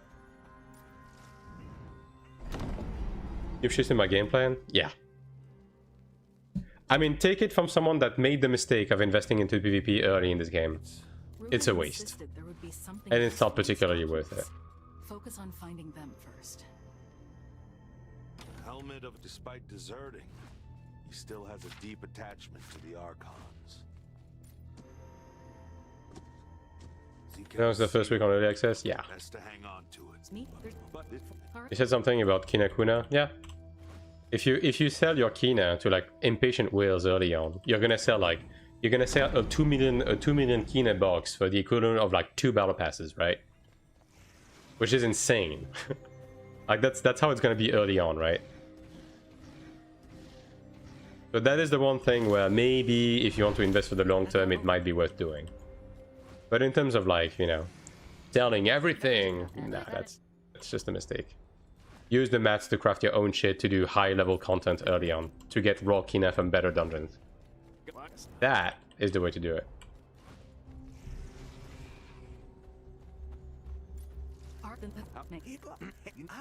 It's like switching gold to real currency. Yeah, it's legal RMT basically.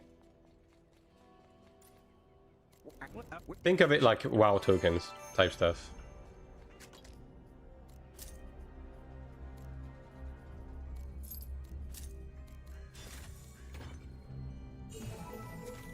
Right, also these. What were the price in Taiwan? The crafting mats? Early on, the Baileek mats were like 150k. Same for the gold fluxes and stuff. Like, don't sell the first week, genuinely. Like, sure, maybe things are going to be slightly overpriced on global because people will understand how to progress more, but yeah, nah, there's just not going to be enough wealth to go around.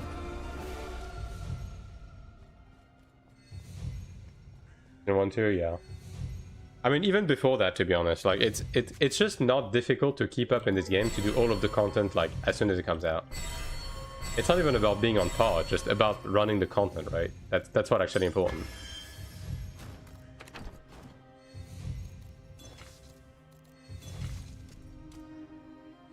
First week equals buy mines and wheels. Yep. First week you're gonna be able to make all of your crafted accessories off rip. If you play a couple of ults and you set up properly, you're gonna be able to make all of the crafted accessories in the first week. And then those crafted accessories you will be using until the end of times.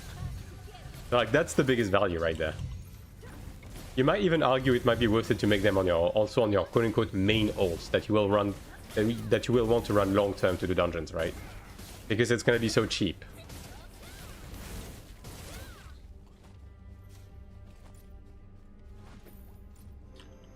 Should you buy the first week though? You should just focus on setup on the first week, really. It's like take advantage of cheap stuff. Like, namely, for this, right? When you make a crafted ring, these artisan rings take forever to make, right? You will need to gather, you will need to do procs after procs, you're going to be spending hours at the crafting bench. Don't do that shit.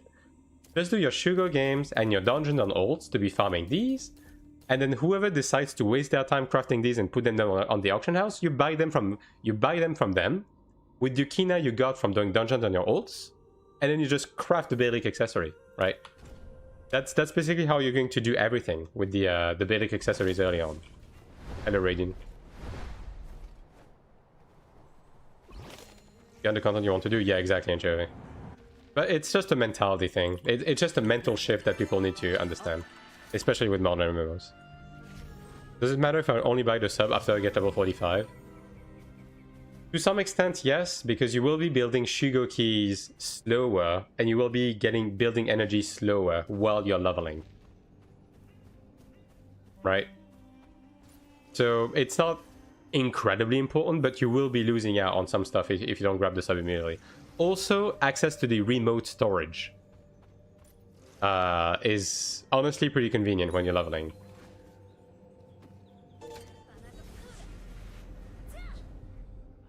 I've seen 930k with yellow T2 crafted accessories. Yeah, because you don't need more. Like, genuinely upgrading your crafted accessories barely gets you anything. Where's the Giga Chat, Cleric? New main? No, it's all new main. I'm just leveling sorc because I'm leveling every class. I'm leveling every class to understand them on the baseline level, to be able to update the resource channels and to be able to, like, communicate better on what's happening with the classes. I'll be doing the same thing on global.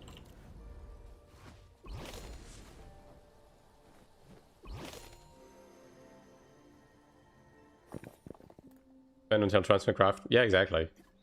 Like, the way we played in Season 1 was not only slowed down by the state of the game, but also knowledge. Like, both the state of the game and the knowledge that we have right now is going to allow us to basically solve Season 1 in 1 or 2 weeks.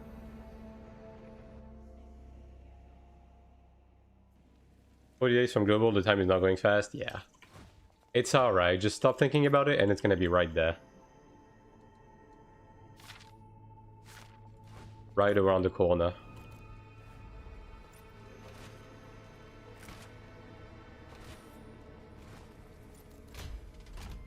Curses! Only one chance left. At the minute, oh, now they're open.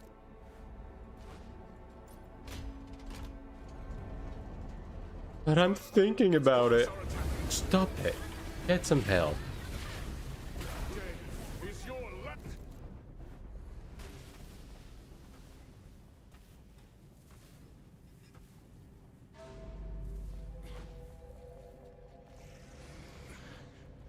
Is this? It's 4 days will pass in no time. Yeah. I mean, if anything, guys, just take those 40 days to enjoy things, because as soon as the game comes out, you're gonna be stuck in your fucking goon cave. All right, just playing the game non-stop, just not being able to play other games because you're gonna be fucking addicted.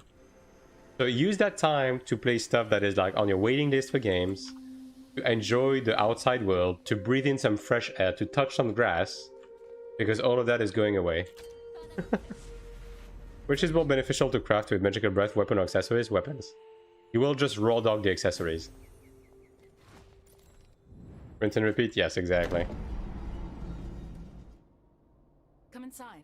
I'm at the bottom of the stairs. Hack on Red Bull crates, yeah. I've never drank a single energy drink in my life. And I think I want it to remain that way. Welcome groceries a few days before, yeah. Definitely. I took like 2 weeks off starting from 30th of September, yeah. Everyone, over here. And then you know what's funny, Soul Phoenix? After those 2 weeks are done, you're going to fall ill, and then you're going to be pregnant, and then your grandmother's going to die. It's really unfortunate. Really unfortunate, like, series of events.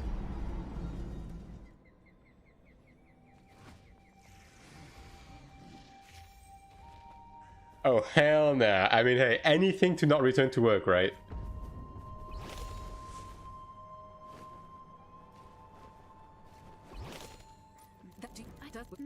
Energy with no calories and sugar are the way. I just... Okay, to be fair, I just raw dog life, I guess. I don't even drink coffee. I'm a water enjoyer, you know what I mean?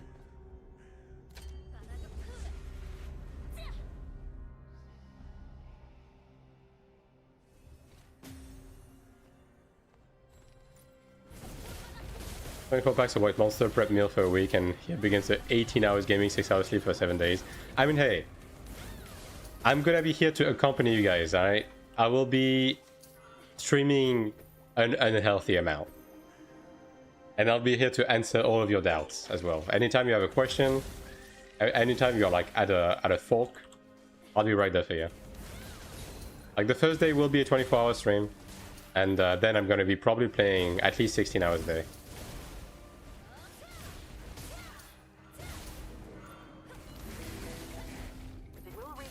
Average French abomination.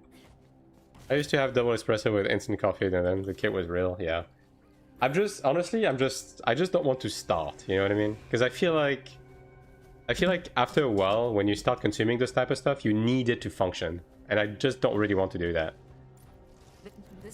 Are doing a subathon? I guess I could. Like if I want to monetize it. At the end of the day, I'm gonna be playing the game anyways, right? So, I don't know. Alright, chat, do I milk you guys? Are you guys fine to get milked?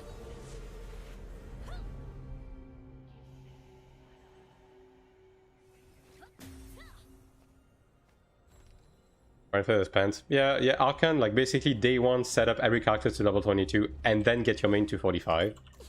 And then afterwards, get all of your ults to 45, right? These are gonna be your first 2-3 days. And then after that, you start running dungeons on your ults. And you funnel all of the Kina and resources to make the crafted accessories. You start buying the artisan accessories in advance on the auction house. You AFK craft when you're sleeping on your main to get to professional 50, right? And then you make those, and then you jump into the Arcana dungeons, either level 3 or level 4. You get your cards, and then you jump into Chromie to empty out the rest of your energy. And then if we have Ludra, you do that. What are we talking about? I just walked in. I'm asking about milking. You heard me. Fuck, I got an ad. Unfortunate. If only there was a way to avoid that. That takes a photo, Toby. That sounds wrong. I know what I said. You want me to milk? Okay. No, I'm not gonna repeat that actually.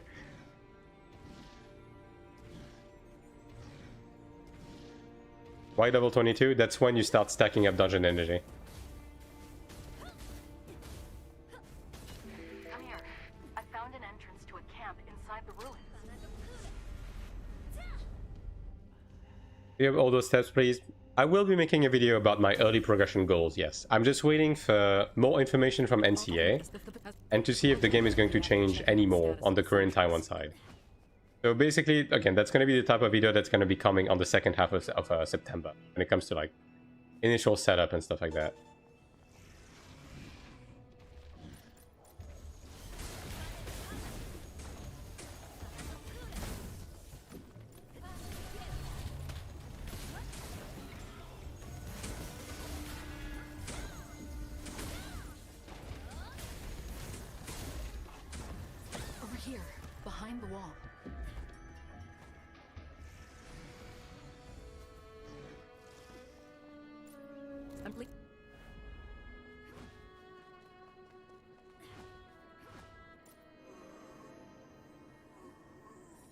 But yeah, I mean, maybe I might do subathons and stuff like that. I mean, I'm assuming there's also going to be campaigns, right? So like, let's say if they're running campaigns where, you know, the usual stuff where if you give subs, you're getting cosmetics and stuff like that. I might be doing stuff like that. Yeah, sure, why not?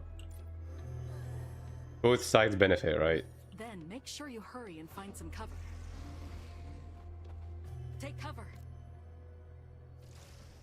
But I'm definitely going to be playing the game an unhealthy amount when it comes out in the West, for sure. Which is all that's what it's all about, right? Damn it. Some of the bombs didn't go off. Just play the game for 24 hours, right? Just starve to death, die at age 35, just as God intended. I'm back to what we're talking about? Milking. A little bit more seriously though, just talking about like early global Come over here.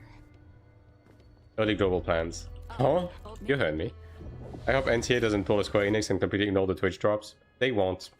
I can already tell you right now that they have contacted me about the Twitch drop stuff. That is stuff that they will be doing. Like they're planning the usual like drops and gift sub campaigns. Come to the fissure cave in the south. Times 3 Ultimate 22, the first 6 to 7 hours is going to be man. We're going to be introduced to Odell. Yeah, I mean, it's... The first day is just going to be level 22 into main 45. And that's just going to be the first day, right? We'll be milking drops from here then. Thank you. I mean, hey, if there's one thing that I can ask from you guys is... If you enjoy the stream, if you enjoy what I'm doing... Please be around when the game comes out, because I'm going to get drowned by bigger content creator in the category, right? So just simply being on the stream when the game comes out is going to be a huge help. Do you think this game will pop off? I hope it does. The game is genuinely fun, right? It's genuinely fun. It's very approachable, very plug and play. I think a lot of people will like it. Is it going to be to everyone's liking? Not necessarily, because it is still a Korean MMO, right, at its base. So it's very grind-oriented, right? You do a lot of the same activities, but I think a lot of people will fuck with it once they get past the first wave of misinformation that came out about it. How is it going to be long-term? Who knows? It's going to be mainly about management, but ultimately... You as a player, when you pick up the game, I can guarantee you're gonna have fun. And hey, as long as you keep having fun, you keep playing. And when you stop having fun, that's when you drop the game. Are we pretending that first few days won't have maintenance for 12 hours a day? True! I think the early access won't be too bad. Because the game should be stable, right? And thanks for the follow, Lock. NA creators and EU creators? I mean, there's a mix of both, but it's definitely more on the NA side, yeah.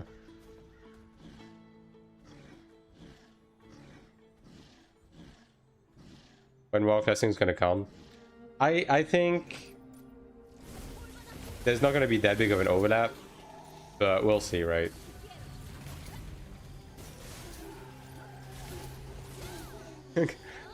On the third screen, hell yeah, dude.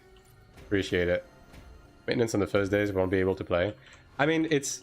MMO launch are never completely flawless, right? I don't think you should be going into an MMO launch expecting to be able to play the game 24/7 with zero interruption. Because that simply doesn't happen, right? I don't think it's gonna be too bad, right?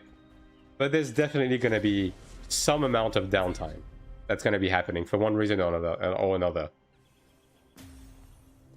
Whether the servers get hammered, right? Or, you know, something gets discovered and they have to patch it or whatever, like, there's always something. Every game always has something at the beginning. And yeah, I mean, you can use the maintenance to, like, take power naps or take showers, right? And hey, maintenance means compensation. So never be upset about that. This game does a pretty good job at compensating players for unplanned downtime.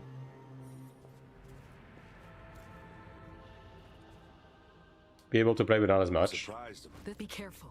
I mean, I think you shouldn't be expecting for the first week to be a full uninterrupted 7 days 24/7. I think that's a pretty safe bet, right? It's Even more blood swords. there's a blood sword over here. What class will you be maining? I'm leaning towards Templar right now, but I'm waiting to see what's gonna happen with the class revamps coming next week. The world bosses drop weapon and armor too. It's mostly just Pantheon stuff. Seems to be the key. Bullgorn, Like they do investigate drop the gear, airport but you source. use the gear to just for the supply delivery quests.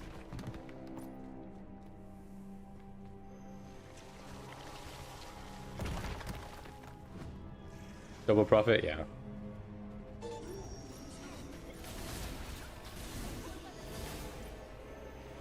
What about dungeons and raids? Yeah, dungeons is where the fun is at. This game is incredibly rewarding, and it's the bulk of the game. Like, the bulk of the game is running dungeons and raids. We need to And examine all of the them give you a lot of stuff, and there's pity on everything, and every time you run even a dungeon, it progresses your character. Zekel's prayer. I learned it. So that when we sleep, I mean, it's about manipulating your schedule around the game, right? Depends on what that, yeah. It's also it's a mix of crafted dungeon raids, right? When it comes to the PvE progression, as well as some horizontal progression stuff like exploration, pet farming, so on and so forth. But yeah, Even in death.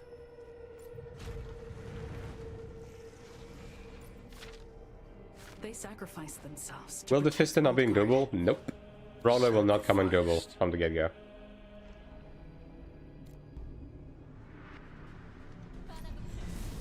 It's a device made by the Archons. Be careful. It's almost like it's alive. Jesus Christ, dude.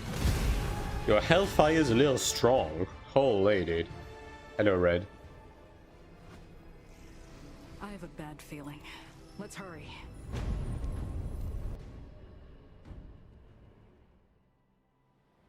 Fucking Hellfire one-shots everything in the MSQ. Pretty funny, actually. Deadshot could never.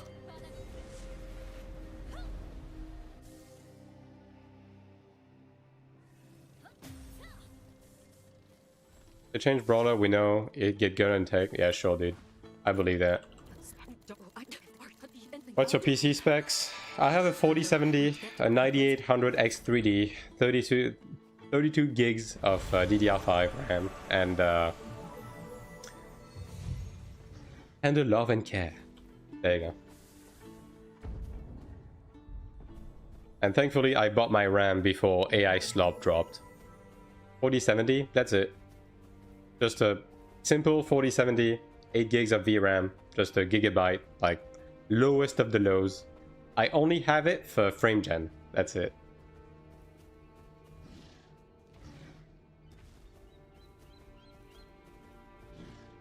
The game runs good for you? I'm running at mostly full ultra settings while streaming on 2 platforms, and the game is running at 60. I'm capping myself at 60 because I'm streaming at 60, right? But it would be going higher otherwise.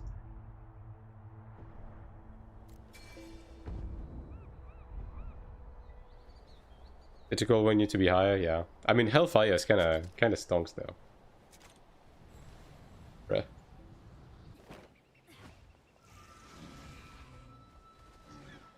What's the impression of sorc? Fun and good?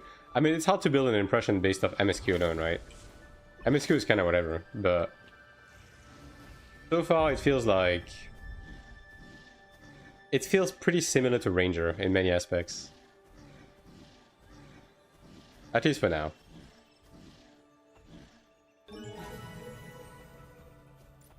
Opened the PlayStation for DLSS, it was disabled for a while.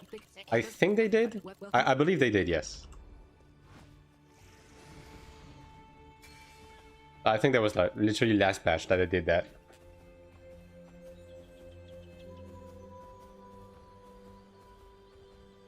Why don't you sell your RAM? You can basically retire on that. You're not wrong.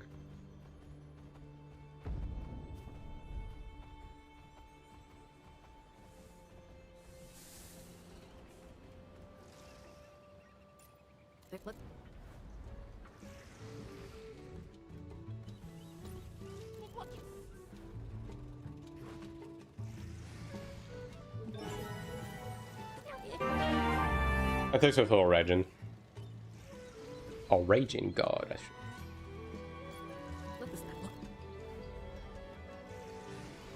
Getting a little toasty in my office right now. It's about... It's almost time for me to put on the AC, I think.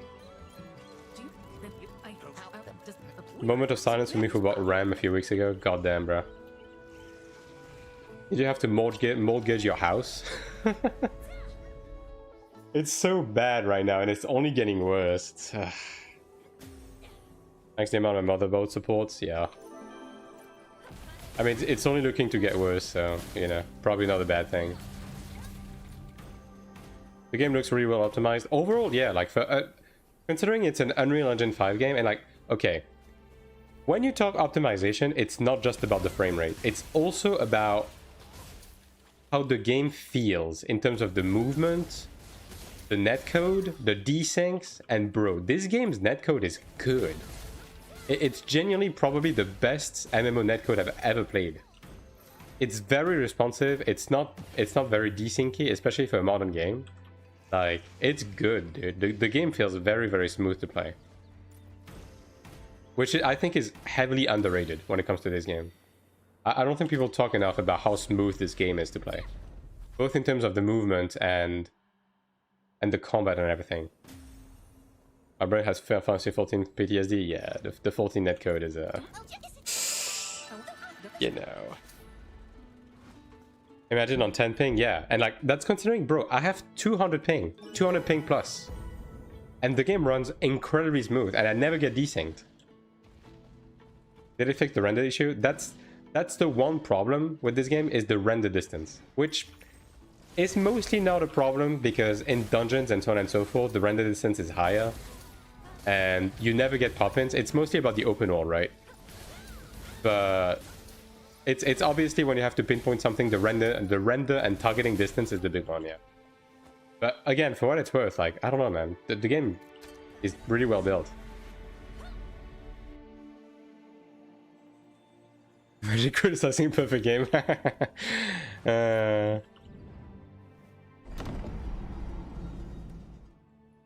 Look over there. Well, yeah.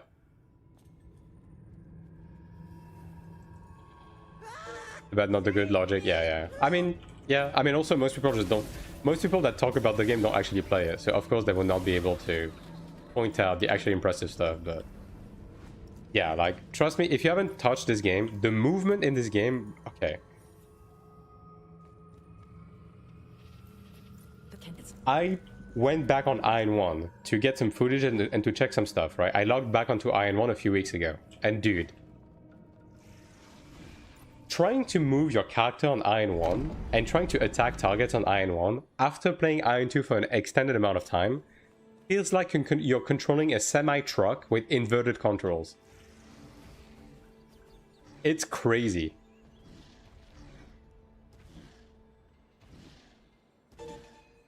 Like, you really take that shit for granted when you've been playing the game for a while, but wow, like this game controls really well.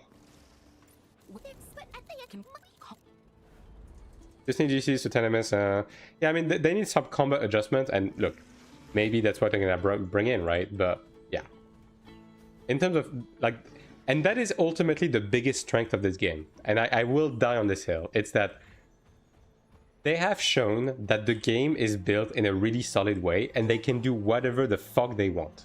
They can do anything with this game, which is really underrated, because the amount of time I played an MMO that was very clearly limited by the way it was initially built in the long term is basically every MMO I've ever played, right? Like, Final Fantasy XIV's netcode is so incredibly limiting that the mechanics they are capable of putting into the game are very limited, because the netcode, it just doesn't allow them to do anything better than that, right? Like, AION1 was... As much as I love AION1, the control of AION1 were, you know, really rough. Flight was bad. The PvE in AION1 was impossible to build well, right? Like, Throne was the same, right? Throne was incredibly desyncy. It had a lot of terrain problem. It had a lot of, like, programming problems, like, built and baked into the game. AION2 feels like it's just built well, and they can do fucking anything they want, right? Like, and I don't know if anyone else that plays on Taiwan has gotten that impression. It feels like every time they add PvE fights into the game, it's like they're adding just new mechanics. They just do something new every time. It's like, it almost feels like the limiting factor when it comes to making a PvE mechanic in this game is not technology, It's just whether they think about making that thing or not. You know what I mean? And that's really cool because like you guys need to understand, they can do shit. With Clerics and stuff like that, they have shown us they can transition fights from being in an arena, dynamically change the arena, make us go into flight, underwater, in the middle of flight. Like, the level of PvE fights they can make in this game, the sky is the fucking limit. And this is why I'm so excited about this game. Like, when the game initially came out, and the PvE was very simple, and it felt like, you know, they didn't quite have the full grasp of what they wanted to do, I was a bit doubtful, a bit reluctant. I was like, the game is fun, but they're not really pushing the envelope, and I don't know how far they can go. But after playing the game for 8-9 months, after seeing how the game has been evolving, how fast they can develop and change stuff, what kind of mechanics they can make in this game, it's really exciting. It is really exciting. I don't know. And like, call me a simp or something, but I'm just looking forward to every time they release even a dungeon, I'm looking forward to doing it. Because I know they're going to be doing new shit inside of it. And that's really fun. That is really fun.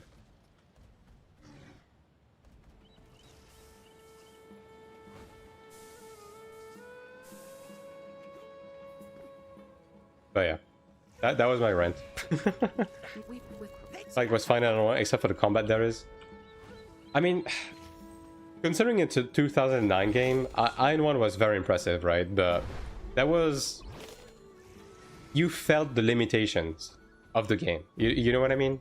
Like, that's basically what I'm trying to get at. You really felt the limitations of the game. That it does, and yeah. This is exactly my first experience in Taiwan. It was like, holy, this game is actually very well made. Yeah, the game is just well made. It's just really, really well made. Like, as much as people will come around and call it mobile slop and everything, you just cannot quite get a grasp of this game. I mean, dude, at the end of the day, the game is so well made that they're able to make every class into a fucking machine gun. You can attack 50 times a second, and the game doesn't break. You know what I mean? Like, is it necessarily a good thing for the game's health? Not necessarily, and that's probably why they're trying to like scale back on it. But they can do it. You know what I mean? Some nerf after the release? In what sense, Fox?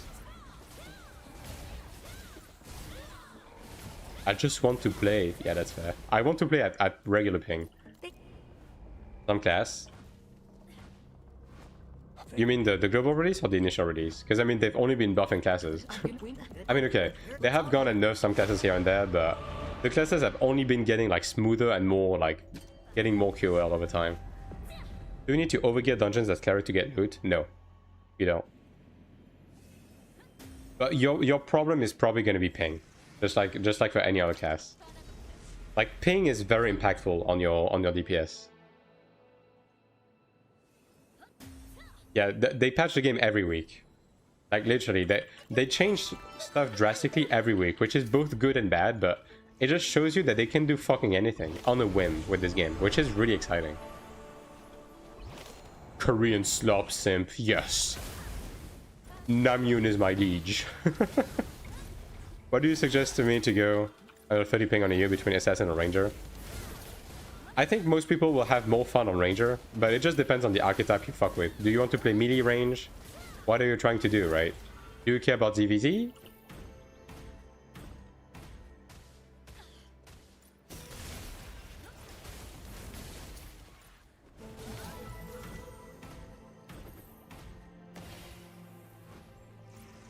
Like, those are the questions you have to ask. Because every class is honestly fine. Some classes are a bit awkward right now, and some of them might be less good on global based on how they handle the stigma system. But overall, like, you're never gonna be like stuck in a class that legitimately just cannot do content. That just doesn't happen. So it's more so about what you want to do in terms of the content and what archetype you want to play. No, autopathing is here from the get-go. Count. I want to spam shit and struggle to survive. Well... Assassin then. Assassin it is. I'm terribly undecided between Templar and Glad. I'm afraid the tank is very slow at the beginning. Both classes are kinda going to require similar setup. Gladiator is going to require level 20 launch stance to not feel as bad. But I mean, both classes are just really good, right?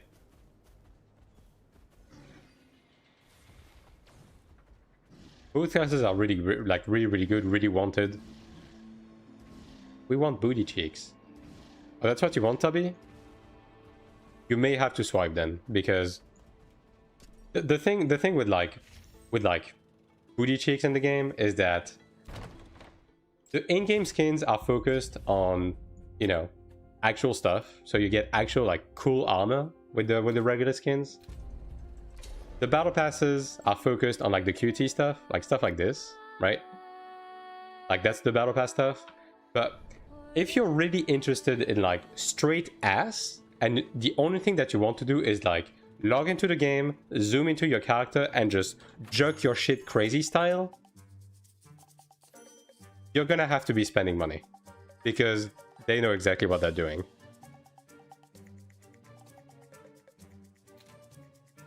All of the paid cosmetics are made for you to joke your shit crazy style. Wait, leave it there. No, you're not doing this. Play the game yourself. There's some free-to-play Beast Goon stuff. There's some of it, but the overwhelming majority of the gooning stuff is stuck behind a paywall. I'm sorry, man. The game is pay to goon. It is what it is. Put in macro Cleric, by the way.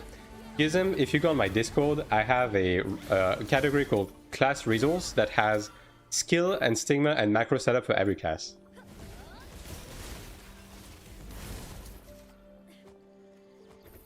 I feel like every MMO has Guna stuff. I've never seen a game have the kind of skins that AION2 has. I'm gonna be honest. Like, Korean MMOs are always dancing on the line. AION2 is insane. It's almost too much. Like, the thing is, this is just surface level, dude. Like, they release gooning skins every week.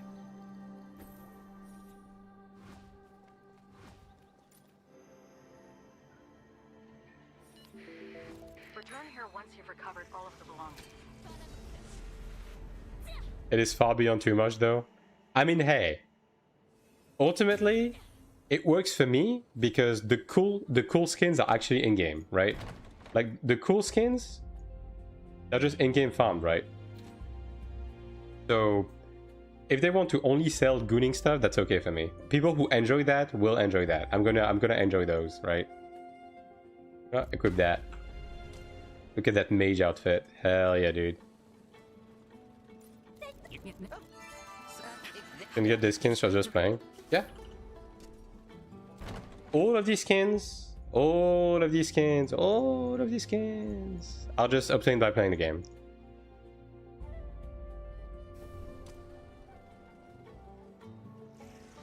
And once you obtain a skin, you can use it infinitely on all of your characters. Is that expensive? How much do you think it's going to cost on early global? Probably like $1 million, around $1 mil, yeah. But it's going to be worth it just because of the time you're going to save. Like, you just run a couple of dungeons on ults and you're going to be able to buy them. AION2 Guna stuff looks much better. I mean, Shush, the blades are here. I will leave it to the experts, right? I don't really lean into the Guna stuff personally, right? So far, every single person that is a fucking specialist in the gooning tells me that AION2 is like premium in terms of the gooning stuff. It's second to none.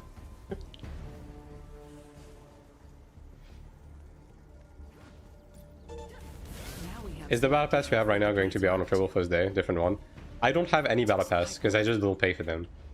But if you mean the battle pass skins, they just have they just run about like one skin battle pass per season, and each season introduces like one of those like QT skins, right? Like the very first battle pass we got had this skin. It had this one and it had this one. Yeah. On Taiwan and Korea, this was the first battle pass skin.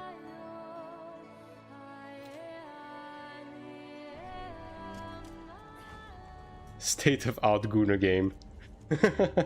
that is the sentence of all time. Second one, it's goofy. Yeah. I mean, that's what I said, right?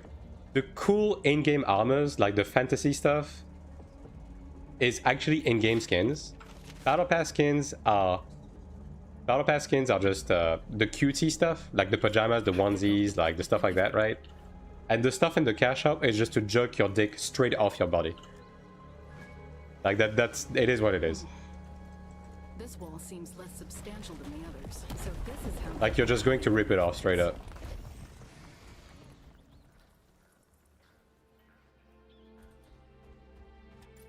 Is that her lip?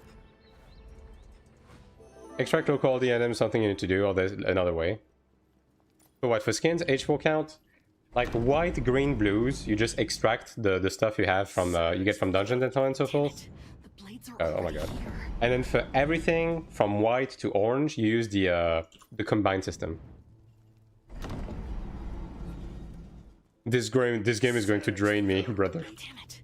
The blades are already here. My money, I mean. Right. Yeah, you meant your money. Most definitely. Thanks for that. Yeah, you're welcome, dude. It's over. You can come out now. In taste for everyone, cool, good, and cute. Yeah, exactly. And there's an incredibly large selection. And off the gate, it's the same with the pets. Okay, maybe don't goon at the pets, right? But the selection of pets is like incredibly large from the get-go as well. Like you have over 200 mounts from the beginning. Again, it's just really underrated aspects of the game. That lady with the white hair is pretty bad too. Nemon? Yeah. Most people thirst over Nemon for sure. How do you get the white dragon? That is a paid cosmetic. That one is a paid cosmetic. Like, I think it was 17 bucks, I believe.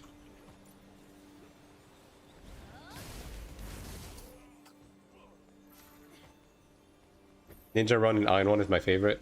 I could see them bringing back stuff like that. They did mention that they are considering making skill skins. The black dragon you get from $100 pre-order. Yeah.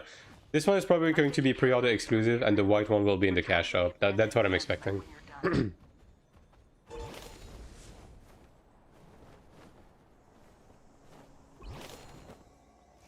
Yeah, the white dragon was 17 bucks when I bought it, I believe. He means Pernos? Ah, no, that's fair. Yeah.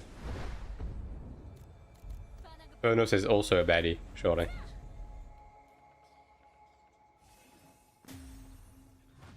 I mean, there's probably going to be some local currency, like, adjustments, but yeah, on Taiwan, that's what I paid.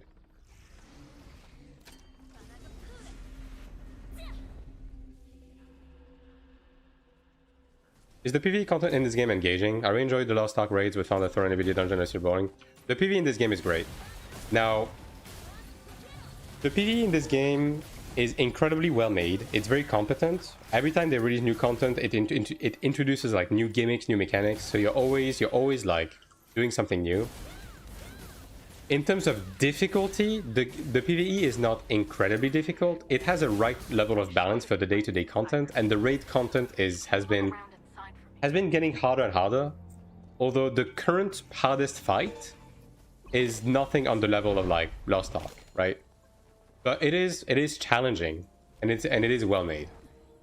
But again, the game has only been out for 8 months, right? So, you know, gotta give them some time to like reach that point. You know what I mean? Like, even for a game like Final Fantasy XIV or Lost Ark, it took them a while until they reached the point of like some of the current pinnacle raids, right? And I think this game will be no different. But for what it's worth, the PvE in this game is excellent. I played Throne as well. Throne does not even it doesn't even fucking hold a candle to the PvE in this game. It's not even close. It's not even in the same fucking universe. Throne's PvE was horrendous. This game is actually competent.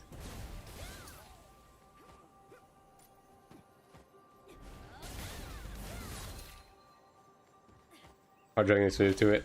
I will sue. Would you recommend Cleric to newer players that usually play support archetypes, leaning towards Cleric Templar?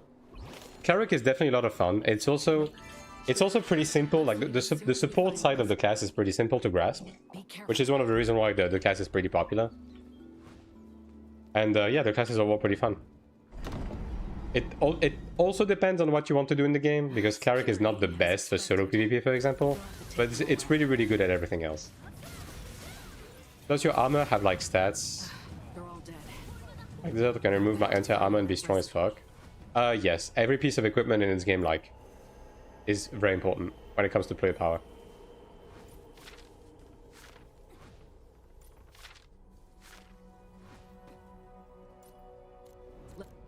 Is Tampa good in open world solo PvP? It's pretty good, yeah. It's solid.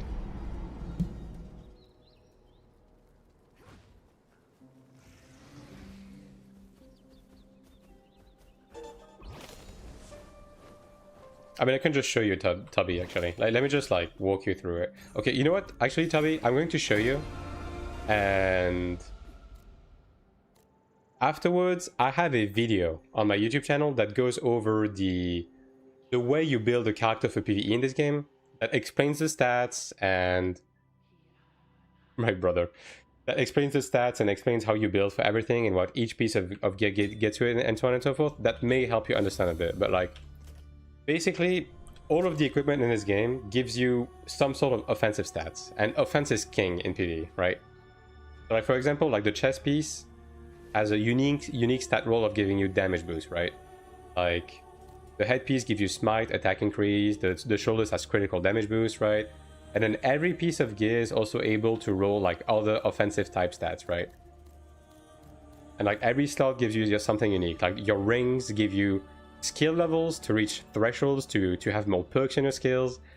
Your earrings and necklace gives you more passives, which means you can lean more into offensive passives. And obviously your weapon and guard is your weaponry, right? So like that's the main juice right there. But like, yeah, every single aspect of your equipment as well as your horizontal progression and sight system is important and is like important to your character strength, right? Can you reroll the status on armor? Yes. The stat lines are, you basically customize all of them, and you basically reroll them individually until you get what you want. Like that's part of the building. Again, at the top of the pinned, like I have pinned at the top of the comments on Twitch, I have a PvE building guide that goes over like most of that. There's strength to fight on different areas. I mean, the game is very much based around its dungeon, right? And you do need to be at least a certain level of power to be able to clear the content. With that said, though, the requirements in this game are not particularly high. Like, as long as you just play the game, the content will not gatekeep you, which is part of like the pay to win discussion, in the sense that is the game pay to win? Yes, you can swipe for power, but the requirements on dungeons and even raids are made in such a way that as long as you just play the game, you're always going to be able to do the latest, hardest piece of content immediately when it comes out. That's just how the game is built, right? There we go. Where's the pinned? Top of the Twitch comment. Should be there, right? Worst case scenario, if you don't see it, you can just go on my YouTube channel and you will see like fucking complete PvE building guide overview, or however it's called. Can I ask about rifts? How long does it take to finish all stuffs? Do you mean the exploration stuff, like the sealed dungeon and so on and so forth?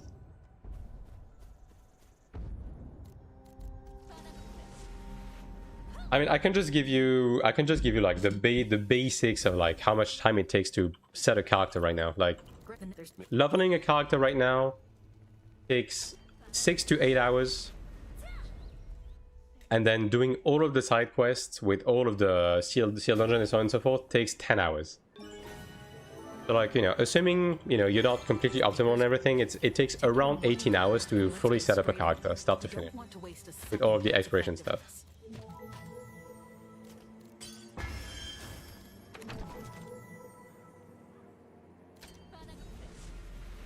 Have to have it certain height to fight areas. Like, this game is not built like that now. Again, AION2 is built to be very approachable at the end of the day.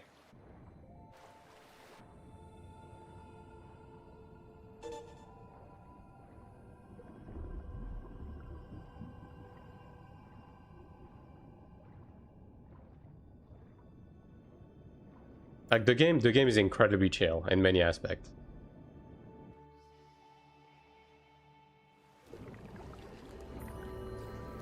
It's strangely quiet. Just because it's quiet doesn't mean it's safe. Yeah, to me the priority list once you hit max level so I can note everything. There's no one here. In terms of like what you want to do. Let's check the room. I mean you just go through the motions, right? Like okay, H4 if you're playing on Taiwan right now and you're paying for the sub to get the catch-up mechanic, I have a video that goes over the steps that you take in terms of like what are going to be the stuff you want to do to progress your character and all of the content that you want to do, right? So if you're on that side of the fence, that is I recommend watching that video. If you just want to play on Taiwan without the sub and you know you just don't want to spend money, you just want to like explore the game, basically you just want to reach level 45, you grab the free battle pass, the one that gives you arcanas and the baseline gear, you do some baseline exploration, surface level dungeons, and then you leave it at that. Pushing to level 50 and grinding your character is not going to be worth it if you don't grab the sub on Taiwan right now. We are too close to global release, like don't burn yourself out. But yeah, if you do have the sub and you do grab the catch-up mechanic, I do have a video for that. Where is Garand?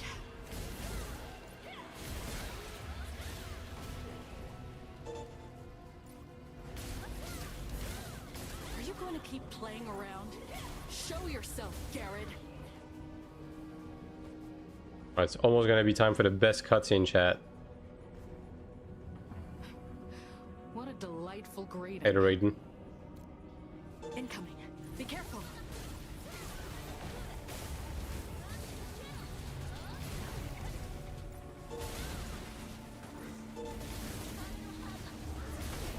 So dip, yeah, exactly. Like, if you're just doing surface level stuff on Taiwan, that's just what you want to do.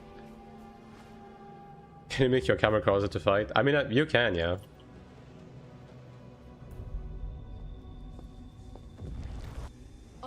Is Cleric good for PvP 1v1? No. You're gonna be able to do your weeklies and stuff, but when it comes to like doing 1v1 arenas and stuff like that, like nah, it's not great. What a holiday on global release. If it is, I wish they support the code and file from current Taiwan. I hope so as well, area. Oh my fucking god, dude. You know what? I'm going to call you Seth. How about that? I hope so as well, Seth. But considering the fact that it is transferable between Korea and Taiwan, I'm going to assume we're also going to be able to export it on the global. Unlike character presets, unfortunately. Dungeons again from season 1, 1, 2, and 3 stars. So drop near Crow, background Urugugu, High Temple, and Onden. Update today. There was a downtime during the night. I forgot to check what it was for.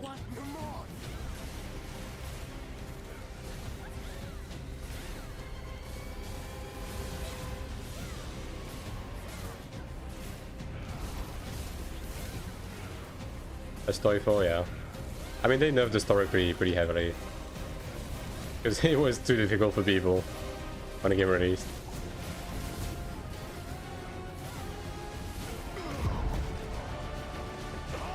Oh, here comes chat. Hell yeah. Again, tap the sign. This is why the Asmo side is better.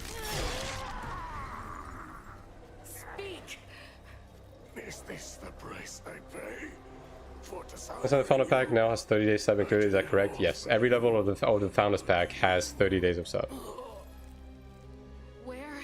Face you couldn't mouse replace.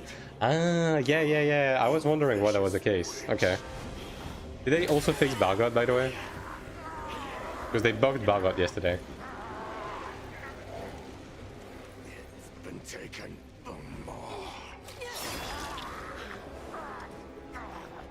Alright, that's enough. Helios has the better farm spot for Genius.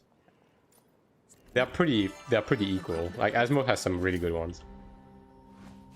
Upgrades are on Steam. I'm guessing updating the text on Steam probably requires them jumping through a few hoops. But yeah, they have confirmed every stage of the early access package will have 30 days of sub.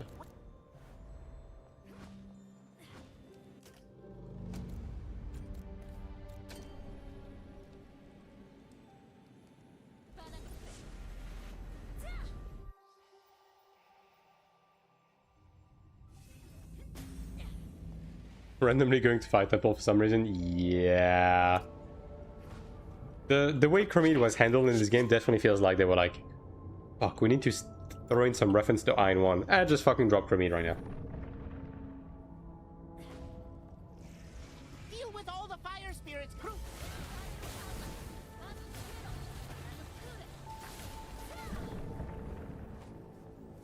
It's a story boss, that's why it feels easier, not like on the early days. I mean, there's a mix of everything. Like all of the classes got some inherent power creep, both in terms of like the convenience and just skills getting buffed, right? And then they also nerfed the fight themselves, so they're from the MSQ. Yeah, exactly. Like Deus and Chromede should have been in chapter 1, but they just introduced them earlier for season 1 to have more stuff. I can find the full lore of AION2. I believe Asphal, like a fella called Asphal on YouTube, does lore recap for both AION1 and AION2. So if you need to get a lore fix, I would recommend watching that channel.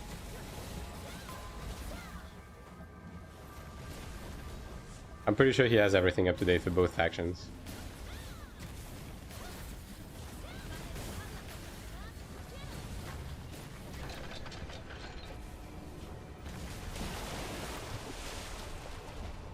Is that correct? Yeah, they removed all of the dungeon ticket stuff. It's all gone. You can just like spam dungeons as much as you want as long as you have energy.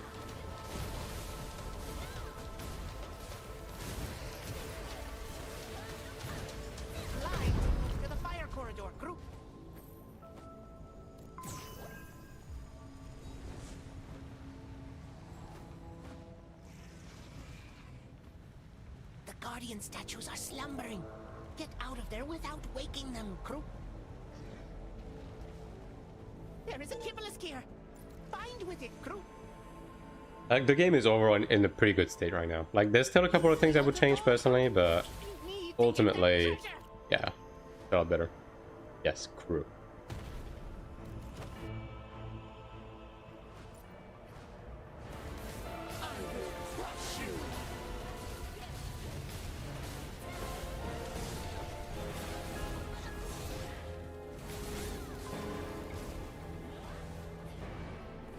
Between the flame walls, crew.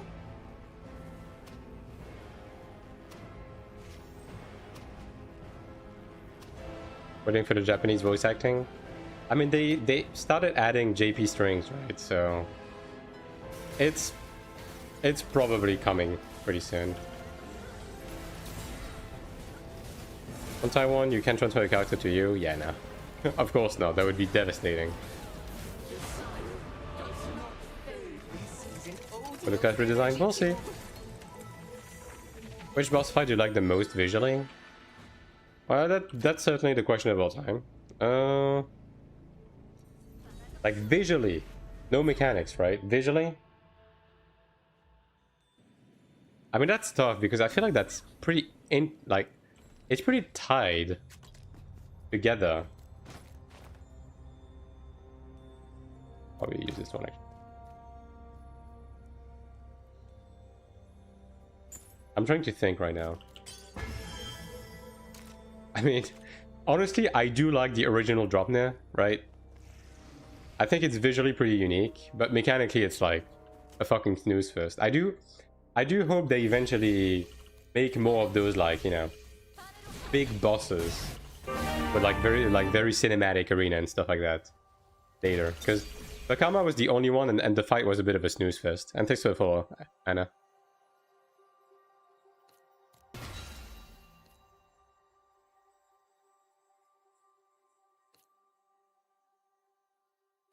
Sorc's passives are so... Ugh.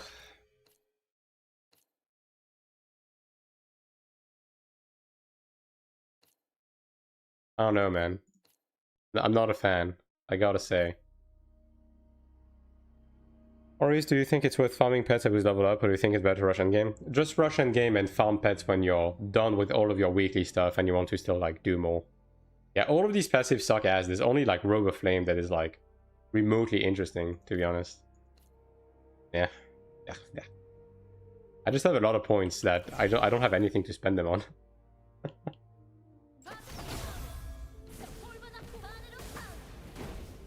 Starter. This gives more movement speed. Alright, well, oh, why not? Just for the sake of questing, I guess.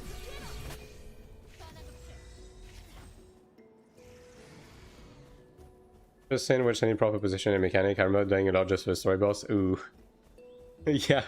Especially with hyping, perhaps not your best choice. Oh, Rubber Flame? Yeah. They're all really mid. I mean, it's probably a good thing because it means you kind of don't give a shit about crafted armor, right?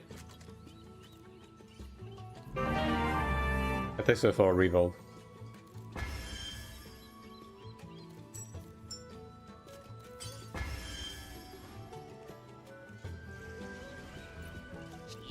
Top 3 favorite classes? I mean, I main Cleric, right? So I do like Cleric. I mean, I don't really have a top 3 favorite classes. I don't know. Like, every class is just fine by me. The only class that I actively dislike is Assassin. Because I think Assassin is designed like shit.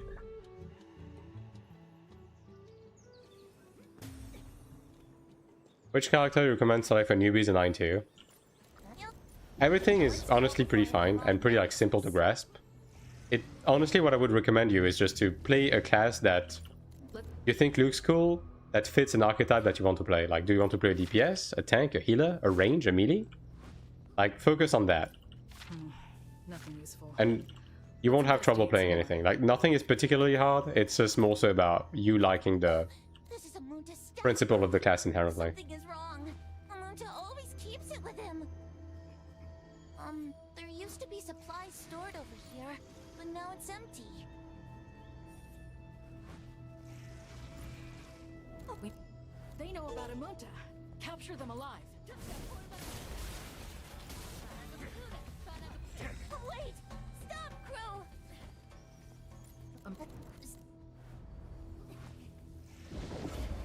I don't know why there's a TP for this. I was streaming often. I'm streaming at least 5 days a week. And I'll be streaming every day on global release.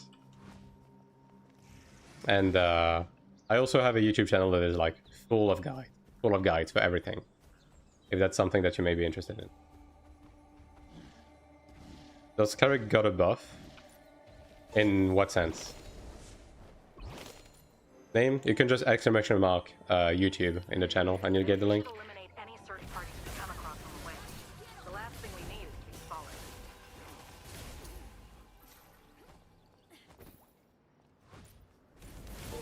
A lot of tanks on the mechanics thought they play similar to DPS. They play pretty similar to DPS. Having a tank is more so about having stable, like the boss be stable, not move around, for people to get like back attacks and frontal attacks easier, as well as not having to run after the boss. Come to the smashed wagon beneath. Some fights do require the tank to be aiming the boss in the right direction for dashes and stuff like that, but yeah.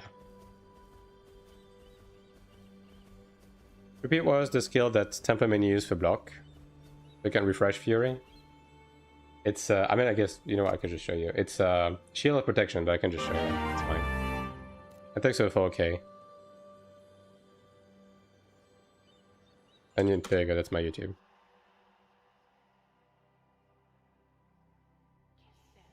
Also, don't forget to sub with Twitch Prime. You're true. This is the one. Shield of Protection.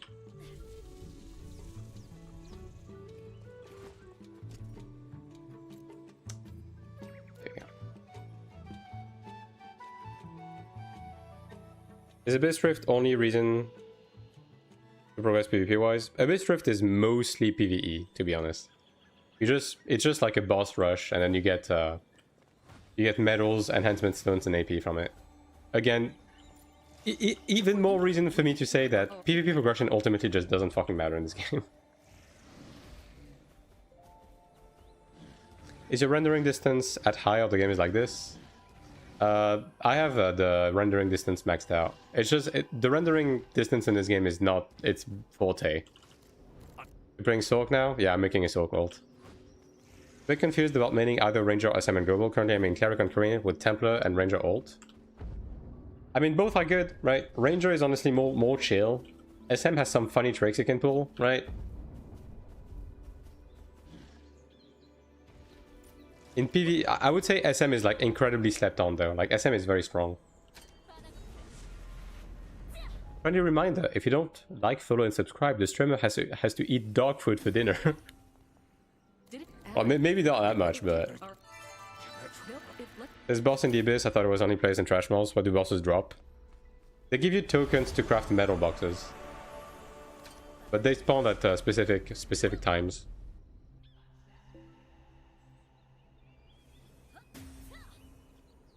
Likes dog food. What the fuck up?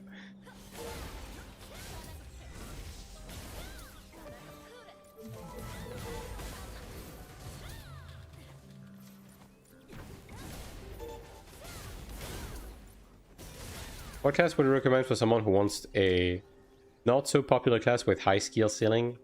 There's no class in this game that has high skill ceiling. Every class in this game is really plug and play. At least in the current way everything is designed, like everything is, you know. Yeah, no. But if you want to play a class that's not popular but that has a lot of potential, SM is the one. Spirit Master is very underplayed, underexplored, but also very strong, in my opinion.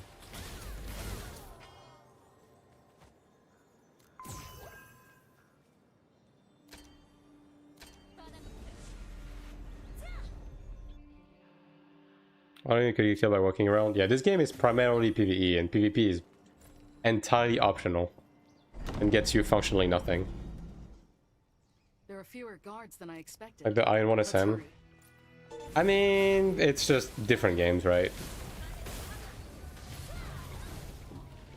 Don't recommend SM to anybody. I want to feel unique. No, I will be spreading SM propaganda, and you cannot stop me. Let's hurry before we get caught. Okay, Nemon. I'm looking either SM or Cleric for Global. Well, again, pretty different archetype, huh? So kind of have to make a choice here. Quick, before more moss show. In discussions, Reddit, the internet is just not a fucking real place. Like Reddit, Steam discussions, like all of these forum areas are just populated by people that don't actually play video games. Just ignore all of it. It doesn't matter. Yeah.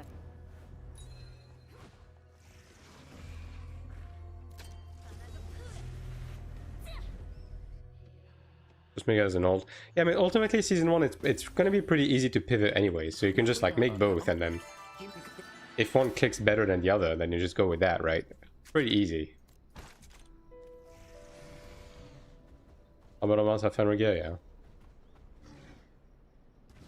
Kind of comes down to what my friend wants to play. Yeah, that's always what it comes down to.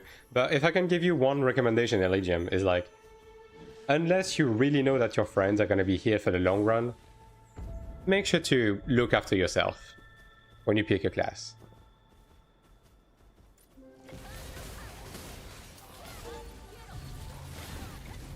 Like, don't commit on the class just because of someone else, and then that someone else leaves after a week. Your SAM propaganda worked? Of course it did. Steam forums has become disgusting after COVID, just a constant stream of troll. I'm going to be honest, Rain. I didn't even know Steam forums were a thing. I learned about this with this game because, look, at the end of the day, guys, I'm gonna be honest. You are the own master of your destiny. You don't have to be looking at slop, right? You don't have to be browsing Reddit. You You don't have to click on the shitty YouTube videos that keeps getting produced by morons. You don't have to browse Steam forums, right? You don't have to do any of that. You can just enjoy your time.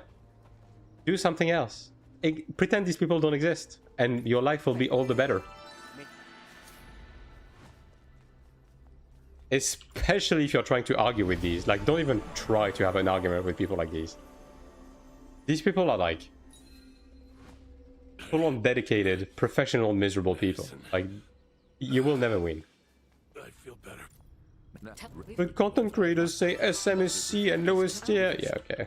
Content creators.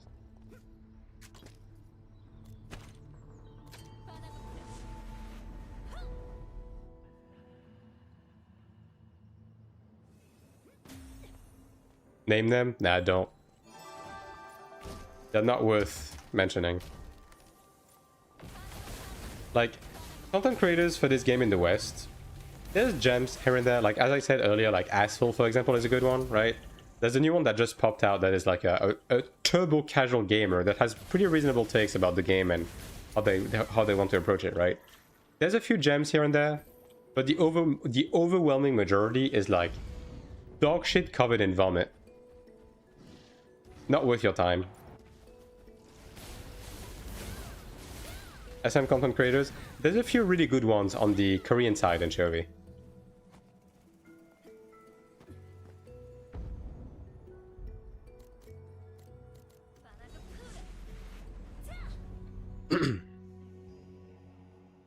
But they post the amount of supreme bullshit here is insane. Yeah.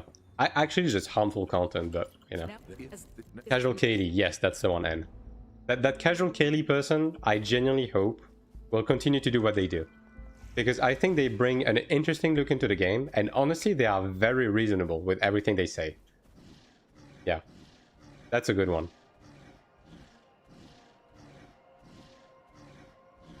Can you move the pets yourself? What do you mean? Is Nikon? Yeah, definitely a great addition. I don't understand Korean though. Most of them have automatic dubbing that is like actually pretty good. For SM? Oh, no. No, you can't. You can unsummon them, but that's about the extent of the control you have over them. I love that pet system, yeah.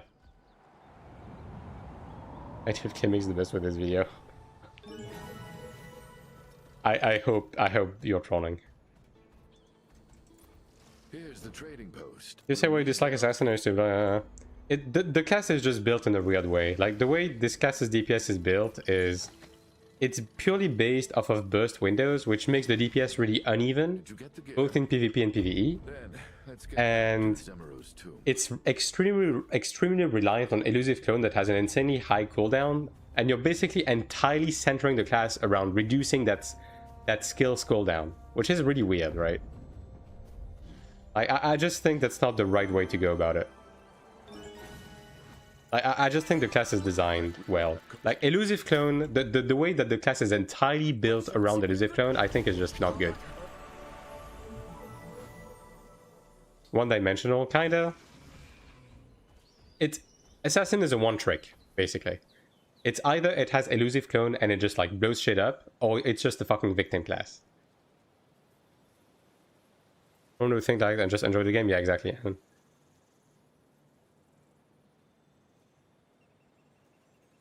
Just play games for having fun? Yeah. Which classes do you think will perform best in PvP once global launches? Roll-in, just a preface.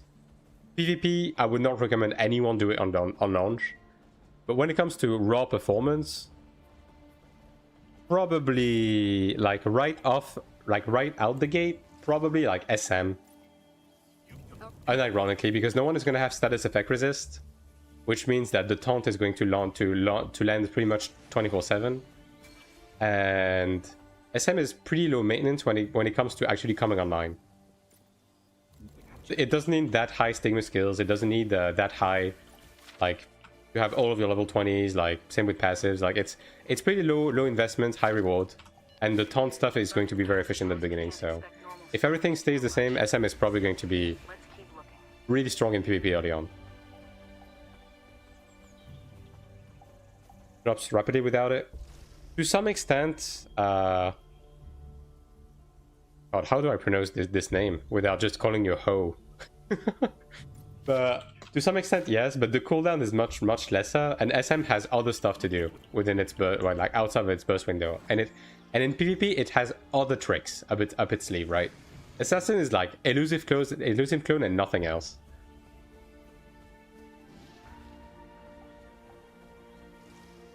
Hello, Shiko. Any reason a solo casual playing this? Yeah, the game is pretty friendly to solo players. There's a lot of solo content, and all of the PvE dungeons are really plug and play in terms of like finding players to do them. Really bite size as well. Like all of the PvP ZVZ content as well, because it's faction based. You can just jump in and press buttons, and even if you're solo, you'll get rewards and have fun. First cloud level 25, no damage on PvE. Yeah, but it's not as heavy as other classes in terms of like reliance on the high slim levels. To their own progression, yeah. Does SM have high damage ceiling or just floor? I mean, SM is definitely does good damage. I mean, every DPS class in terms of the ceiling, when it comes to like long-term fight, is like pretty close to each other. But the floor of SM is definitely higher than some other classes, I would say.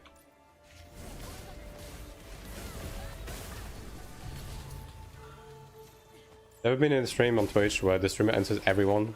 I mean, that's the point of streaming, isn't it? He loves listening to his own voice, brother.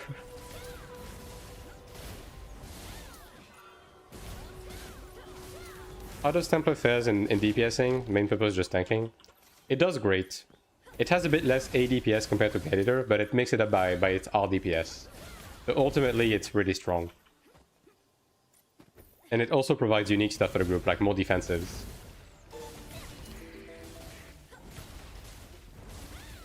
Hello, Norlander. How is it over there? Now's our chance to grab the keys. The wardens will have them. No, you're already alright. I'm glad the content befits your expectations.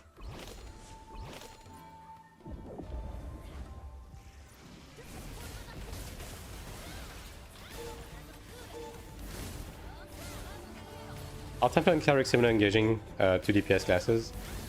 Every class is built upon the same blueprint of DPS. At least as of right now. Again, could change in a week, but every class is built upon the same blueprint.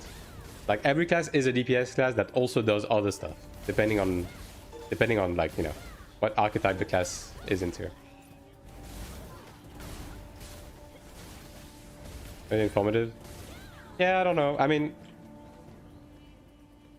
I don't know if I want to do podcast stuff again. I don't know if I want to collaborate with anyone. I don't know. I think I'm just like content doing my own thing on my side. Have you truly forgotten your raw pride? But yeah, we'll see. We'll see what the future holds, right? Who knows?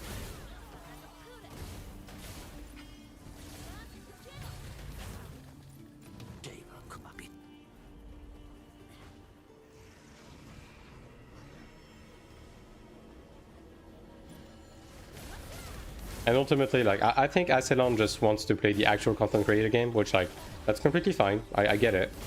So he just wants to, like, invite a wider variety of people just to, like, reach a wider audience. Because with me, I don't think there's any growth in inviting me to stuff, for example, right? Which, again, is fine because ultimately I don't think I'm particularly interested in doing more of that kind of stuff. And thanks for the follow, Zed. Podcast with Asmund Gold soon. You could not pay me enough to do that. Solo podcast at the end of a patch cycle, just have food for thought. You mean a review video, you kidding? A solo podcast, I think, is just talking. But I mean, that's kind of what I did with the first impression video of chapter 1, right? I mean, a little bit, yeah. Shut up, Anchovy.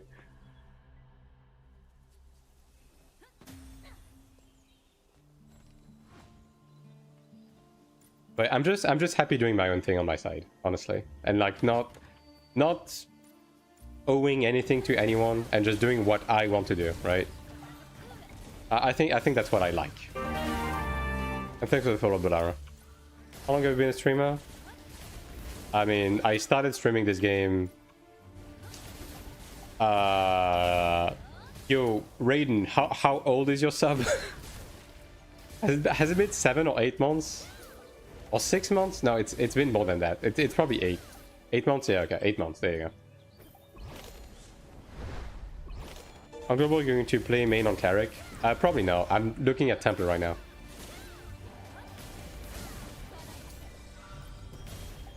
You're very clever. Alright, well, I don't know how I should take this, but thanks. Alright, sure, I'll take it.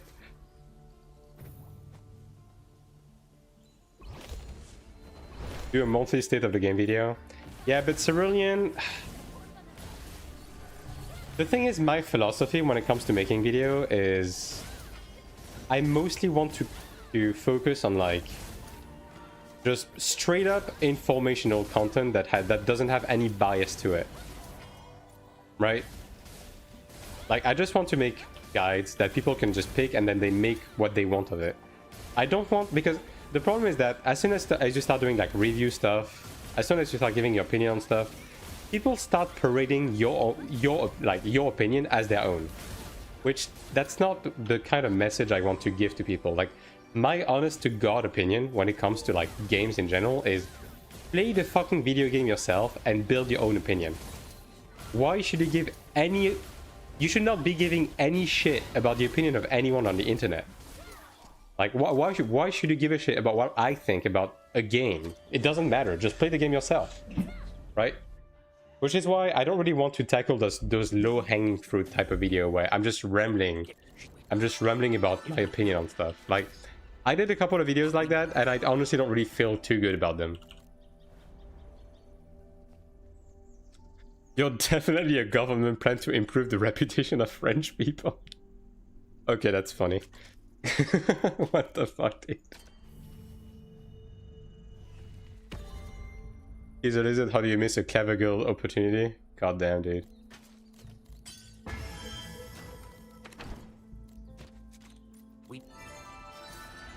Can I get a guide on how to create a tier list? I need to make a guide on how to make guides, I think. Just to improve the content space. Monitor for free games, but this game is a free game, right?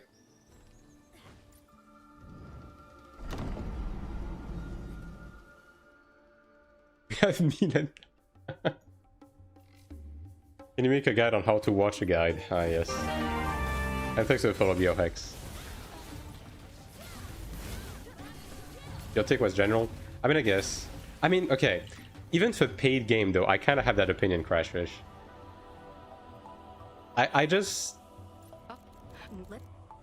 of the opinion that no one can just provide a completely non-biased opinion on anything. And, like, ultimately, I think it's unhealthy to be taking anything that a random dude on the internet tells you as gospel.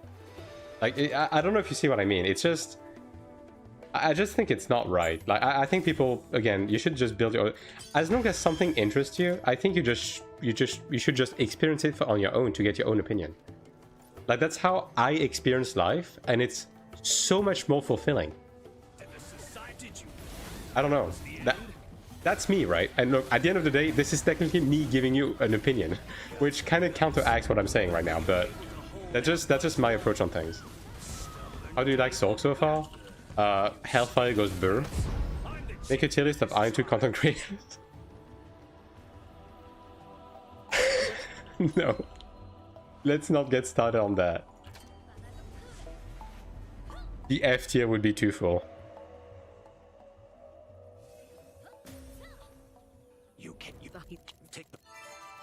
Not that guy.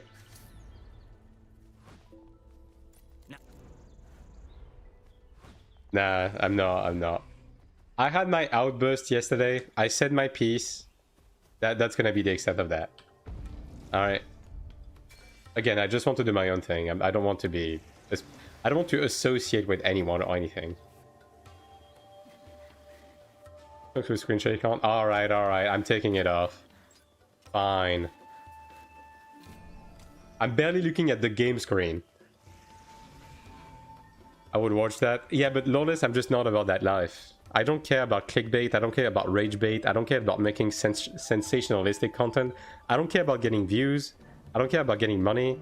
I just want to like enjoy playing the game and help teach people about the game's mechanics, so they can enjoy the game as well. Like, that's it.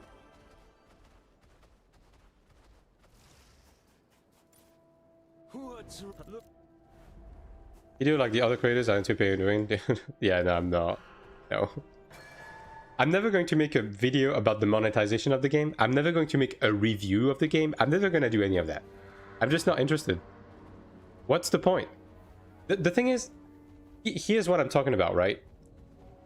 When I release a video, I want people to watch the video and get something out of the video. Like when you're done watching the video, you learn something about the game. Whether it's learning more about a system, learning more about a dungeon, like learning more about a side of the progression. Just dumping opinions is like dumping opinions and rambling for 20 minutes about random shit is like, what do you gain out of watching that?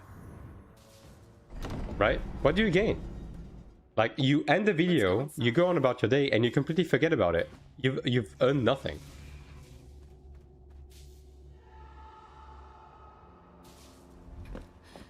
I don't know. Maybe it's a weird view, right? But, yeah. Should we discard your opinion on this? Discard your opinion on the internet?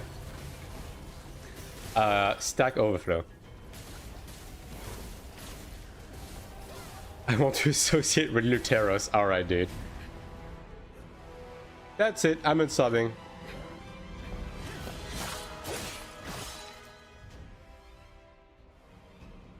What's today's daily rant subject? I mean... But the Balar won't take our theft.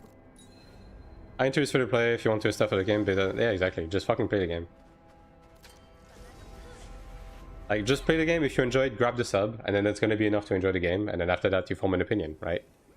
And then, if you keep having fun, you just keep playing it. If you stop having fun, you stop playing it. Again, fucking life is too complicated, dude, for it to be any deeper than this.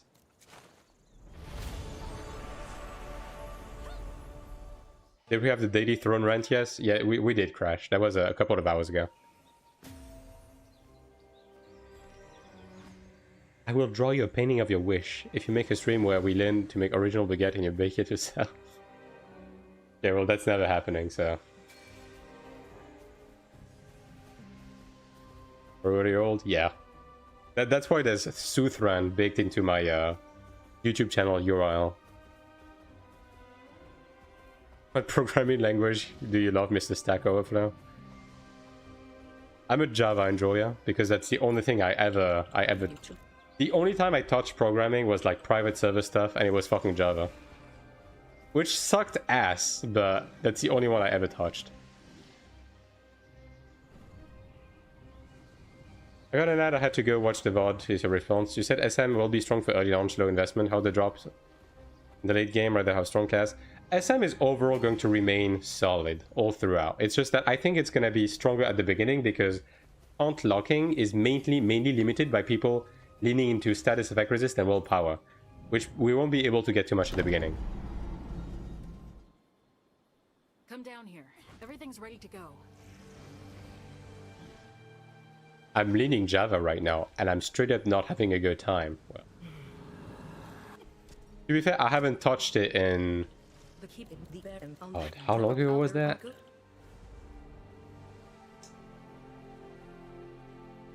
Oh, I'm old, chat. Oh no. Oh no. It was like 14 years ago. If server goes into maintenance on day one, you either bake a baguette on stream or show us your Pokemon card collection. I think I'll take the Pokemon card collection stuff. And thanks for the follow-up, Pajamensa. Although I literally just sent some stuff for grading. So it's incomplete right now.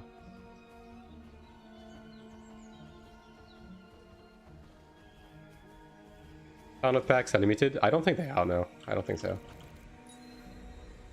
Someone can be bothered to try a free-to-play game to inform their opinion. Do you really want to listen to them? Yeah, exactly. Like, I'm sorry, dude. Your time is not that precious. Just take the time to play the game for fucking 10 hours. It's free. And you're gonna have fun while you do it.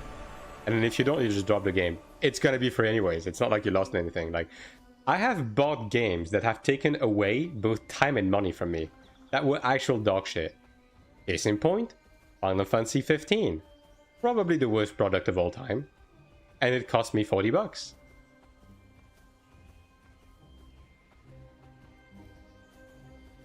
Full servers for Packers. I don't think they have disclosed the amount of servers they're going to be opening. It's probably going to be dynamic based on the amount of people who pre-ordered the early access packages. 15 wasn't that bad. Agree to disagree. It was really, really bad.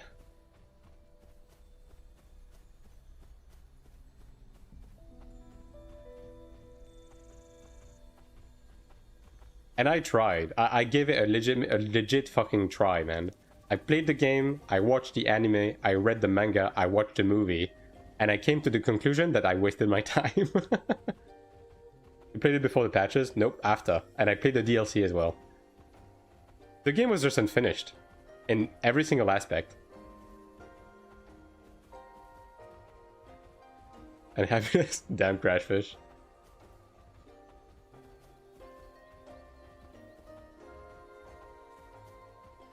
Getting the server count right is so hard. Too little to QC. Yeah. Which means it's probably going to be dynamic based on like exactly how many people pre-ordered. Probably just go from there actually. Being a modern Square Enix product. I didn't do the mistake with 16, Cerulean. I played the demo for 16. It was bad, and I didn't buy it. So I saved my money this time.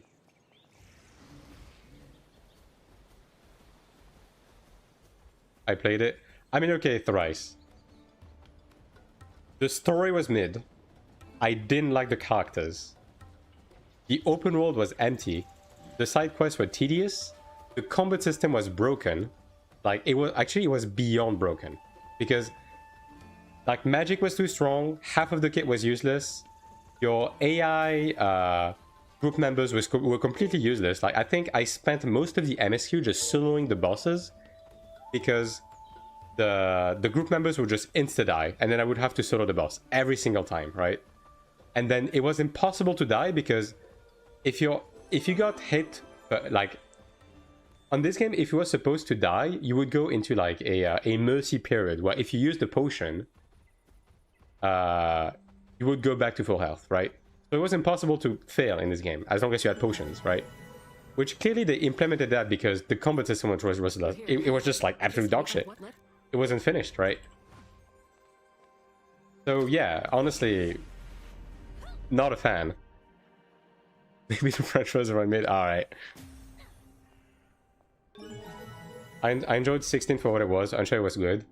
It was I don't know. It was just the first part that I played felt like it felt incredibly pretentious and incredibly mid. So I just decided not to pay for it. Hey, if you enjoyed it, great for you. But what I played felt just like baby's first Bayonetta and Devil May Cry, except worst. And also the PC port was like really bad. Because I tried it on PC and yeah, the PC port like was just very incompetent.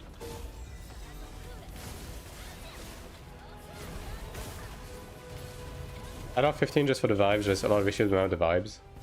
I mean, I can get that in the sense I did like the okay, I liked the vibes of the Venus city with like the Leviathan fight, but the problem of the Leviathan fight is you're pressing one button the entire time. And like that's kind of true of most of the fights in this game, really. Because again, the combat is just unfinished.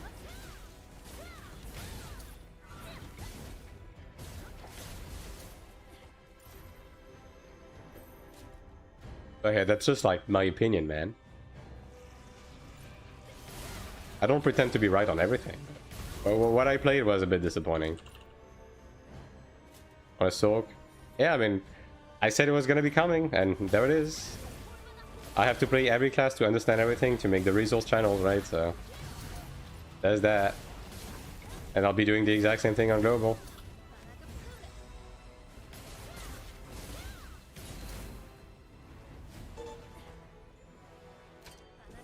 Noctis is still a better protagonist than Final Fantasy 12's, man. I mean, the protagonist wasn't too bad. I mean,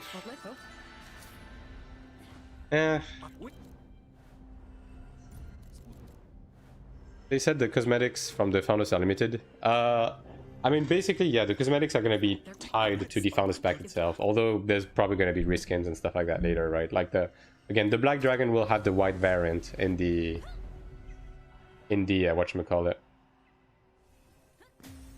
in the cash shop. How do you use main skills? Spamming buttons from keyboard? Mostly just macros on mouse. And I have some stuff down on keyboard as well. Get that from many games. Yeah, I mean, I get that, I guess. I guess I just approached it from a Final Fantasy sense, you know what I mean? Like, because, okay, I have two favorite Final Fantasies, right? My favorite Final Fantasy in terms of the characters and the story is 9. And my favorite Final Fantasy in terms of the gameplay and the post-game is 10, right? So, obviously, comparing it to that, it's a bit of a whiplash, you know what I mean?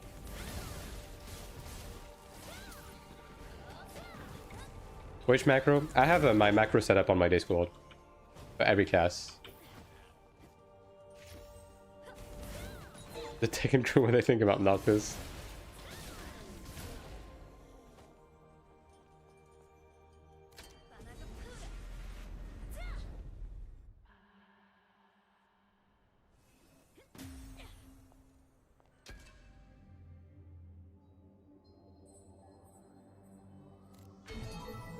Grab these for now.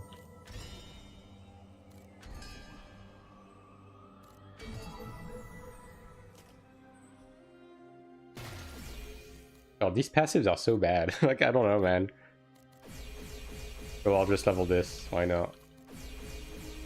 Second FF game, the one before Crisis Core. Yeah, that's probably why then. I think there's obviously like a bit of bias based on, you know, having played previous Final Fantasy, which, you know. Ability to push a September skip, surely. Not off for 6 makes me sad. I like 6. I just prefer 9 and 10. But I get it. I get people who like really like 6. I really like. I really get it. It's just that sometimes you have to make a decision, right?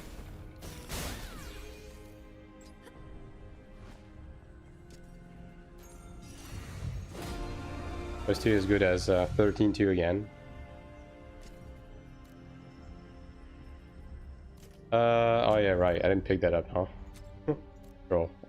This one. Although I need to grab the battle pass. Isn't the battle pass available already? Yeah, okay.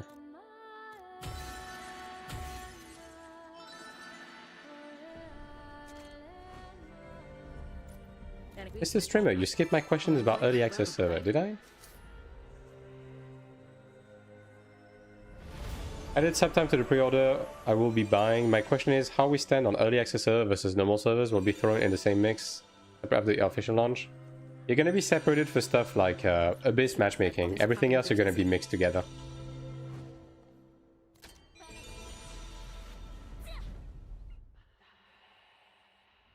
Because like, to me, the gameplay and post-game of Final Fantasy X is just impossible to equal. Like, they've never made anything like that in any other Final Fantasy game, right?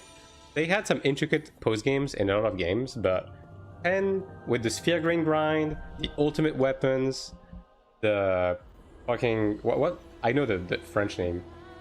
I think it's called Penance in English, right? The secret boss. Like, it's just... There's just nothing quite like it, right? Is it popular between SM, AoE, Fear Skill, and Group PvP or any PvP? It's... The AoE Fear is just useless.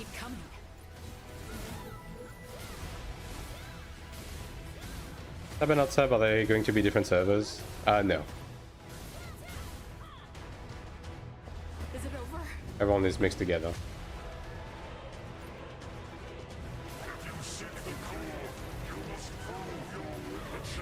AION2's OST, I think it's really good. I think the weakest point of this game is the soundtrack of like the open world and the major cities. I think they dropped the ball.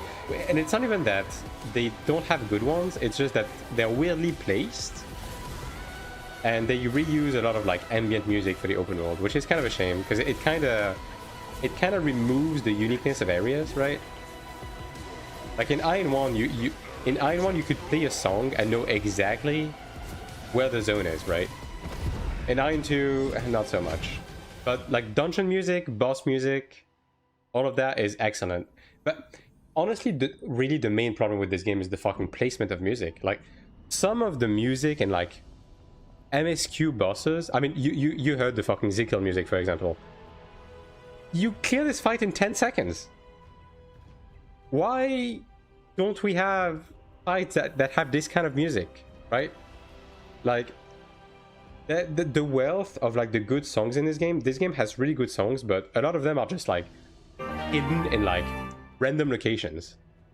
And thanks for the follow, Fook.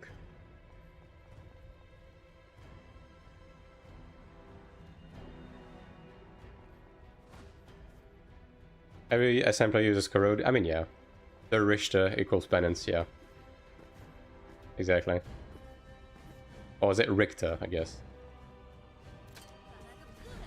At 110 with 2 NPCs at Moheim. Yeah, that's the one example. I mean, even like the current the current nightmare, right? I think it's this one, right? Yeah. This NPC, why does this fight have a song that goes that hard? She just dies, but her battle music is insane. I mean, you know what? Let me just like demonstrate what I mean. Random use of AION music that doesn't fit the current area. That's kind of whatever. Although I would like better referencing to AION1 for sure. It's somewhat important to the Ilios MSQ. Yeah, but like, dude.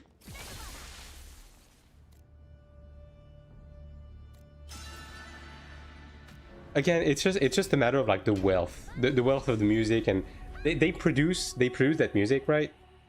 And then they put it here, and then that's it. You never hear it again. Let me just pull her, I guess. So you guys can listen.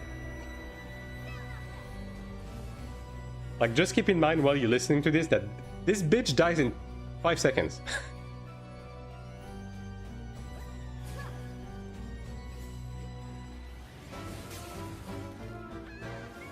Isn't the Zekiel music in Nightmare Lobby? I mean, in the actual Zekiel fight, yeah. Yeah, she has extendable weapons.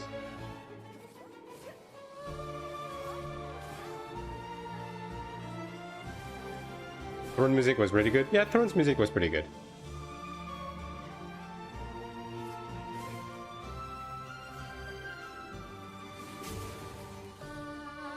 Was I going to Avatar? Yeah. They have some excellent like soundtracks. So like they have some great artists at over at NC stuff, but man, they don't know how to utilize some of them sometimes.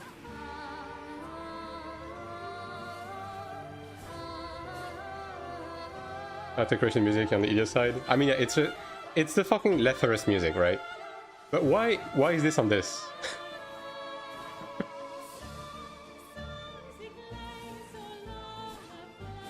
Like, why is it on the fight that died in 5 seconds, bro?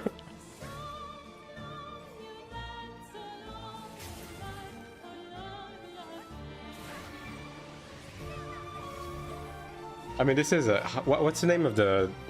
It's the Letharus music. It's something waltz. Death waltz, I think it's called.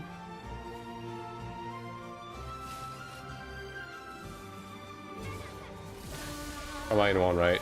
Death waltz, yeah. I now time to kill her.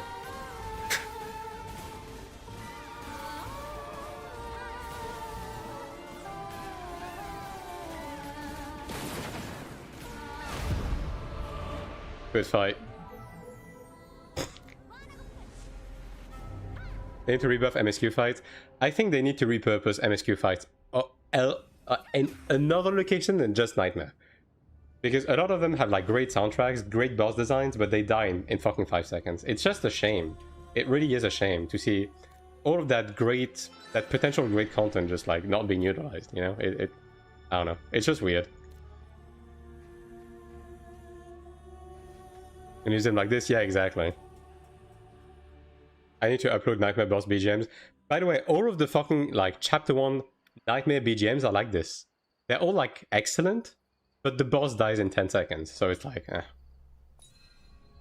Music boss like in 14? Yeah, we'll see, but still, I think they should utilize it better in the content.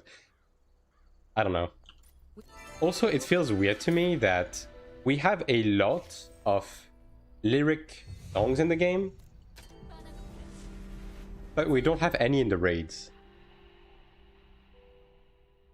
Can't we turn music off? Yeah, you can.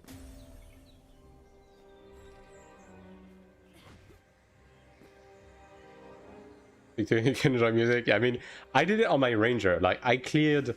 Okay, Bellara, you know why I realized that the music was pretty good in Nightmare? Because I went through the chapter 1 Nightmare bosses on my shit ranger.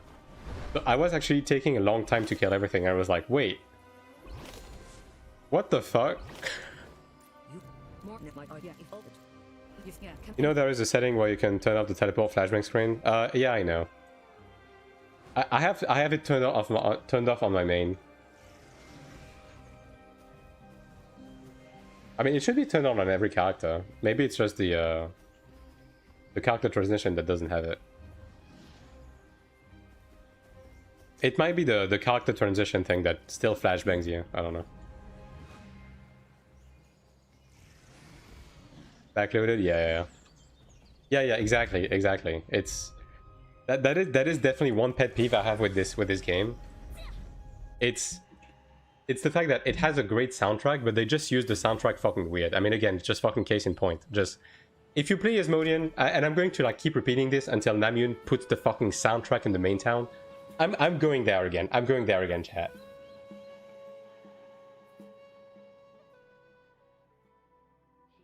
I will die on this fucking hill that they're fucking stupid. Whoever's in charge of putting the music in specific locations is fucking stupid. Because, dude, the music of the main hub of Morheim is like incredibly mid.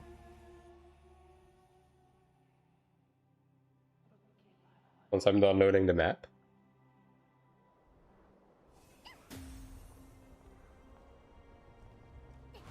Put in the mic, ah yes. Like, this is the fucking track of the main hub on the Asmo side, right? It's mid. You go to a fucking shack right next to the town. It's 2 tents and a Shugo. You never even go there. The game never has you go there. It's just a shack. It's just 1 tent, right? And a Shugo. This tiny area, this tiny circle around the fucking fire camp, like right there, has 5 suits. 5 4 minutes long, fully orchestrated soundtracks with variants.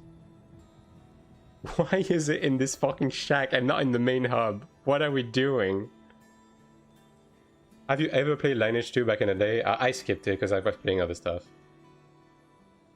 Do I need to make my Deva ring into Diamond 5 before doing transfer crafting with Celestial Dragon Lord ring? You don't have to, no. Because it just inherit the enhancement 1-to-1. If you have PD buildup, you will have to like use it before transferring because you will lose the PD. But otherwise it doesn't matter. But like, I don't know, man, it's...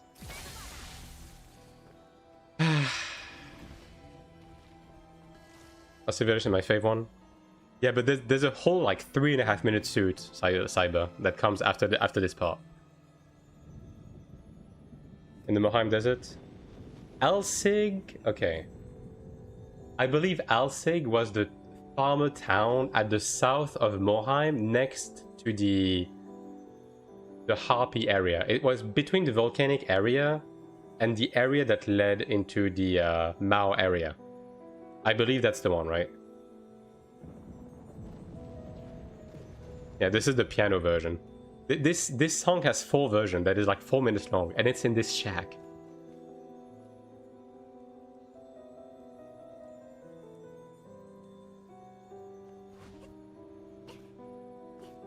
Like, Yukiri has the track for this game uploaded on a YouTube channel, and also has the repo on the Discord. So if you guys want to browse a bit, but it's, I don't know, man.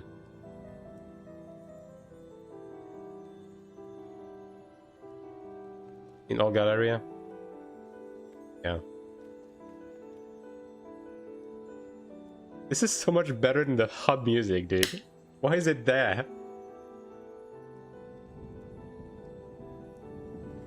You know what, chat? I'm going to turn on my AC and just leave the music running. Like, give me 5.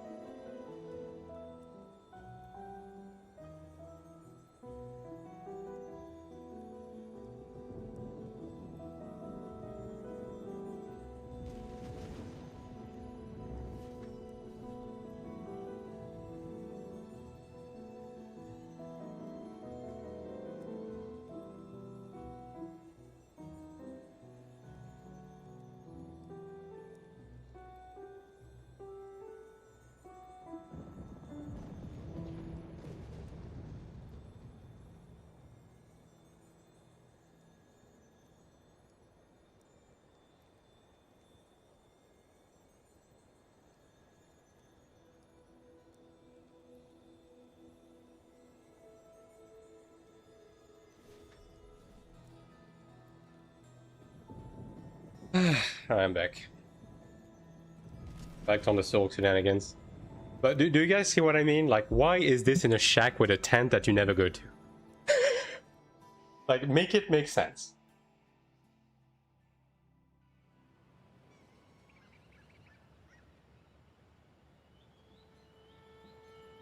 This would be perfect as main hub music. Yeah, exactly. It would be great. Imagine if the fucking Morheim capital had this music. They just randomly play this music around the map. Sure fucking feels that way. You know how long we're gonna have to be having maintenance when the game comes out? No idea. Can I see your equipment? On my Cleric, I assume? Alright, well, back on the Cleric we go. Yeah, we played the song for 7 seconds, chat. Pretty good.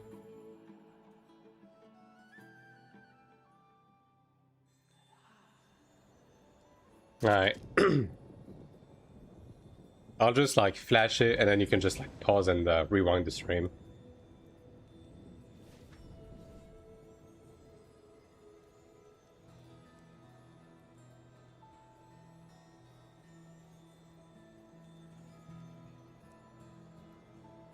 There you go.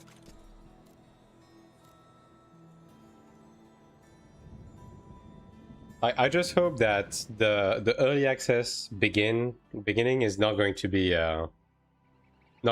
like at an awkward time. I mean, I fully expect them to put it late into the day to reduce load on the server because that's a smart thing to do, but you know, hopefully it's not too bad. And yeah, no problem, Rum.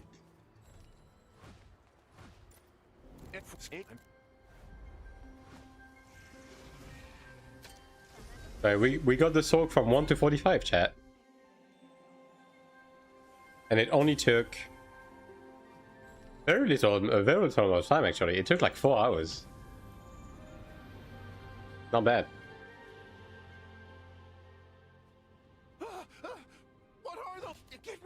Do spam crowd cave? Yeah, not quite. 2 PM BST. I would expect it to be like 4 PM my time, something like that. Putting stuff in the cash up? Ah, okay. Makes sense.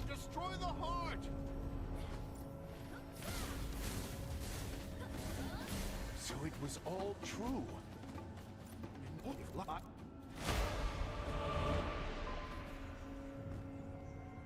But now the sorc exists, I'm just gonna have to do like all of the open world setup stuff, but and then like look into the class, actually collect arcanas, figure out exactly how it works, and then I'll be able to update the resource channels. 6 AM PST for US folks. Damn, 6 AM is crazy. But I guess that's kind of ideal though. You can just game all day. It's a pretty reasonable, like, you know, time to be doing this.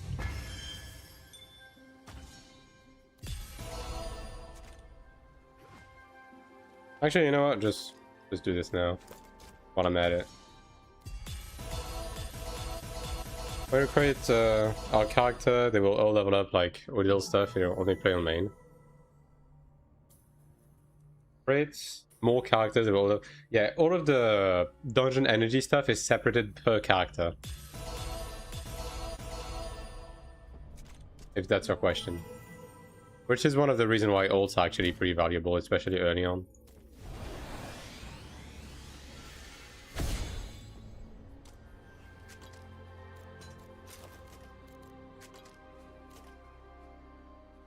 Because it's equal power, I'm assuming. Yeah. I'll just wait a bit, it's okay.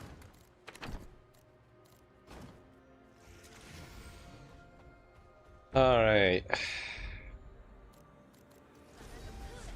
Level up to 22 before we go on leveling main. Yep, pretty much.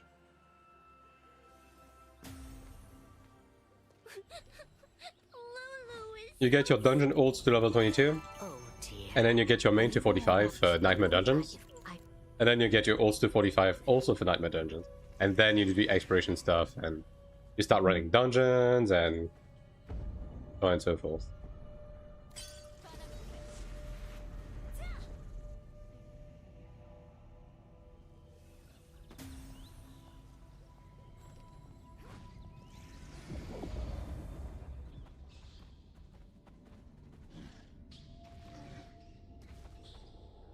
How many ults are you suggesting to make? I think most people will make 2 or 3.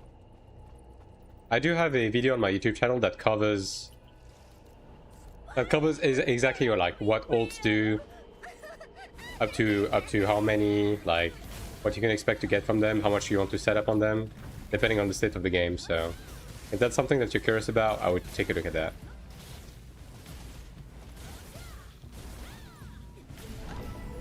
They fixed the floating weapons before release. Daggers look silly. I don't think they will because it's set up this way because of clipping, right? Go deep inside the cave. Because there's like a wide variety of different armor types that are like, you know, more or less thick. So they just have them like set up in a way where it just minimizes clipping, right? Just put them on the back, just like the shields. I mean, I feel like it's pretty natural to have daggers on the sides, right? But then again, you can make the argument that AION2 had them on the back. Although, okay, if you put them on the back, it's gonna be even worse. They're gonna be very detached from your characters. Like, have you seen how detached the shields are right now? Again, for the same clipping reason, right? I think if you're upset at the at how detached they are on the sides, like you would lose your mind over how detached they would be on the back. Because like the shields are really bad. It's just that you don't see it as much because like the shield is just like a huge slab on their back. You don't really see the detail, but something as thin as a dagger, you would absolutely see them hang out. Lulu, are you here?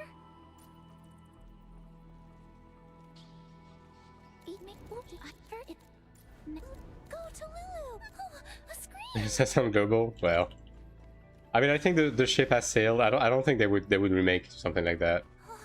I mean, who knows, right? But I doubt it.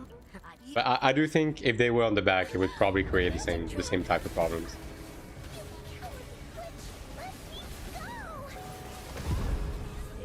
Oh, the magic trap disappeared too. You really are. Oh, but Lulu, I hear something over there.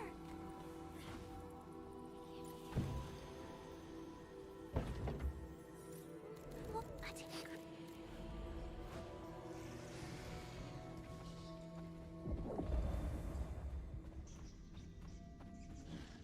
The class is playable.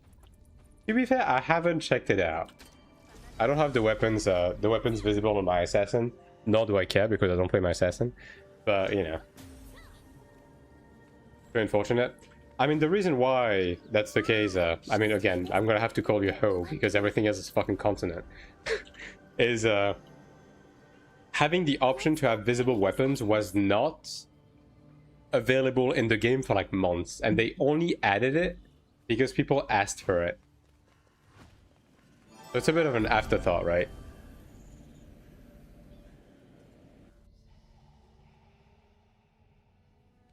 Yeah, pretty much. I want that dragon. You have the mount. Thanks for thanks for, you know, mentioning if you were talking about the mount. Can be Ho or just CB. Yeah, I mean, I don't know. It doesn't feel like to call someone Ho, but you know. But the mount is pretty cool. Although that specific mount, right, is they have done other recolors of it, specifically for the latest raid that came out. Like the teams that cleared it first got recolors of that mount. You're sick. Move enhancement stone from old to main. You don't need to do that, Seth. You can move the piece of gear itself to the old to enhance. And then if you need amplification, you can just like craft amplification stones and then move these. Don't have to unlock anything to be able to buy the mount. I mean, I don't think you need to unlock anything to buy cash up stuff, no. You might need to be level 10, maybe, or something, to have access to the store, but it's nothing major. Even if there's something, it's nothing major.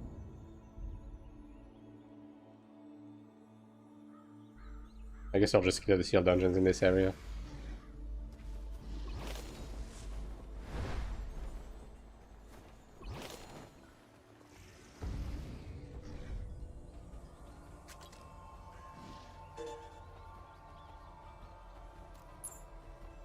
This kind of annoying. I thought it was an earring for some reason. Dungeons are like 5 people, they have roles like Throne. Yeah. I mean, the game is a Trinity game, but for stuff like dungeons, they are built in such a way where if you're missing one of the roles, it's okay. Like, no class is mandatory. You can just go as is. It's just that, you know, having a proper comp is just more comfortable and more efficient. But it's not, basically they did that to make sure that you don't run into the same problem of, like, for example, in AION2, if you didn't have a Cleric, that was GG's, you just couldn't run anything, right? In this game, you can just, yeah, you can just do whatever. I'm kind of stuck choosing between sorc and ranger. Does either of them perform better than the other in different content? Honestly, both are just solid right now. I would say sorc has the higher DPS in PvE right now. But, I mean, both are just solid. And again, balance is something that is very fickle in this game, so, you know, you can't really be looking at individual performance, especially when it comes to global. Total, we only get 6 dungeons. Only getting 6 dungeons, we have to wait for the others. I'm pretty sure you have more than 6. You mean like the actual available dungeons? There's more than that. I mean, I guess it depends if you account for raids and the Arcana dungeons. If you do, then we have more than that. Is Assassin good in PvE? It performs pretty good. Like, on short form content, it has really high burst, so if the fight dies in less than 30 seconds, it's higher than other classes. On longer fights, it's not the highest DPS class, but it's pretty decent.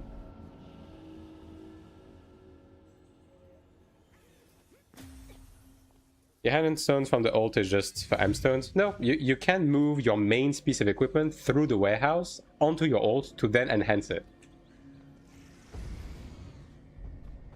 How many dungeons and raid are there? I mean, as I said, it depends on whether you're just looking at the Conquest dungeon or if you're also looking at the raids and Transcendence. Because I mean, it's basically like the 1, 2, 3 star stuff, right? So you have 6 Conquests, and then you have 2 Transcendence in Season 1, which are going to be these 2, right? And then you're going to have 1 raid. Is this in PvE? Yeah. Although, again, with Assassin is a bit awkward in the way it's designed. And when it comes to global, they're going to have to adjust stuff with the class because otherwise it's barely going to function. Because it has stuff that it got... Basically, they changed stuff with the class and then they added new stuff in the current patch that in order for the class to function. But that new stuff won't be here on global, right? At level 45. And if it doesn't have it, the class is going to be dog shit. So I'm going to go and assume that they will probably adjust stuff. But we'll see. If they do, the class is going to be alright. If they don't, it might be a bit awkward at the beginning.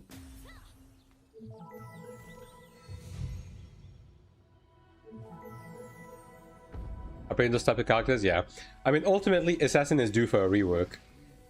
So, like, I have a hunch it's gonna be one of the classes that's probably going to be impacted the most by the combat rework we are getting next week. Because Assassin needs to change.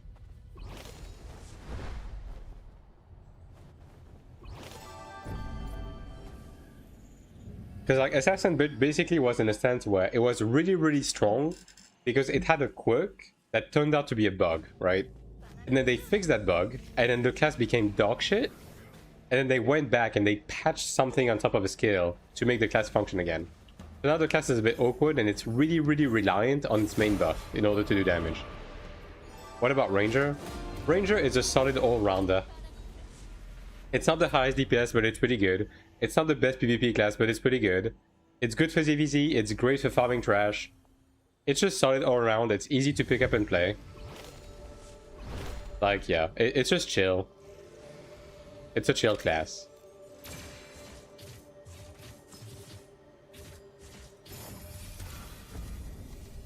And honestly, I think it's going to be one of the classes that's probably going to be...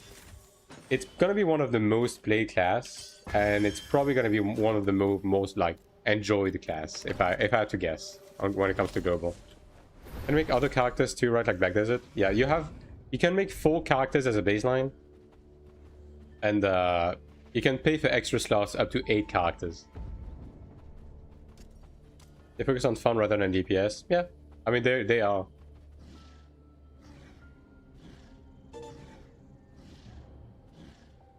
And making old characters is somewhat recommended to some extent. The progression, especially early on. How big is the map? It's pretty big, but the open world is honestly like not very relevant when it comes to endgame. Like, when you do the MSQ and you do your exploration stuff, like you spend all of your time in it, but then at endgame, it's mostly focused on the instance dungeons. The full map on release. The map I'm currently on is going to be the map we have on release. And yes, it's the full thing.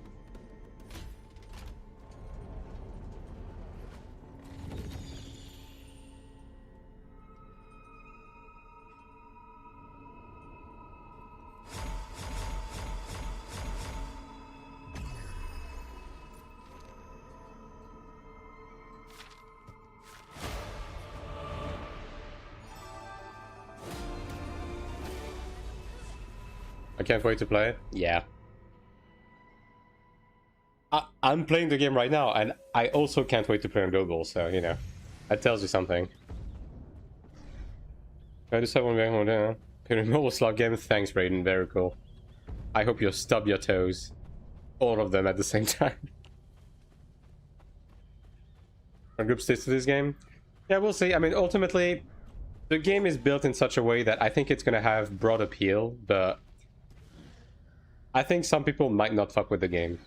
Like, for example, if you're an MMO player that let's say if you play Final Fantasy XIV specifically because the game has zero progression, you probably won't enjoy this game, because this game is all about the progression, making your character stronger, and doing cool fights, right? Final Fantasy XIV, yeah.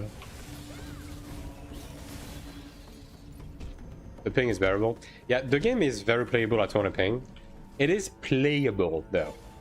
When you start reaching endgame and you look at your DPS, that's when the crippling depression will actually kick in. But in terms of like enjoying the game and just getting a surface level understanding of everything, yeah. I mean, look, at the end of the day, I'm playing the game on like 200 to 50 ping, and I'm clearing all of the raids, I'm doing everything. So clearly the game is very playable with a high ping, right? I remember they played was Black Desert. They're probably going to enjoy this game then. Yeah. Are you going to be doing Ascension Trial encoders on all 8 ults? Yes. I mean, I already do, so... What faction will play on Global, Asmo or Ilios? Undecided. It's going to depend on like the people I'm playing with, and I think even they don't know. Is it worth killing the overworld bosses? To some extent to complete your supply delivery stuff, but farming the scraps to make the paintings, honestly, not really. Like, just buy the paintings.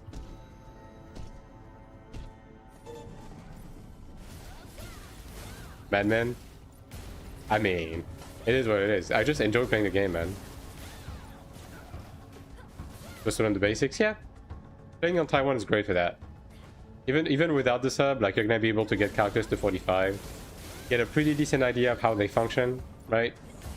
And do some surface level content. You get a good idea on like what to do when Global comes out.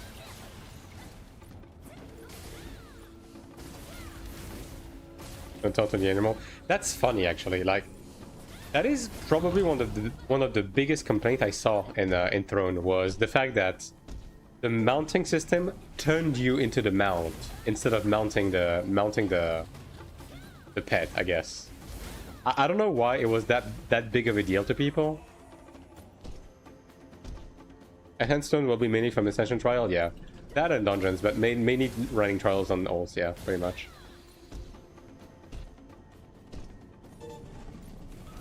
Is the game pay to win or can be without paying?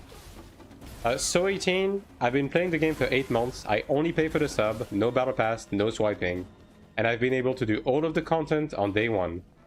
No problem. And I'm also doing PvP. Complete with 200 ping while playing on a server that hates me because I'm a foreigner. So clearly you're gonna be fine by just paying the sub. It's pretty easy to keep up.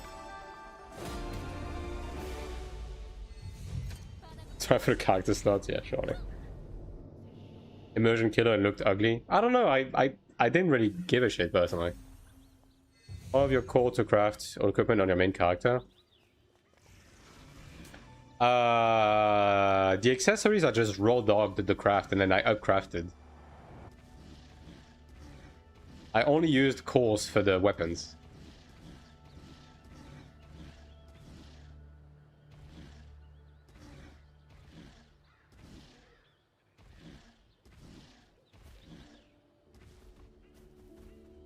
Do you mean in Final Fantasy X, Okami?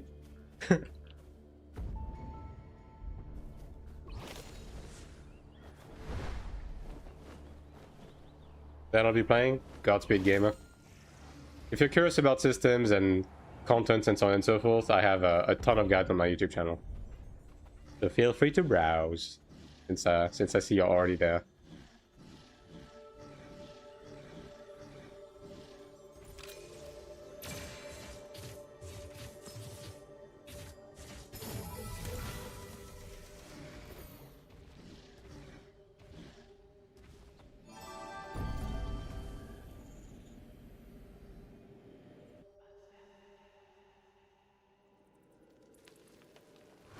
But yeah, like, keeping up as a sub-only player is incredibly easy.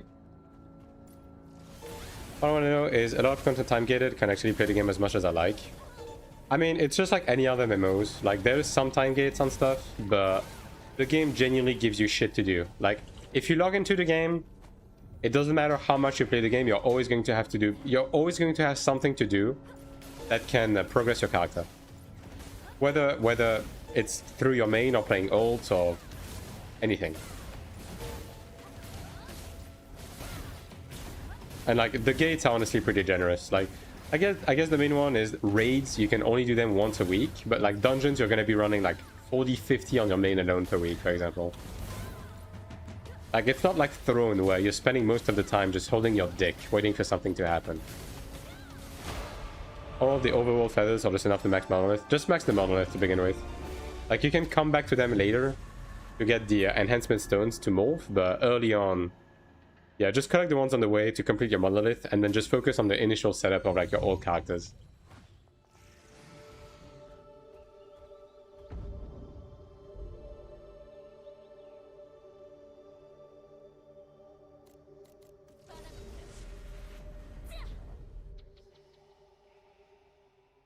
After initial leveling and energy spent from dungeons, what will you be spending most time on? Pet grind? I mean, if I'm done doing all of my Ascension Trials, all of my corridors, all of my dungeons on mains and olds, then yeah, I'm gonna be grinding pets in the overworld. Because it doubles as also like a decent Kina farm early on. Because getting 1,000,000 Kina per day early into the game's lifespan is actually quite decent. And the golds are also gonna be quite expensive.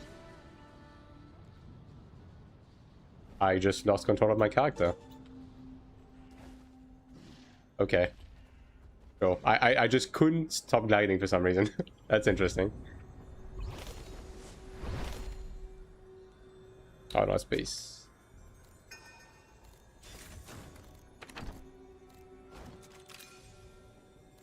Alright, let's see. One question, I don't know if I said already, can you attack like normal punches, clicking on the mouse, or just abilities? Even your auto attack is a skill. Like, this is your auto attack, but it's still a skill. Does this add more movement spells like the Sorc, Blink, or similar? Yeah, I mean, I don't necessarily disagree. How do the rings flying actually work, and what are mounts for? Mounts are for ground movement, and flight is limited, right? So you do want to mount to actually save up on flight time, especially early into your progression when you don't have a lot of wings. Sell the golds from the overworld farm? Yeah. Don't use the golds for your old soul binds, just sell those. When's the next growth support coming? How do you think? I mean, the current one is like already fucking insane. They just update the growth support to just add stuff on top of them when there's like a new batch of content to just bring you to the end game, right? And the current one brings you to the current end game, so the main source of pettiness about launch daily dungeons will be a grind fest. Mostly daily dungeon, but if you really want to like set up your pets like faster, you're gonna have the option to also grind. Although I would say don't focus on grinding pets in the overworld unless you've already done everything else. Is there life skilling on this game? There is gathering and crafting, although gathering isn't really something that you do, and crafting is really plug and play. You just get mats, click a button, and it crafts the item.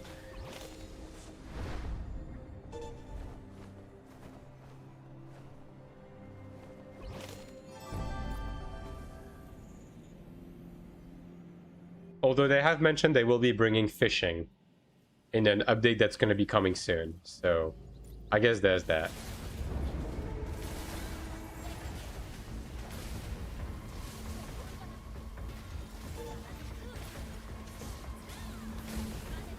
I feel like it's just skipping this line sometimes. I might need to change the D-Day. On what graphic settings you're playing? I'm playing mostly on Ultra. I do have some other settings, but I can show you. Fast scaling, yeah. Alright. I mean, I guess I can just like scroll past them and then you can just like rewind the stream or something. But yeah, there you go. That's... Them's the graphic settings. There you go.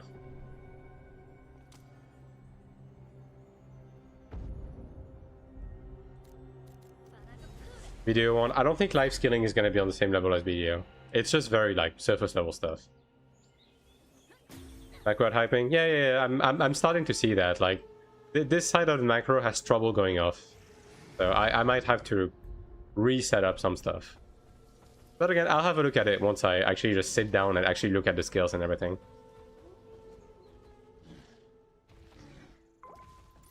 You listen to the power. If you hate, let's go see what the problem is. Since we wanted to say goodbye anyway. Ranger, SM, and sorc have a stigma skill like blink to close the gap. It's only accessible when flying. No. You're talking about Assault Mark. Every class has that, but none of the class wants to use it. It's you. The main reason why no one wants to use it is because the cooldown is ridiculously long. Like, okay. Assault, I have a fucking bone to pick with Assault Mark. Assault Mark should be a default skill for every class. Two platforms running on high. Yeah. This game's optimization is great. Like, the optimization, the netcode, everything in this game is great. It's really underestimated. Like, if you guys don't know, Assault Mark is this skill, right? It's a gap closer that every class has that makes you glide on the target, land, buff you for 5 seconds, and does something unique to each class, right? But it's a 2 fucking minutes long cooldown. Like, this should just be baseline on every class. Hershey has a new video, he likes AION2 again. Of course, this guy is just here to milk the game. I mean, he doesn't like or dislike the game. He just makes video to milk the game. He doesn't play the game, and even when the game comes out, he's gonna be playing it for 2 weeks and then drop it. This guy's a fucking tourist and a dipshit. Don't give him attention. Don't watch his videos. Yeah, it should be a generic skill. Like, every class should have it. It doesn't make any sense because none of the class actually wants to suck at it because you just don't have the room, right? Also getting a new dungeon or raid next month. We are getting a new raid in like 2-3 weeks. Yes, we are.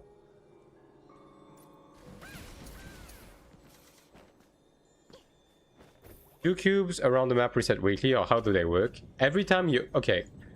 The way cubes work is they have fixed spawn locations, and only a maximum of a certain amount of cubes can be spawned per region, right? So, like, for example, like, this is a region, right? And let's say there's only like 10 cubes that can spawn within this region, but then there's 50 possible spawn locations, right? So, and every time you open a cube, it has a respawn time, and then when it respawns within the 50 spawn locations. AION2 doesn't run out of content. Now, the content cycle in this game is incredibly fast. Can other people see your cubes? Yes. Cubes are shared amongst everyone, and you will see people yonk your cubes, for sure. Especially early into the game. That's lame. Yeah, I mean, it's not that big of a problem because you need keys outside of the gold ones, right? And as soon as people run out of keys, like, you know, cubes are gonna be easier to find. Once you're playing for global, going on a high pop server? No. I'm gonna go on a medium population server. I'm going to make my selected server private. I will not inform anyone of it. And I will dodge community, I will dodge big communities, and I will dodge content creators. Because I want to be on a server that's going to be good in the long term, right?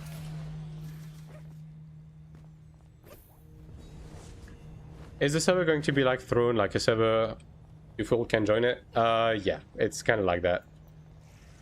They have like thresholds where character creation gets blocked after a while.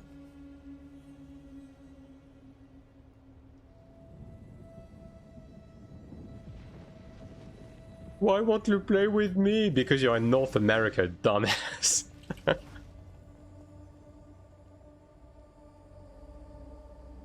It's our cube, yeah. Alright, anyways, chat. Anyways, you know what time it is. Why won't you play with me? Alright, that's gonna be it for me today. I'm gonna go grab some food, chill, and then work on the next video. So yeah, thanks for watching today. Thanks for the follows, subs and resubs and everything in between. I will be back on Saturday, as usual, with another big stream. Just wrap up sorcerer stuff, like do more dungeons.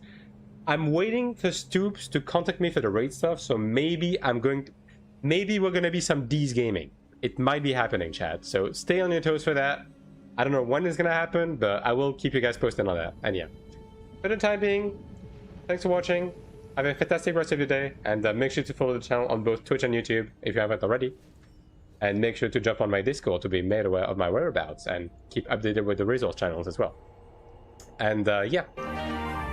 And thanks for the follow, Chrono. I'll be seeing you guys in the weekend, and take it easy until then. Wait, before you end, alright? I'm looking for someone to host. You have until I find someone. Let me see a Guna skin? God fucking damn it, bro. I'm not doing it on my main. You're not gooning on my main. That's not happening. What's the main source for keys? Contracts, random quests, achievements, some certain shops, right?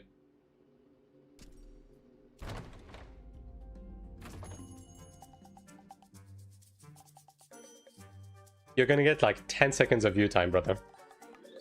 Before I host someone. There's not one of the old ones, right? Yeah, there's only these ones, I guess. Alright, well. This one's decent. Yeah, this one's like pretty reasonable, right? But I know what you want. You want this, you fucking sicko. Alright, let me look for someone to host.